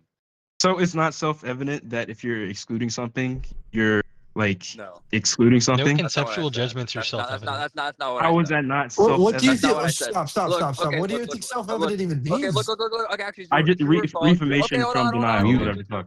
Chill. All right. It means you cannot deny the attribute. Okay, hold on. Stop. True or false? Okay. Moral norms are constructed based on descriptive facts. Moral norms are constructed on descriptive facts. Like, what do you mean by like descriptive? Like, I'm actually letting like get your language here. Descriptive Okay, fact. so Like, you're by saying, like, descriptive facts, I'm using that's to translate into objectivish. I'm talking about the metaphysically given. well, it's if it's a fact that you like. I'm gonna give you an example. If it's in the fact that being the latecomer, is evasion, then you shouldn't rest, like ever, like fucking ever. That didn't answer my question. It kind of did, bro. It did. No, the question to Yeah, answer it was did. a yes or no. Well, I don't have to give you strictly a yes or no. I answered your question regardless. Did you answer my question with a yes or no? Okay, well, I mean, don't give a what you just did is like saying the cha-cha slide is a sufficient answer to my question. Like, no, it's not. The question requires a yes or no answer. Like, just because you fucking emote a certain way does not. Just because you emoted after I fucking uttered my question does not mean you answered the Okay, question. just repeat the question, bro. Just repeat it. I don't give a shit. Just repeat the True or question. false? Moral norms are constructed based on metaphysically given facts. Yeah. Okay. How can something which is constructed from other facts serve as an axiom? What other facts? Like, if you're excluding something, then you're Metaphysically excluding given something, facts. right? Metaphysically Right? given facts. Don't fucking construct the nap from like, oh, existence exists, and blah blah blah blah blah blah. That's not how that works, bro. Right? Are you not understanding? The NAP is a moral norm. True or false? Yeah, it's moral norm. Okay, true or false? Axioms are not constructed from metaphysically given facts. Yeah, that's true. Okay. Now, I'm gonna let you fucking piece together what the conclusion of all the things you just affirmed is. So, The conclusion of the fucking things you just said is that the NAP is not an axiom. Bruh. Understand that? So you're basically saying that the NAP isn't self-evident. Like that's what you're saying from that, right? I'm saying it's not an axiom. But axioms are self-evident. That's the point. What do you think it means for something to be self-evident? So we're clear. It means like you can't deny it. It's like when you're trying to deny it, you're basically reaffirming it. Basically, reaffirmation through denial. Reaffirmation through denial. Yeah, reaffirmation. Yeah. Okay, so if I say the NAP is false, explain to me how in uttering that statement or believing that Yeah, to be true, because I'm reaffirming it. because you're dropping the context. It's like with No, just explain. what's No, that? just explain Like, the series of. Yeah, just explain the series. I'm of trying. premises I'm you think explaining, bro. Let me Yeah, explain. go for it. So I say the NAP is false. Now derive the contradiction. Yeah, because you're dropping the context, right? You're basically saying the NAP is like, oh, the first comer and who has the right and latecomer who has the right is wrong. But then you're saying that like the latecomer is in place in the first comer, basically. Like you're basically just presupposing the NAP but dropping the context. That's what you're doing. You're just reasserting that. I mean, your proof is circular. You're not telling me how I'm asserting that. So, like, for Right. example, if you said, look, like, I'll give you an example. So, what you're describing, I the got whole perfect example, reaffirmation perfect through example. denial. I got go the perfect example, right? It's basically saying you're trying to deny that exclusive action is what shows a right, but then you're saying that like whatever the fuck is exclusive action. So how the fuck are you denying the NAP? But if you know what exclusive action is, that will lead you to the conclusions of that How is does the NAP. Anyways, I it have to follow? go. I have to How go, does bro. it I have to look? go. How does it Sorry. follow? Yeah, how does it follow for me saying that the NAP is false? That I'm claiming an exclusive right to action. How does it follow from that? Because you're basically saying the person who has the Basically? exclusive action is wrong. Let me talk, bro. No, I'm just. I Let know. me All talk, I'm dude. saying is that the moral principle is false. That's all I'm saying. Bro, all right. What I was saying is you're saying that you're saying that the person who has the exclusive action is wrong. Therefore, they don't have the exclusive action. You're still affirming that there's an Walk it exclusive 12 joined. action You're saying no. to You're where just a saying right there's is not. having. That's not true. No, all right. Well, I'm going to bed, bro. I ain't got time for this. Ascended 0 NE left. Unmuted. Are you fucking safe from that? Hey, Tiger Shark, you had a question? That guy was Yeah. not here this entire time. I just want to be clear, Liam. We were having good conversations with everybody here. Yeah, sorry, that guy was like ultra retarded. Sorry. We were like raping the E Contrario and explaining a lot, and that Yeah, retard okay. showed up the moment you arrived. Oh, nice. What was your question? Key. Earlier in the thing, you mentioned that you said that you can use you like you can stop someone from using an idea with force. Is it just kind of like the idea that like you could have the idea for a chair, I could try to use that idea to make a chair, but like you could physically come and like point a gun at me and say like no, and just like was that what you meant? Yeah. Or So I'm yeah, wondering what there's you meant by that. yeah, it's partly that. So like real quick, so I know like what your context is for answering this question. Have you read the part of Opar where Peacock validates why force is anti-reason? No, I've not read Okay. it too much. I've been looking for reading.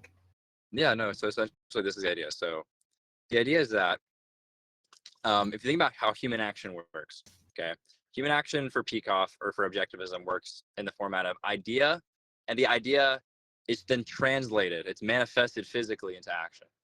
Okay, so you have idea translates into action, and so what it means to utilize an idea is for the action to serve as the guide for your action, for the action to be manifested physically.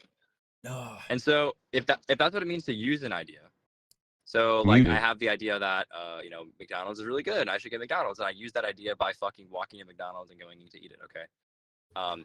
So if that's what it means to use an idea, if I come and I physically restrict you, right?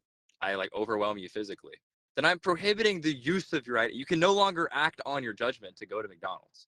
You physically can't. Like you can no longer use the idea because you're being physically contradicted. And so it is true that you can stop the use of an idea. Of course you can. If I physically restrain you, you can no longer fucking use the idea to fucking leave. You can't. It doesn't Wait. matter. You can't use it. So is it kind of like how like IP law exists and it's not really correct, but like the state can in fact enforce it?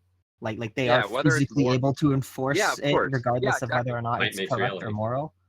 Yeah, of course. Well, I'm not even talking about it being moral. That the whole point is that like what IP law does is stop you from using ideas. That's like that's true. Like that's what it stops you from doing. Unmuted. That makes sense.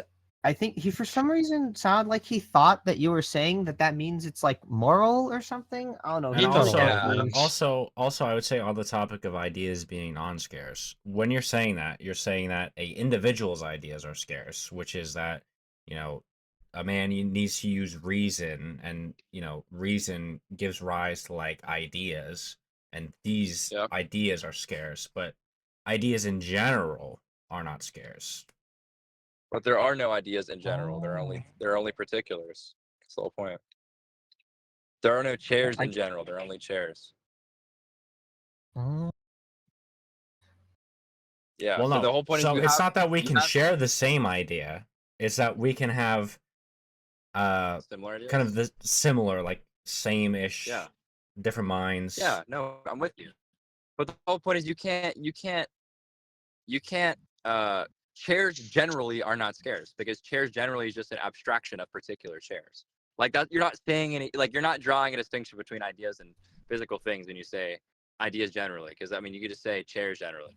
Because the whole point is there is no such thing there's no such thing as chairs generally, right? So There are what only about like an particular chairs. invention? If I invent like a light bulb, Yeah, what about it?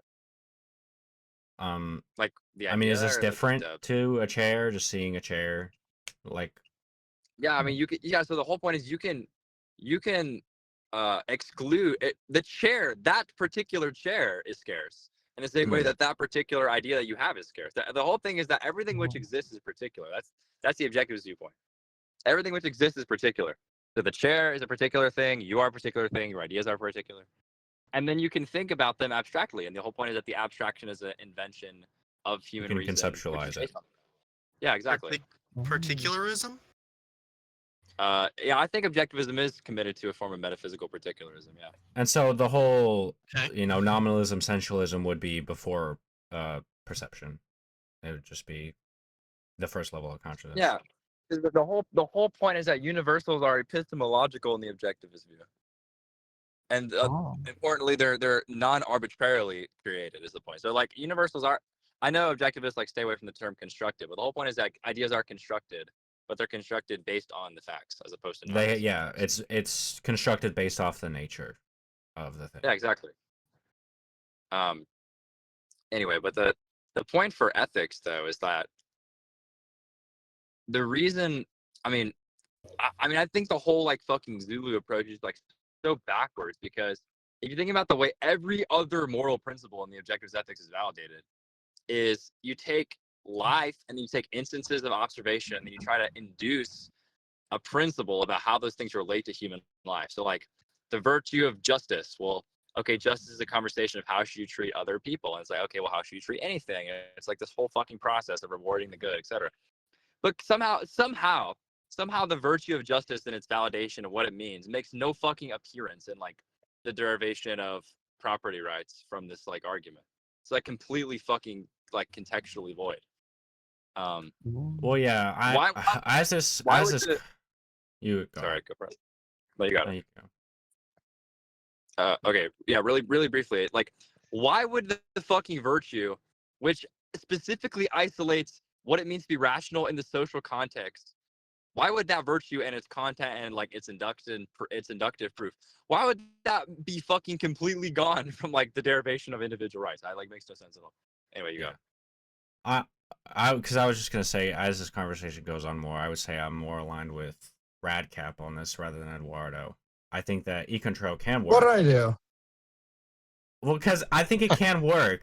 It's just that there does need to be some sort of like egoist backdrop. In fact, I think I was even beginning to write about this, which is that Walk at 12 left. because I was looking at the self-ownership section from Zulu's course, and I was like, okay, well, even if man has a necessary link to his body, it doesn't necessarily tell us why it's bad to violate self-ownership. And Yeah. so I An had begun to important point, too. derive the egoist version of it. An important point too. My view is that fighting is not. My view is not that aggression is morally good. I just want to Right. clarify.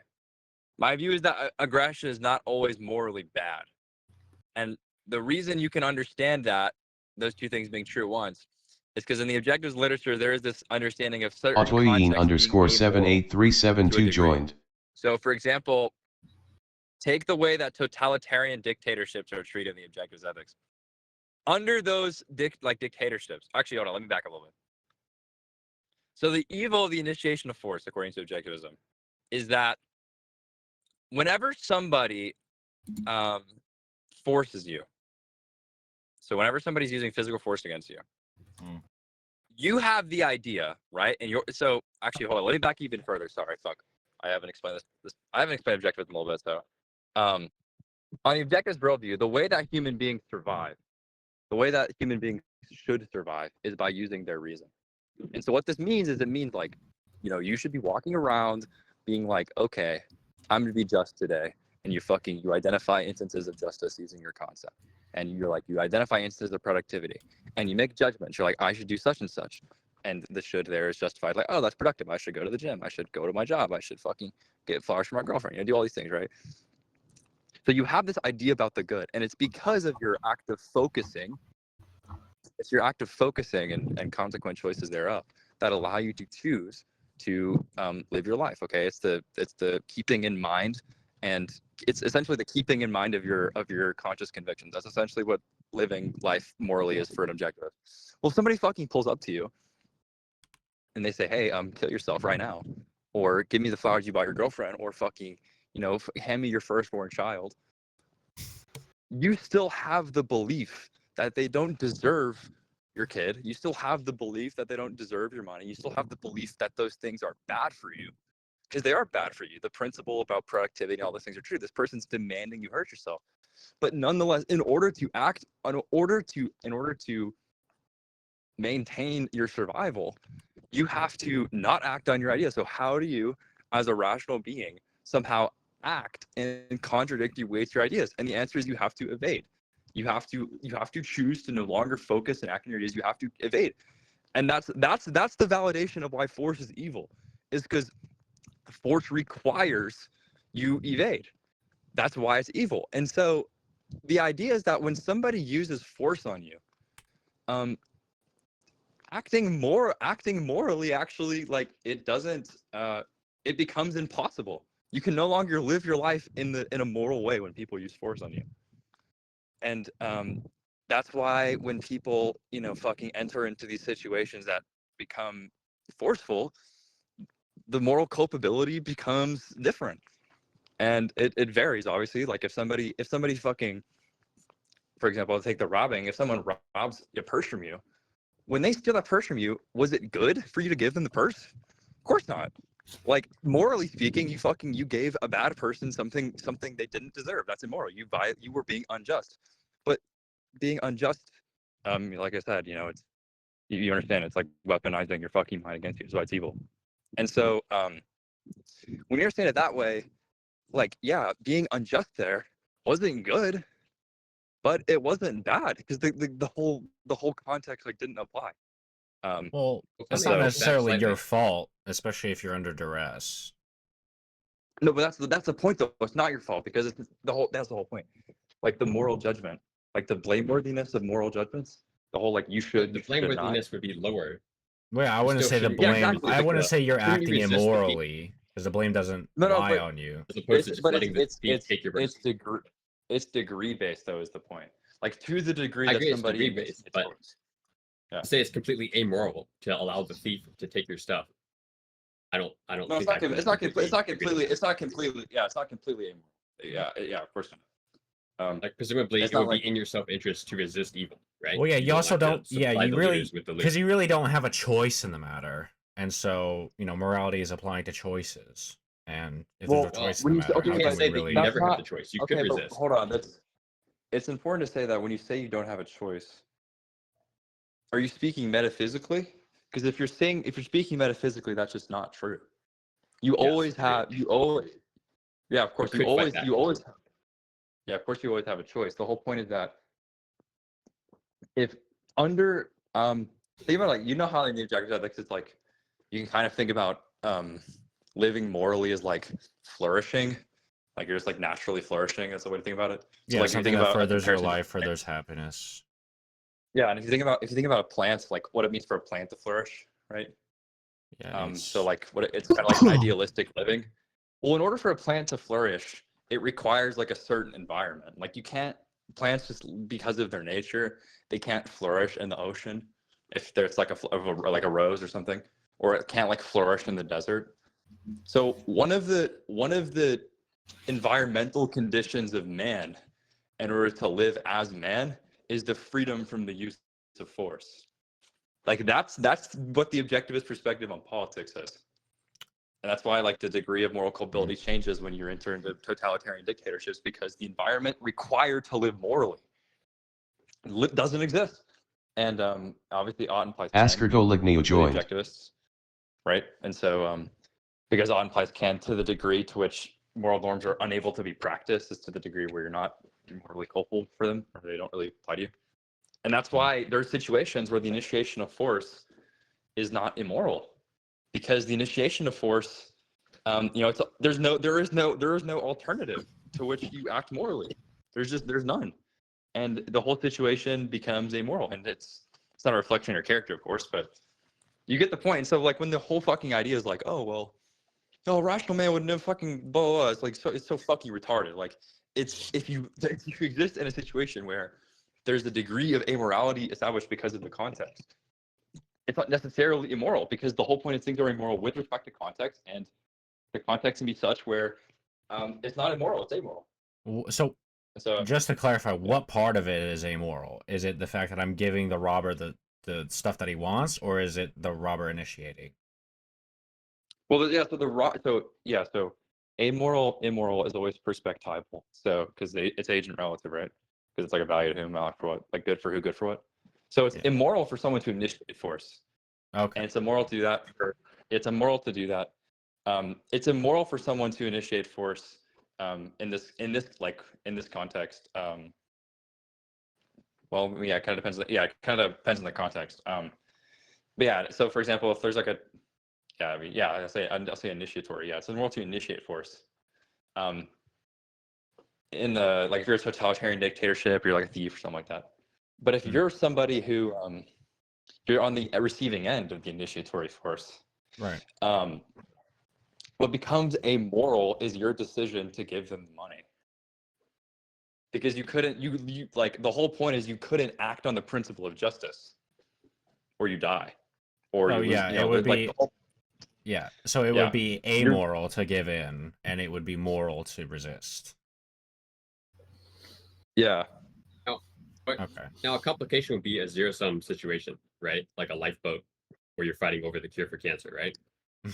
There hasn't yet been an initiation force, right? Yeah. So then this is would this still be considered a relatively Angled amoral joined. situation? Yeah. So then this gets into so this is more so emergency ethics, less the evil of the initiation of force. So this is like, suppose me and some other person are on a lifeboat, and somehow it doesn't even need to be like cancer or something. It's like me and another person on a lifeboat, and it's like either me or them, essentially. So that is the idea. Mm-hmm. Yeah. So I really don't think the objectivist literature is settled on a position on this, that's really important to say. There's no objectivist. I'm curious. Has objectivism answered the trolley problem? No. No. Because objectivism is the philosophy of Ayn Rand. I don't think that's true. I think the objectivist philosophers have opinions based on objectivism that would answer the trolley problem, but I don't think objectivism has. Because I would say pulling the lever makes you somewhat implicit of the murder of the one guy. Yeah, I think a lot of the objectivist answers to these have to do with guilty conscience, but I think it's deontological. well, that's definitely not objectivist perspective, but is deontology? Mine is. I mean, there's a lot of problems with there's a lot of problems with deontological perspectives. Well, mine's rights based. What? What do you think? Threshold deontology? What do you think rights are? Rights are natural. No, that's a property of them. What are they? What's their definition? I'd probably have to look it up. I forgot. Okay. What?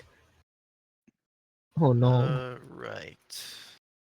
Rights are usually defined as, at least for libertarians, if you're a Rothbardian, the justification to Yeah, I don't exclude know. usage of scarce resource. I feel like I'm more in alignment with Radcap here. I think at least you need to get self-ownership from the objectivist egoist position to really Wait, get, I did not say that. Well, it's important. I think the important Whoa. point is that it's actually the concept of ownership. I mean, there's a sense in which you own yourself.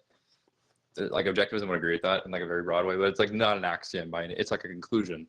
That's the big point. That's the point. Because Books 1199 joined. You said that Ecotrail needs a objectivist backdrop. I'm not saying that. What I said was that there are like two methods by which, after you've tried to establish the conclusion, you appeal to like, why shouldn't you like commit aggression or like contradict, right? And the answer is either like some dogmatic adherence to like that principle is just like a deontic thing you must do, or you appeal to like egoism, like, oh, the reason why I shouldn't do contradictions is because it's not consonant with my flourishing, right? And Yeah. that's like the objectivist way to understand it. Another way to think about that is like ethics as a field of philosophy paints a positive picture about what living on Earth is. And of course, there are polemics involved where you have to explain negatively why views are false, right? You're like, this view is wrong because the whole point is that you're able to explain this view is wrong because you have a view about what the good is, and you're able to contrast the positive character of what the good is against the bad, which is why, like in literally all of the objectivist literature, every time an ethical principle is validated, it is never polemical. It is never, this is the alternative view and it's false because such and such. It's never that. It is always, this is a first-handed understanding of like the positive proof for the principle of independence or justice, or, you know, that's what it is. And that's why, I mean, that's how you fucking know this is like rationalism, like fucking 101, because there's no induction. It's all polemics. There is no context established. It's completely disintegrated from every other objectivist ethical principle and its validation. And when you ask why you should do it, well, you should be able to explain the relationship that non-initiation of force has to human life. And he just can't. I mean, they just like, it just stops at fucking reason. It's like, well, reason's not a primary. Reason's not an ethical primary. It's indispensable to be sure, but it's not a primary. If I say, look, this is like if I said, you know, be productive, and someone goes, why? And I'm like, because it's rational. Why is it rational? Because the alternative is irrational. Okay, yeah, you're saying it's rational, but why is it, you know, good? Which means, why does it promote your life? And you just go, because it's rational. It's like, things aren't just brutally rational. What is rational about it? Like, what is the fucking fact you're promoting? You know, if you're saying you're avoiding contradiction, sure, what facts are you promoting? What values, what's another way to put it? What value do you gain in avoiding the initiation of force? Well, I mean, we get the law of non-contradiction from existence exists. It's in order to, you have to be non-contradictory Yeah, but to be consistent but with you get reality. But you get the law of identity first. That's the point. Before, the whole point is that you get. This is why the fucking axiom in objectivism is the law of identity, not the law of non-contradiction. Because identity is a positive way of putting the nature of the universe. Because you get the positive, and then you can contrast it with the negative. Wow. I mean, that's like, I mean, that's, like this. I'm saying, like, I mean, I just think that all the fucking people, all the Zooloids or whatever, they just like, I mean, they could be like genuinely mistaken, which is fine. But like a lot of them that like fucking defend this guy like a heart and soul, and like the guy himself, like his view is insane. His view is not only is it insane, it's just not, it's like not objectivist at all. There's like so many methodological deviations from the objectivist literature. It's like insane. Well, you kind of have to avoid some of it to avoid the statism. Well, I mean, Loverov and I don't moved to think AFK. the whole point is I don't think. Well, there's a debate about what objectivism is. I don't think whether or not objectivism is true is a different question from whether or not objectivism is anarchistic. It's not. Objectivism is capitalistic, and you can say objectivism is wrong. That's okay. It's okay to say it's wrong. But objectivism is not anarchistic. It's explicitly not anarchistic. So, I mean, you can say you have to be different from objectivist to not be an objectivist in the sense of to be an anarchist. Like, true. So, I mean, true. I mean, yeah, but that's the whole point, though. His whole thing is like objective, you know, anarcho-objectivism. That's just such a fucking troll. Like, objectivism, number one, is not anarchistic at all. And you can say Loverov and moved to general. If you think out of that, curiosity, what is your definition of objectivism? Yeah, the philosophy of Ayn Rand. Is that how we categorize philosophy, just off of the inventor or creator, so to speak? It depends on the intention of the question. So you can characterize philosophies.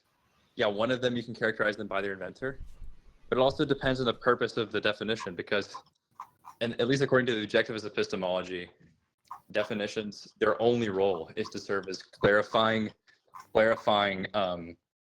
essentially distinguishing. There is to identify distinguishing attributes of a concept in contrast to the rest of your conceptual economy. It's like man gets the definition it does because it most distinguishes it from the other animals, right? Where you have like a genus and you have the other things and you're trying to differentiate it. So with respect to objectivism, what it makes objectivism as a whole system distinct from everyone else is, of course, who made it. Like, yeah, of course, that's. And another way to think about that is objectivism. Objectivism. Presumably, you could have a Books 1199 left. and say that they weren't consistent in their own philosophy, right? Yeah, of course. But what Aristotelian. Yeah, of course you can. But the important point here is that the term objectivism is relevantly different than the term Aristotelianism, because historically, the invention of the term Aristotelianism was a term used to describe the tradition. Tiger Shark It's not a term used to 5639 talk left. about Aristotle's whole system of philosophy, whereas instead, objectivism was a proper name given to the philosophical system as a whole. That's the now. If you want to say, so this is essentially the parody, right? So you have objectivism, the philosophy, and then you have the essence of the philosophy or something like that, where it's like the essence of the method. Exactly. Yeah, exactly. Like but if there was a whole tradition point- built on Ayn Rand, what would we call that? being objective. Okay, I mean, lots of people would claim that though. Yeah. So I mean, this This is just doesn't distinguish us from the other philosophies that Well, claim to be objective. okay, just to clarify though, you're not saying you're part of not. it, though- Are you a closed objectivist? Yeah. That's pretty obvious, isn't it? But I mean, it's important to say, if you're saying other philosophy would say that, well, yeah, I mean, there's a sense in which you have to think about what terms you want to use for like the purpose of clarity with like other people. And I think the best way to describe the objectivist thought, if you're asking for the essence of the philosophy, because the whole point is, let's just clarify, philosophies are not their essence. So everyone like understand that? Yeah. I don't even know what Yeah. the distinction is, but yeah. Yeah. So for example, so think about man, right? Wait, Liam. Yeah, I have yeah, to you can do go, it. guys, but please lobby your goat, lobby your king. Don't duck these debate requests. This is good content. Performative _ left. Okay, let's go.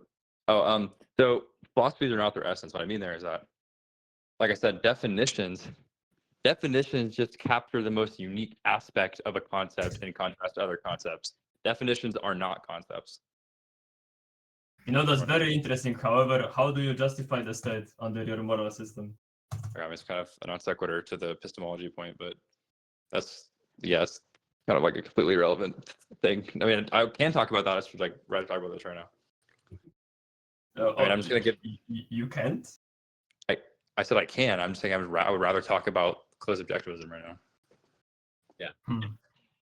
Okay. So, would you have I mean, I do distinct terms feel then like the for justification of the state closed is objectivism relevant versus to the tradition of objectivism? The whole point. So yeah, I mean, there's a conversation of whether or not Ayn Rand. So I mean, this is a criticism you could make because this is the criticism Ayn Rand makes of Aristotle. Is that okay? So there's firstly you have the system of you have Ayn Rand's philosophy as a unit, and I will refer to that as objectivism because that's just the name that was given to her philosophy. And then you have objectivism and its essential methodological approach, which is what you might want to say the essence of objectivism. And of course, the essence of the objectivist approach is Ayn Rand's distinct conception of objectivity, right? Yeah. And so, existence, yeah.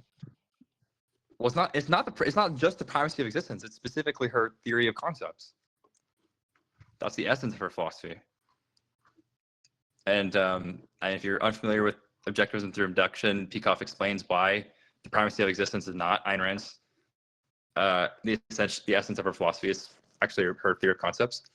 But aside from that, the point is that, okay, the essence of objectivism is her conception of objectivity. So another way to put that is Ayn Rand's approach is being objective. That's what it means. That's why people think, oh, like objectivism, the essence must be, just objectivism, the essence must just be objectivism. Just must be an essence. It's like, no, objectivism is the name of her philosophy, and she names it that because what makes it unique, what makes it the most unique compared to other philosophies, is her theory of objectivity, and that's why she calls it objectivism, because she thinks her philosophy is epistemologically objective. That's the method. So the essence of the objectivist philosophy is being objective. And then you can say Ayn Rand becomes not objective, and then therefore objectivism is false, and that's fine. You can steal the term. You can say that. Now, my point being is like we could think of objectivism just being an epistemological approach, and then the whole package deal of the philosophy would just be called Randism, right? Wouldn't that be more clear? I mean, part of it is that's like very. I mean, it's unfair. It's unfair because imagine you like rewrote Atlas Shrugged, called that Atlas Shrugged, but then like omitted like certain plot points. Because the whole point is that objectivism is a title that she gave her philosophy. Yeah, but like it's not as if, not a novel. No, it's right? not So a novel. You can't really pin a name onto a whole philosophy. You can't. Can you? Like just by Yeah, I decree? don't see why not. Like for example, if I say the whole point is that we understand that there is a conceptual entity called Ayn Rand's philosophy. Yeah, I mean, why can't I give it a proper name like objectivism? Because that's what she did. I mean, that's just what she did. Yeah, I mean, you can do that, is right? But like, why should we continue to do that, right? Well, yeah, Right, I mean, just it's call that yeah, Randism it's in past tense. well, part of it is, I mean, it's disrespectful. I mean, she, I mean, that's the term she chose. Who cares for about philosophy. respect? You don't okay, of course the deontologist doesn't know anything about respect. I mean, I don't give a fuck. I can tell. Yeah, I know. You Um, can tell. I don't care. Yeah, dude, you're so edgy and cool, dude. Yeah, I love deontology too. I don't care about being edgy either. So what? That's consistent with you being edgy. Yeah. Again, I still don't care. Be edgy about it. It just seems it would be more clear if we say the philosophy of Ayn Rand is Randism or something. Well, it's similar. not. I don't think that's more clear because this is the same problem that libertarianism has. Firstly, all of the objectivist scholarship, both when Rand was alive and following it, objectivism is identified as the name of her system. Like she identifies it as the name of her system. The literature refers to it as the name of her system. So part of it Okay, is but like it is a system, which presumably could progress, right? Yeah, well, not when saying you that it will, but no. theory, Well, it could. when you say the system can progress, it's important to say the philosophical ideas can be improved on. I think But this that is doesn't- just that the does- same distinction between the philosophy of Ayn Rand and objectivism. Well, the whole point is objectivism is not an approach. Objectivism is a philosophy based on an approach. It's specifically Ayn Rand's philosophy based on an approach. That's the whole point is that you get the approach of objectivism by first conceptualizing Ayn Rand's philosophy and then thinking about what makes it different. You get objectivism and then you get its essence. You get concepts and then you define them. And so this is why you have objectivism, the concept, which is subsuming Ayn Rand's philosophy, and then you have the essence of objectivism, which is her distinct epistemological approach. And Yeah, then you with get her ideas, and then you get the philosophy. no, the philosophy is a body of ideas. That's what a philosophy is. And then you can conceptualize what makes her philosophy distinct. I just don't understand. Part of it is this, right? So there's a historical context of the term being used that way. It's a title that was given to her philosophy. The scholarship is most clear when you interpret it that way.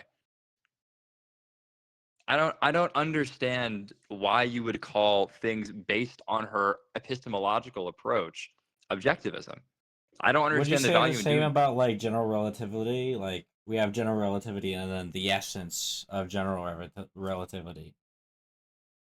If well, I'm not super acquainted with the Einstein stuff, but if Einstein says this is the theory of general relativity and he titled it that, then you I don't don't need think to know anything about general relativity. I'm just no, but yeah, if general relativity is taken to be a scientific theory that Einstein made, and then people took it and then changed it, then yeah, I don't think it should be called that. Which I think it's not. I think that there's things called special relativity, and there's like I think it's called like Einsteinian such and such.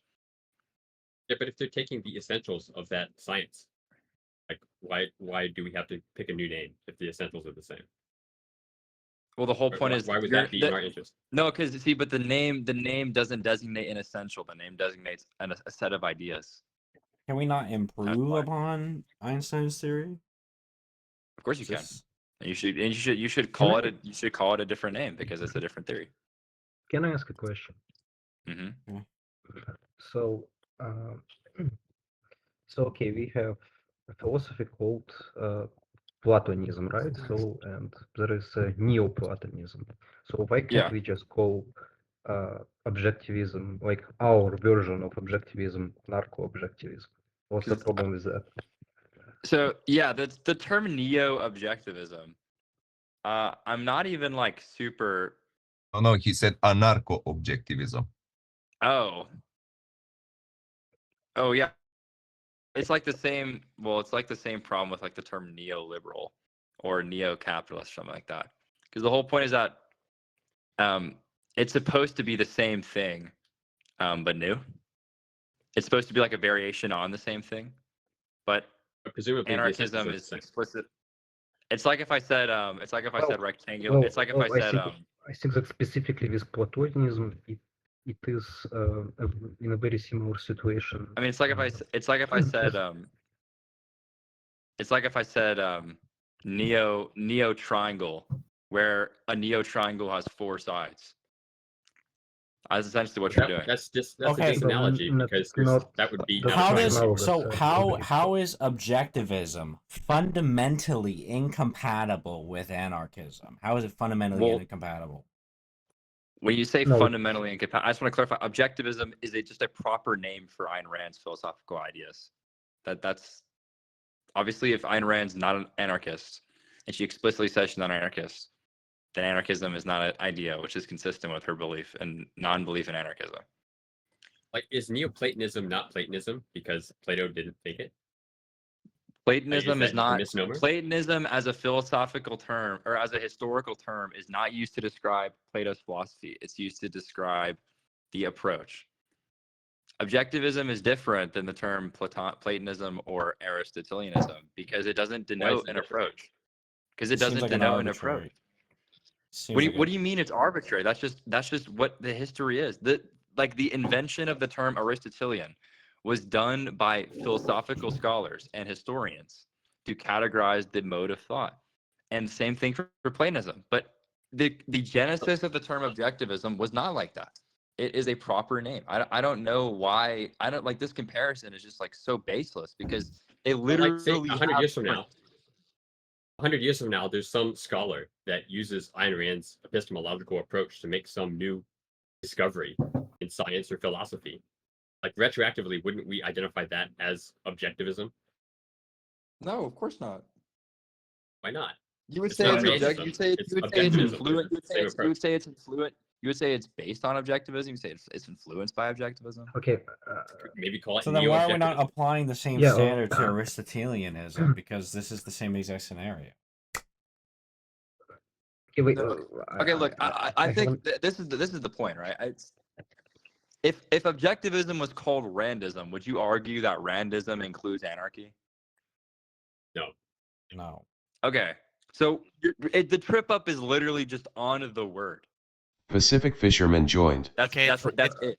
It's Well, yeah, Randy because and Randism is equivalent to me of the philosophy of Ayn Rand, which I agree. The philosophy of Ayn Rand is Right, but it that's stops because at Ayn that's Rand. because you're taking. But that's because you're taking the term Randism to be a proper name for Ayn Rand's philosophy. Yes. Okay, so objectivism historically is already established as the proper name given to her philosophy. We don't Why care would about you? that. Yeah, I know. I'm saying, why would you want to change that? Because Pacific Fisherman left. Largely based on objectivism. Because you want what? Like, most of the the only significant part that was removed is politics. Like most of the rest is still there. So like it's still largely based on objectivism. So it makes sense. It's based on objectivism, but it's not objectivism. Well, I mean, Yeah, no. but Why? how do you like identify the ties? Like, That's the whole it's point. really, So like, the whole point is that objectivism is, like I said, Lover it's of him left. historically established and scholarly established, and publicly established. Were to designate Ayn Rand's philosophy. Okay, so it's a proper name. That's all it is. Okay. And so wouldn't it make sense Pacific fisherman joined. somehow signify in the name of a philosophy that it is largely based on another philosophy? Sorry, it's like really hard to understand you through your accent. What did you say again? I'm saying, wouldn't it make sense to somehow signify in the name of the philosophy that it is largely based on another philosophy? Should you signify a philosophy based on its origins to another philosophy? Yeah, in the name. Sometimes I think that's appropriate. Sometimes I don't. So, for example, if you took this kind of nomenclature strategy, philosophies in 100 years would have like 3 names attached to it. Okay. So if Aristotle And the problem is named what? his Like, Aristotle named his philosophy like the philosophy of the prime mover or something like that, would we say that that is what that is? We can't change that. Okay, yeah. So then, if he titled his philosophy the philosophy of the prime mover. Okay, yeah. Yeah. I mean, if he Or like I prime mean, mover. It's that's not- just I mean, like that's what I an mean. official name, right? Yeah, I mean, if that was, yeah, I mean, so here's the thing. I think what word you use to represent the whole of the philosophy, it all depends on clarity. That's like what it's for. Ultimately, that's what they use. That's why we have language, is to separate things conceptually. I think in this case the answer would be no, but that's just given because of what prime mover means and the relationship it has to Aristotle's philosophy. Like the prime mover stuff is like really not important for Aristotle, like at all. By the way, I think there is a different problem in this conversation because, like, okay, let's say we call ourselves Unga Bunga, okay, and then you would call yourself the objectivist of today, right? We don't Pacific think fisherman you are left. the proper objectivist. That's the problem here, okay? Like we anarchists are the proper objectivists, which actually apply the ideas of Ayn Rand properly. By proper No, you just said that the name objectivism comes from Hold on. something being objective. When you say by And if proper Ayn Rand's philosophy isn't Like- objective, therefore Okay, it's- when you say proper objectivism, do you mean true? I think he just means Like- using the objectivist epistemology, using that method. Yeah, so you're saying Ayn Rand, you're not, so this is the whole point. You're saying Ayn Rand's not objective, right? Like some of her conclusions are wrong. Like for example, you believe in a state. You're saying objectivism is and false. you cannot conclusions. Some conclusions. You're saying objectivism. You are saying objectivism is false. No, you are I think- conflating do I need the to- whole the issue with here. the Okay, parts. TLDR. Instead of just going. Is back and forth objectivism a with- part? Is objectivism a part? Instead of go okay, Angled instead of bull doing left. this like useless garbage, you should just try to justify the state to us. What are you talking? What? That's Why would- If, this why would idea. I- if this is the would biggest I- difference between you and us, then why don't you justify the state to us? The biggest difference is that I know what objectivism is and you don't. I mean, I don't know what. Okay, you are avoiding the question. You realize. I'm avoiding the fucking attempt to derail the conversation we're having. Yeah, correct. don't be rude. Like, what is this? Oh, you're an empath, dude. Good job.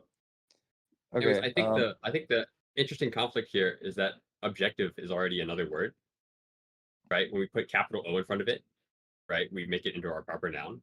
Uh-huh. But it would also make sense for other people to use objectivism as a term for philosophy.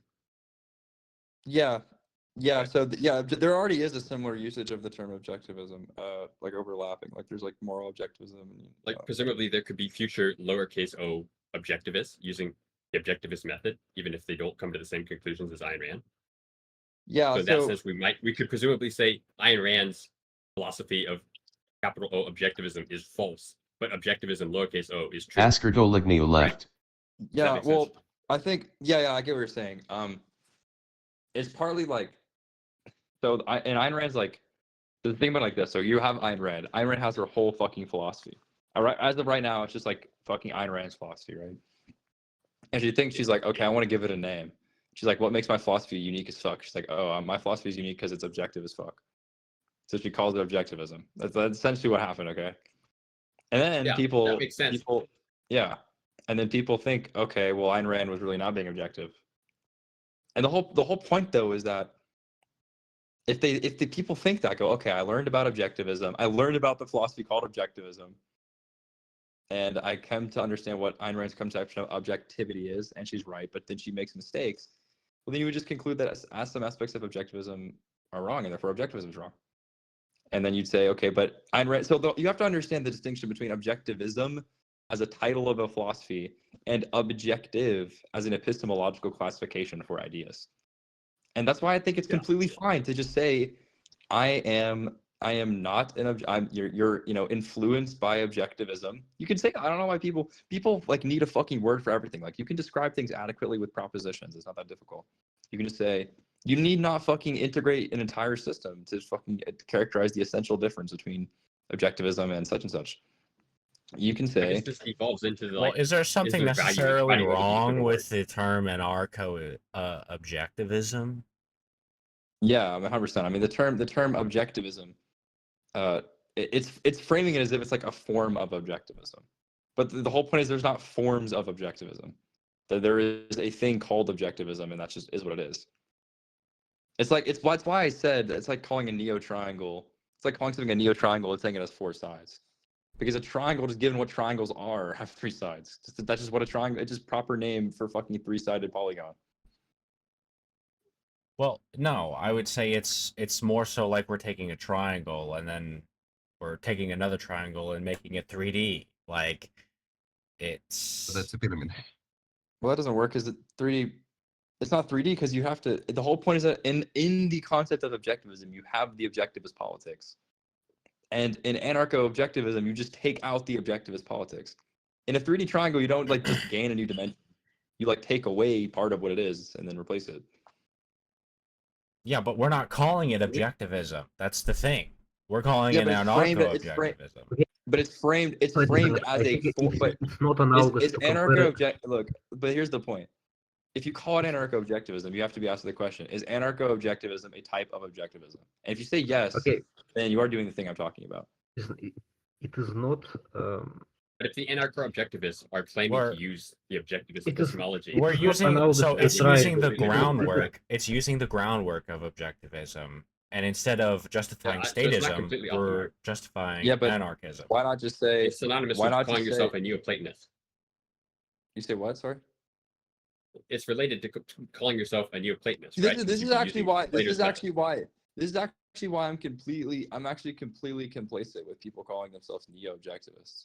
Like, I'm actually completely okay with that, because the whole point is you're not an objective. You're like fucking. You're like you. The whole point is like, remember how Ayn Rand came to the fucking name, right? She was like, my philosophy is distinct because it's objective as fuck.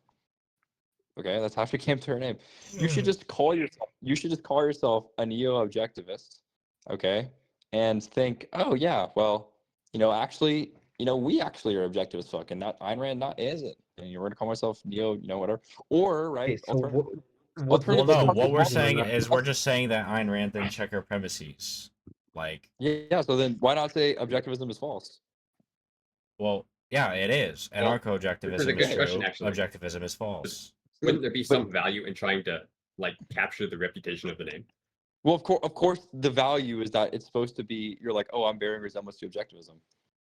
That's the whole fucking value. I mean, this is like the implicit assumption. Like, the obvious appeal of calling yourself an objectivist is because objectivism is this like landmark philosophical system, and you're trying to, kind of like gain clout from resembling it in some way. It's like essentially that's like the motive behind the nomenclature of calling yourself an anarcho-objectivist. Where's the It's like clout? But if the You say what? anarcho-objectivists Where's the think they're clout? right, then why You should said they? where? try You and said, capture you said where's the clout? Yeah, like Objectivism what is clout are very we trying to remote. find? Riding off of the objectivist title. So, yeah, are we trying to gain influence? Yeah, of course. What influence does objectivism have? What? Are you serious? Yes. Okay, Yes, so, I it's mean, very small. It's not very popular. She wrote one of the best-selling books of the 20th century. What are you talking about? No, nobody So What do you ever mean? talks about her. American politicians have made decisions because of the fiction book she's written. Like, what do you mean it hasn't had influence? Okay, and American politics is wrong. Oh, okay, yeah, your fucking question was what influence? I just told you. Like, what is this like Okay, fucking that's derail? not the case. He's Why asking, is the he's whole not point asking the about- influence? influence. He's Why asking is it? Well, about the exactly. Of cloud. course, the point is the You're influence. making But assumptions that okay, it is still relevant. Well, let's take the opposite case, right? Like if we just invent a new word every time there's a small deviation from what Ayn Rand thought, right? Just have neo objectivism. well, this is the Like, point. Actually, this doesn't is just end us up with, like, Objectivism, but I think Protestantism? that art is subjective. Like 10,000 different tiny churches or whatever. no, but this is the thing. This is why I mean, objectivism. Objectivist epistemology makes this point that you need not fucking explain your concepts beyond necessity. I don't think that Yeah, so we can just all call ourselves objectivists, right? No, because the whole point is that there is a difference between being an anarchist and being an objectivist. The whole point is anarchists are not objectivists. But anarchists, if you do like some of Ayn Rand's thought, have resemblance to Ayn Rand stronger than maybe other philosophical things you could align with. But the whole point is that you need not just like fucking find a label to capture your entire philosophical system. Given that your philosophical system is not essentially different in a Well, very broad fucking It seems way a bit than every other hypocritical philosophical system. because you're calling yourself an objectivist instead of saying, "Oh, well, I believe in the primacy of existence or concepts or whatever." Yeah, and the reason I'm doing that is because Ayn Rand's philosophical system is essentially different with respect to everything she talks about compared to every other philosophy. The difference is grand enough such that she can justify making a concept designating what her philosophy is. But if I have a minor difference from my fucking friend, I need not fucking come up with labels to define my friend and my other friend. Like, you guys are all familiar with fucking Rand's razor, right? Presumably in the literature. And so the whole point is that just having a difference in politics doesn't justify this expansion of a concept. Because there's no essential difference between the broad philosophical approaches of such and such and such and such. Now, here's where you can say though, right? Like this is the point. You can just not call yourself. You can say I'm objectivist influence. That's fine. Just say that. And then if somebody asks you, oh, what are your political views? You go, oh yeah, I'm an anarchist. Say, oh yeah, you don't agree with objectivism on that? No, I don't. I'm an anarchist. And here's why. I mean, people are just like, I wanted to have one term to call myself so bad. It's like you don't need one term to call yourself. So would Like, for example, the objectivist term- anarchists for be exa- good with you? No, Does it have to because be you're an two objectivist. You're words? not. If you're an objectivist, you're not an anarchist. It's like So anarchist objectivist. You just said they're essentially like, the same, right? yeah, like in the very, very broad. Yeah, there are essentially things can be essentially same but be different. That's okay. That's fine. How can they be the same but be different at the same Because time? they're essentially the same. But also, you make your what you believe very clear because if you say, "Oh well, I'm an objectivist," and then somebody asks what your politics is, you're like, "Oh well, actually, I don't believe with not objective. objectivism." Well, yeah. So what's the point in calling yourself an objectivist then? You shouldn't. I said you should say you're objectivist influenced. Okay, and anarcho-objectivism is saying, well, hey, I'm not an objectivist. I just use You're using the these term. things from objectivism, and then I Just call yourself an have object- the just call yourself- anarchism. Just call yourself an anarchist. Okay, many people call themselves an anarchist. Okay, call Yeah. yourself as you willing, dude. That's fine. And also, how can we differentiate ourselves from the Kantians? Well, I don't think you can. I think you guys are all Kantians, but Okay, that's overestimation. that's just like Mises saying we're all false. socialists. the That's just false. self-identified. The self-identified deontologist just said that's an overestimation. Like, what are you talking about? Okay, you're just gonna dick ride my deontology. Okay. Well, where do you fucking do you know what deontology etymologically breaks down to? Okay. Maybe you just don't understand how I use deontology, so you just have Oh, to dick yeah, ride maybe, me every yeah. time I use it. Maybe I don't understand the fucking standard usage of. Maybe I don't understand your usage of the standard philosophical term. Yeah, maybe I don't. Okay, yeah. Maybe you tell me what deontology is. Maybe I'm fucking completely out of the know. Okay, deontology is the focus on the inherent rightness or wrongness of actions, rather than their outcomes. Okay, so I can tell you learn philosophy from a YouTube short because it's not what deontology is. No, I learned it from Deontology- Philosophy Ball Wiki. And I don't give Actually, a fuck where it came from. Yeah, that checks out actually. Yeah, so deontology, if you just etymologically break it down, deon is Latin for duty, and ology. Well, I think it's Greek actually. That ology is ology translates to study of. So deontology is the study of duty. Okay. So very broadly, deontologist deontologist is a duty-based ethic. Now you're talking about inherent rightness and wrongness. It's not really accurate. Okay. What else? What would be a better term for it then? For inherent rightness and wrongness, Yes. an intrinsicist. Okay. How is there another term that uses intrinsicism? Is there another term Yes. Or like, is there another definition that uses that? that uses the term intrinsicism? Yeah, because I think you're just oversimplifying things and just putting things without thinking about it. No, there's not another term that uses the term intrinsicism. Okay, so I'll just use rule-based ethics. So by rule there, do you mean duty? No, that's another alias. That's duty-based ethics. I mean rule-based ethics. I'll use rule-based ethics. What do you mean by rule? I mean the inherent rightness and wrongness things are to be followed. So you're just an intrinsicist? Okay, so you're just gonna oversimplify everything I say. An oversimplification implies that I'm dropping nuance. What nuance am I dropping? You're dropping the fact that I'm trying to give a new term since you think that I'm wrong based off of Latin words. So I'm going to change. Yeah, you did change. Now you're an intrinsicist. That better captures your view. How's it intrinsic? Because you just said you believe in intrinsic good and bad. I said inherent. Okay, inherent. Do you even know what the intrinsic fuck good- inherent means? Yeah, means by the very nature of. Okay. Then it Yeah, is that's what intrinsic. that's what intrinsic means too, man. Good job. Okay, yeah. Okay. Okay, so you're an intrinsicist. Yeah, do we agree? Okay. No, because I'm pretty sure somebody else uses that term. What do you mean by somebody? Yeah, other people are also intrinsicists, just like you. Yep. Okay. What do they think of it? If they're intrinsicists, they probably think it's true. Okay. Well, I don't agree with the term, so I don't think it's true. You don't agree with what term? I don't agree with the term intrinsicism. Like you don't think intrinsicism is true, or you don't think that you should be called that? I don't think I should be called that. Why? You gotta name your philosophy. I already named my philosophy. It's Fennec thought, or divisionaryism. Oh my god, I forget. Like there's like Historians actual are gonna classes. use that name 200 years from now. There's like literally retarded people. Look, you're saying name my philosophy. Okay, I gave you the name of my philosophy, but what is that the point of what I'm trying to talk about here?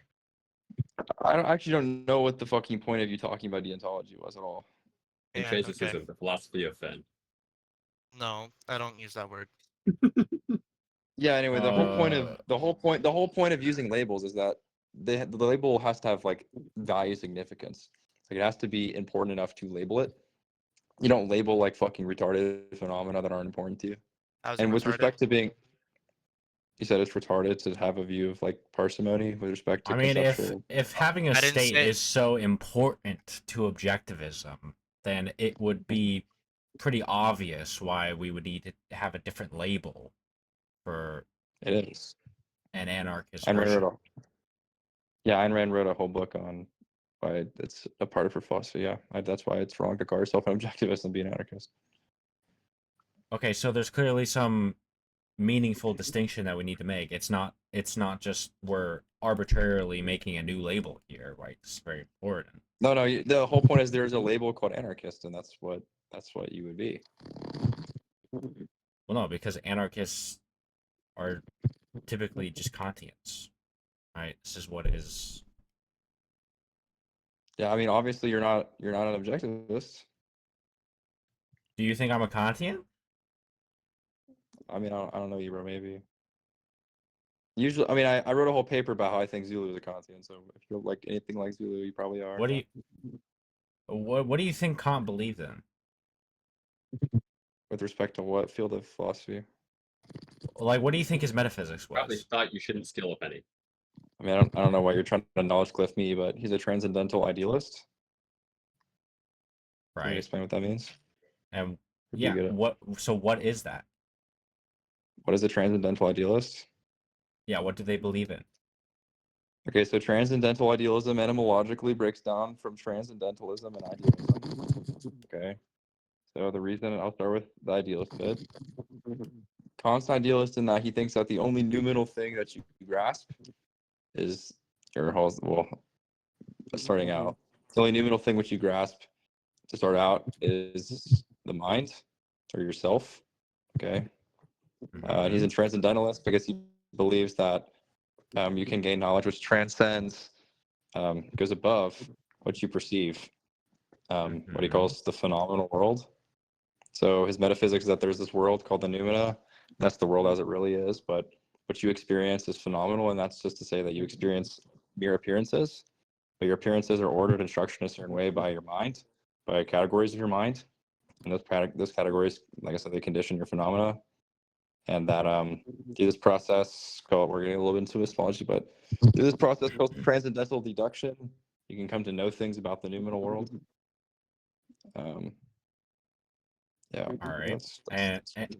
And what, as an objectivist, do you call that?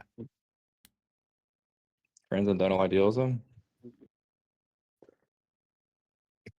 What do you mean? What do I call that? You're asking, do I think it's true? I'm asking you why you think it's false, because I know you think it's false. Oh, you're asking why I think that's false? Yes. Oh, I don't agree with the implicit distinction between the noumenal world and the phenomenal world. Your perception is perception of the world as it really is. So you don't believe in the primacy of consciousness. So how are anarcho-objectivists believing in that? And the primacy of consciousness? Yes. Well, I'm just gonna. Oh fuck, Eduardo, you're snoring hella bad. Holy shit. Yeah. So. No, we're asleep. Probably got you. Okay, yeah. So I mean, I guess I'll take Zulu's fucking thing for granted. So some evidence that Zulu's committing the primacy of consciousness error is that. Actually, have you? I could explain that. Have you read my paper where I explained why I think he's a Kantian? No. If you're gonna refer to his course, I wouldn't necessarily disagree. I think there's a lot of That's- Kantian no, it's- rationalism in his course, but I don't. No, I'm talking about his it's YouTube necessarily video. his thoughts. No, I'm talking about his YouTube videos. Okay. Here, I'm gonna just send you the paper. Is that fine?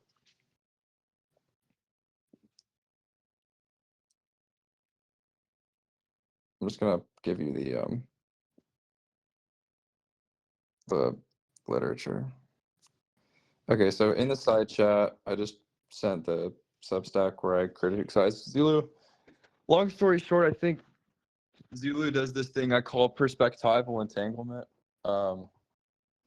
Basically, what that means is it means that whenever you ask political questions, the implicit perspective. Actually, hold on. Let me think about it this way. Whenever you answer ethical questions are from a first-person perspective. Okay, so when I ask, "Is such and such good?"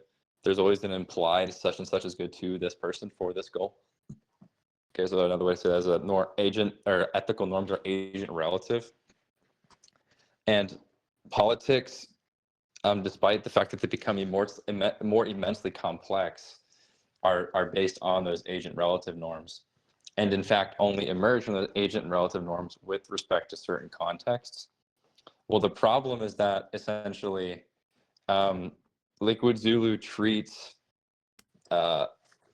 private property rights as ethical norms, but he treats them from a third person perspective, which is the same thing that Kant does with duties.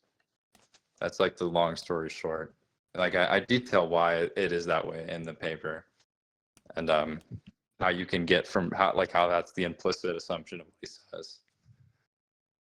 But that's essentially it. Let me give you an example. So Liquid Zulu frames it. You're familiar with this proof of the NAP, right? Yeah. Okay. So he starts out with this thought experiment he calls the problem of law. So essentially you have fucking Friday and Crusoe, and the idea is that Friday and Crusoe, Crusoe finds a stick or something. The Crusoe finds the stick, and Friday faces this question of whether or not he should try to use the stick that Crusoe is using.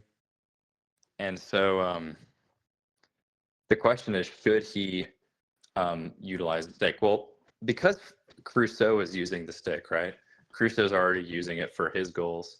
But if Friday tries to use the stick, we get what Zulu calls a conflict.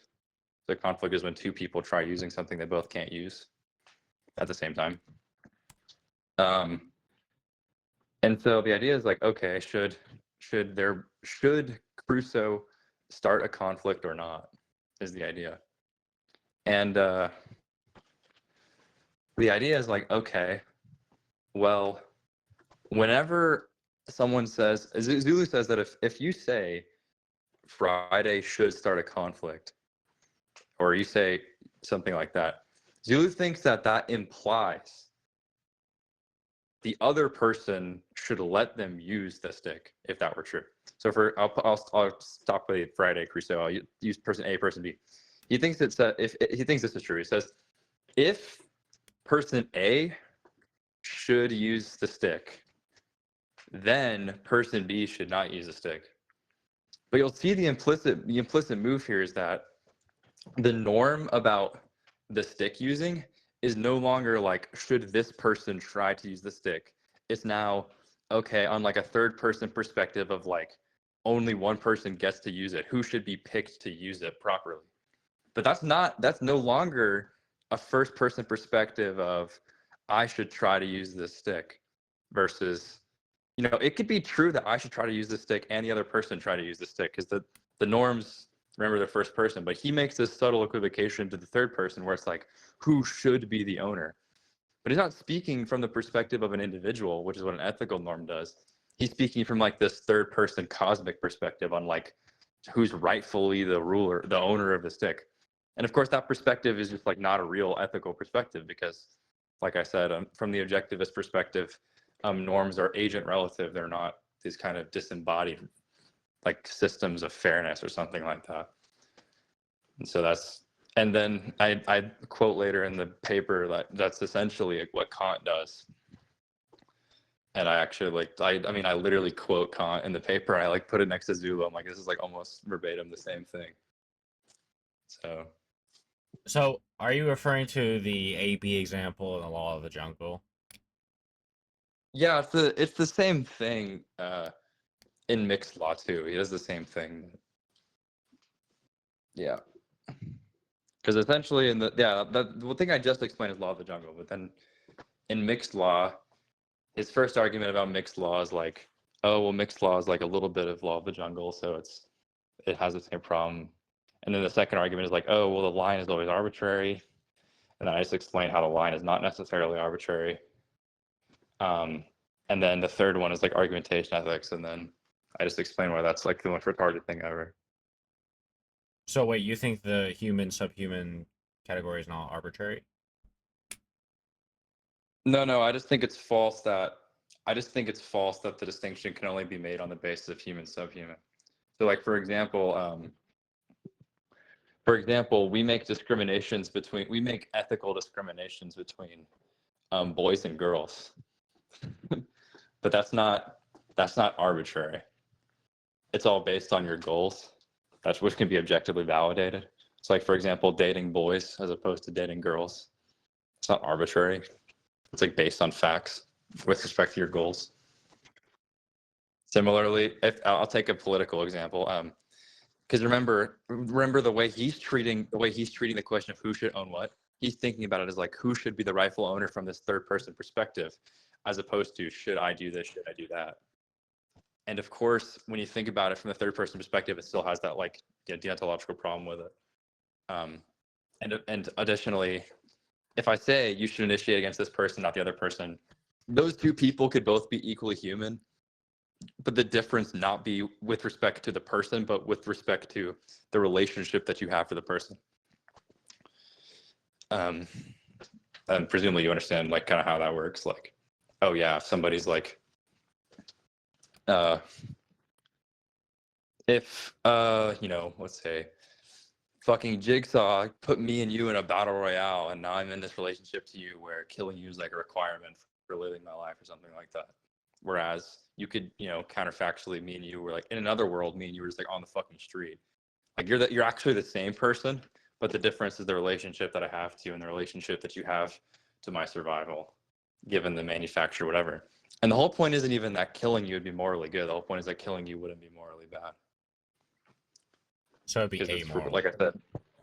Yeah, exactly. Yeah. Because like obviously, what would you say if you got put in fucking Jigsaw's battle royale trap and you came out? You'd be like, I had to do what I had to do, which is true. You'd start apologizing. You'd feel guilty as fuck, but that doesn't mean your life's like worth living. You know, like. I mean, it shouldn't necessarily be the option that you go for. Yeah, but Okay, wait, it's like okay, wait. stipulated as In what? Okay, you're describing a battle royale situation. So is somebody forcing you to do this? they're forcing you into the situation. Yeah. So, like, So they would be the aggressor. Yeah, of course. Jigsaw But would you're be still the initiating. aggressor. You're still initiating. Right, of course, but you're still initiating conflict. no, it's not you who's initiating. No, it. I It agree is- that Jigsaw's more. No, to clarify, I agree Jigsaw's morally responsible. I'm not saying you're morally responsible. In fact, I'm saying you're not morally responsible. The whole point though is that remember the initiation of conflict is a description. It's not an evaluation. Like that's me saying you initiated a conflict is not the same thing as saying you're morally responsible for such and such. Because the whole point is like you and the fucking other guy could just sit in the back of the room and then die. Like you could do that. Or you could initiate conflict with the guy and start fighting. Of course, Jigsaw already initiated. You're already inside of conflict with Jigsaw, but you can initiate conflict with each other. I mean, yeah, this is just another one of those like the reason why, we're always biting the bullets on these crazy fucking hypotheticals is because they're just not realistic at all. Like there needs to be some sort of other options that we can exhaust before it gets down to that. I mean, you can totally conceive of fucking Jigsaw battle royale though, like it's realistic. Because I'm with you on the realism of the hypothetical, but like 100%, dude. Like you can fucking kidnap two people because you kidnap your fucking ex-girlfriend in your ex-talking stage because you're a fucking psychopath, and essentially you think somehow that like the one who like you're gonna fucking keep forever and love forever is like whoever's like stronger because you have some like weird fucking understanding of power and like how life is all about power. So you fucking kidnap them and you put them in your basement and you fucking use machines like fucking chain them to the wall and you have a PA system. I mean, you can like totally make it realistic. It's not like it's like You would need to block all forms of communication to the outside. You would have to Okay, also yeah. not get caught in the process of doing that. Well, well, yeah, well, I mean, you're stronger than them. I don't know. It's just that's what I mean is that there's a lot of assumptions that go into these hypotheticals. Yeah, but I mean, yeah, sure, but I mean, yeah, but you can. I mean, people have been fucking kidnapped and put in battle royale situations before, so it obviously is realistic. Like it's happened. Like if you get drafted, like should you fight the enemy who is also drafted, or should you rebel and get killed for treason? Oh yeah, That's well, not okay, realistic at all. Yeah, that's another one. Yeah, that's another one too. But you could always go AWOL. But before we get into the fucking weeds of like, there's this question. Okay, hold on. Here's the point. Zulu's answer. This is like what he says in his video, and I think it's just like the most retarded thing ever. He's like, essentially, if you're put in a situation where you have to do something like this, he'd be like, the virtuous man will like die, like fucking knowing that like his life wasn't worth living if he had to do this, which is just so retarded. It's like I don't remember him making that point. No, he usually makes the point that you made a lot of mistakes to get into that situation in the first place. Yeah. If you're the fucking, if you're the victim, if you're the victim of an initiation of force, like you made a lot of mistakes. Like no, we're talking about the specific ones that he's answering. If you're talking about that. Yes, lifeboat situation. Oh sure. Oh yeah, the lifeboat. Yeah, I mean that's I'm not even. That is not even what I'm talking about here. The whole point is, this is why I want to isolate cases of initiation of force, because like the whole emergency stuff, I might be inclined to agree with him partly, but like with fucking initiation of force, you get fucking put in Jane Saw's battle royale or in Jigsaw's battle royale, you know, we understand that, right? I would like to ask, how do you get put in the Jigsaw battle royale? I just described it. Could you please Obviously, repeat things it? can happen to you that are outside your control. Yeah, there's like a psychopath who like fucking obsesses over you because you're bad as shit, and he loves you, but he also loves other piece of Indeed. shit. He has like a power thing. My question is, there is no information that you could perceive that would tell you that that is going to be the logical conclusion of staying in the proximity of that person. He kidnaps you, bro. He finds you. Well, also Like, with psychopaths have respect to- signs, you know. Put them in a Yeah, home. of course. No, of course they do. But the whole point. So this is something that I think Zulu is partly wrong on. That he like kind of implies that like if you were like really rational, you'd be like fucking omniscient or something like that. No. Yeah, of course not. Because- The whole point is that you can you to the could best of your perceive. ability. Yes. Hold on. You can to the best of your ability reason about a case and come to conclusions, and then just genuinely be wrong. You can fucking perceive, okay, I don't think this fucking crazy. I don't think this person is really crazy. I don't think this person's gonna fucking attack me. Is that not what Leonard Peikoff describes as malintegration or something like that? No, this is actually the point I'm making is actually Peikoff's point. That you can be genuinely capable of error. That is Peikoff's point. Peikoff's point is not that you can, if you just locked in, fucking be correct on everything. You could, because remember, the objectivist epistemology is also governed by value significance. Like Peikoff doesn't think you should like fucking endlessly investigate shit that is not very important to you. Especially when it trades out against other things. So for example, like when you hop on an airplane, he doesn't think that you should fucking do this investigation on who the pilot is and who the fucking people are and like where you're gonna sit. Like he doesn't think that you have enough evidence to warrant that kind of investigation given what you're doing. And in light of that, say what? Nothing. Yeah. So the whole point though is you could be behaving completely rationally and being an honest error, or just being honestly wrong, just because you don't have enough information with respect to your Also, how context does a psychopath even kidnap you in the first place? I mean, have you seen Dexter, bro? I mean, you know. Yes. Like, bro, But, you know, I'm so he in does my the Dexter house. stuff. I'm in my house. I got like an RPG-7 in my house. I got fucking automatic turrets outside I the door. know, but I mean, the whole point is like, the whole point is that the scenario is something.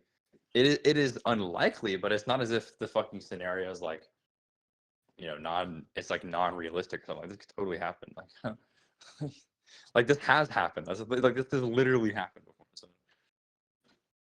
To people who had automatic turrets outside their door and an Listen, RPG-7 Sakura, by you can use. Obviously that. Sure. Yeah. Listen, you can use conscription as an example. The ethics of the initiation of force collapse whenever we're fucking omniscient and nobody's ever harming everyone ever. Like, sure, okay, but the whole point is that I such am not cases. making an appeal to omniscience. I am making an appeal to attention. Yes, there is rarity to attention. But attention? Yes, attention. The perception. Yeah, but I'm saying this person is being reasonably attentive, and they're still getting kidnapped.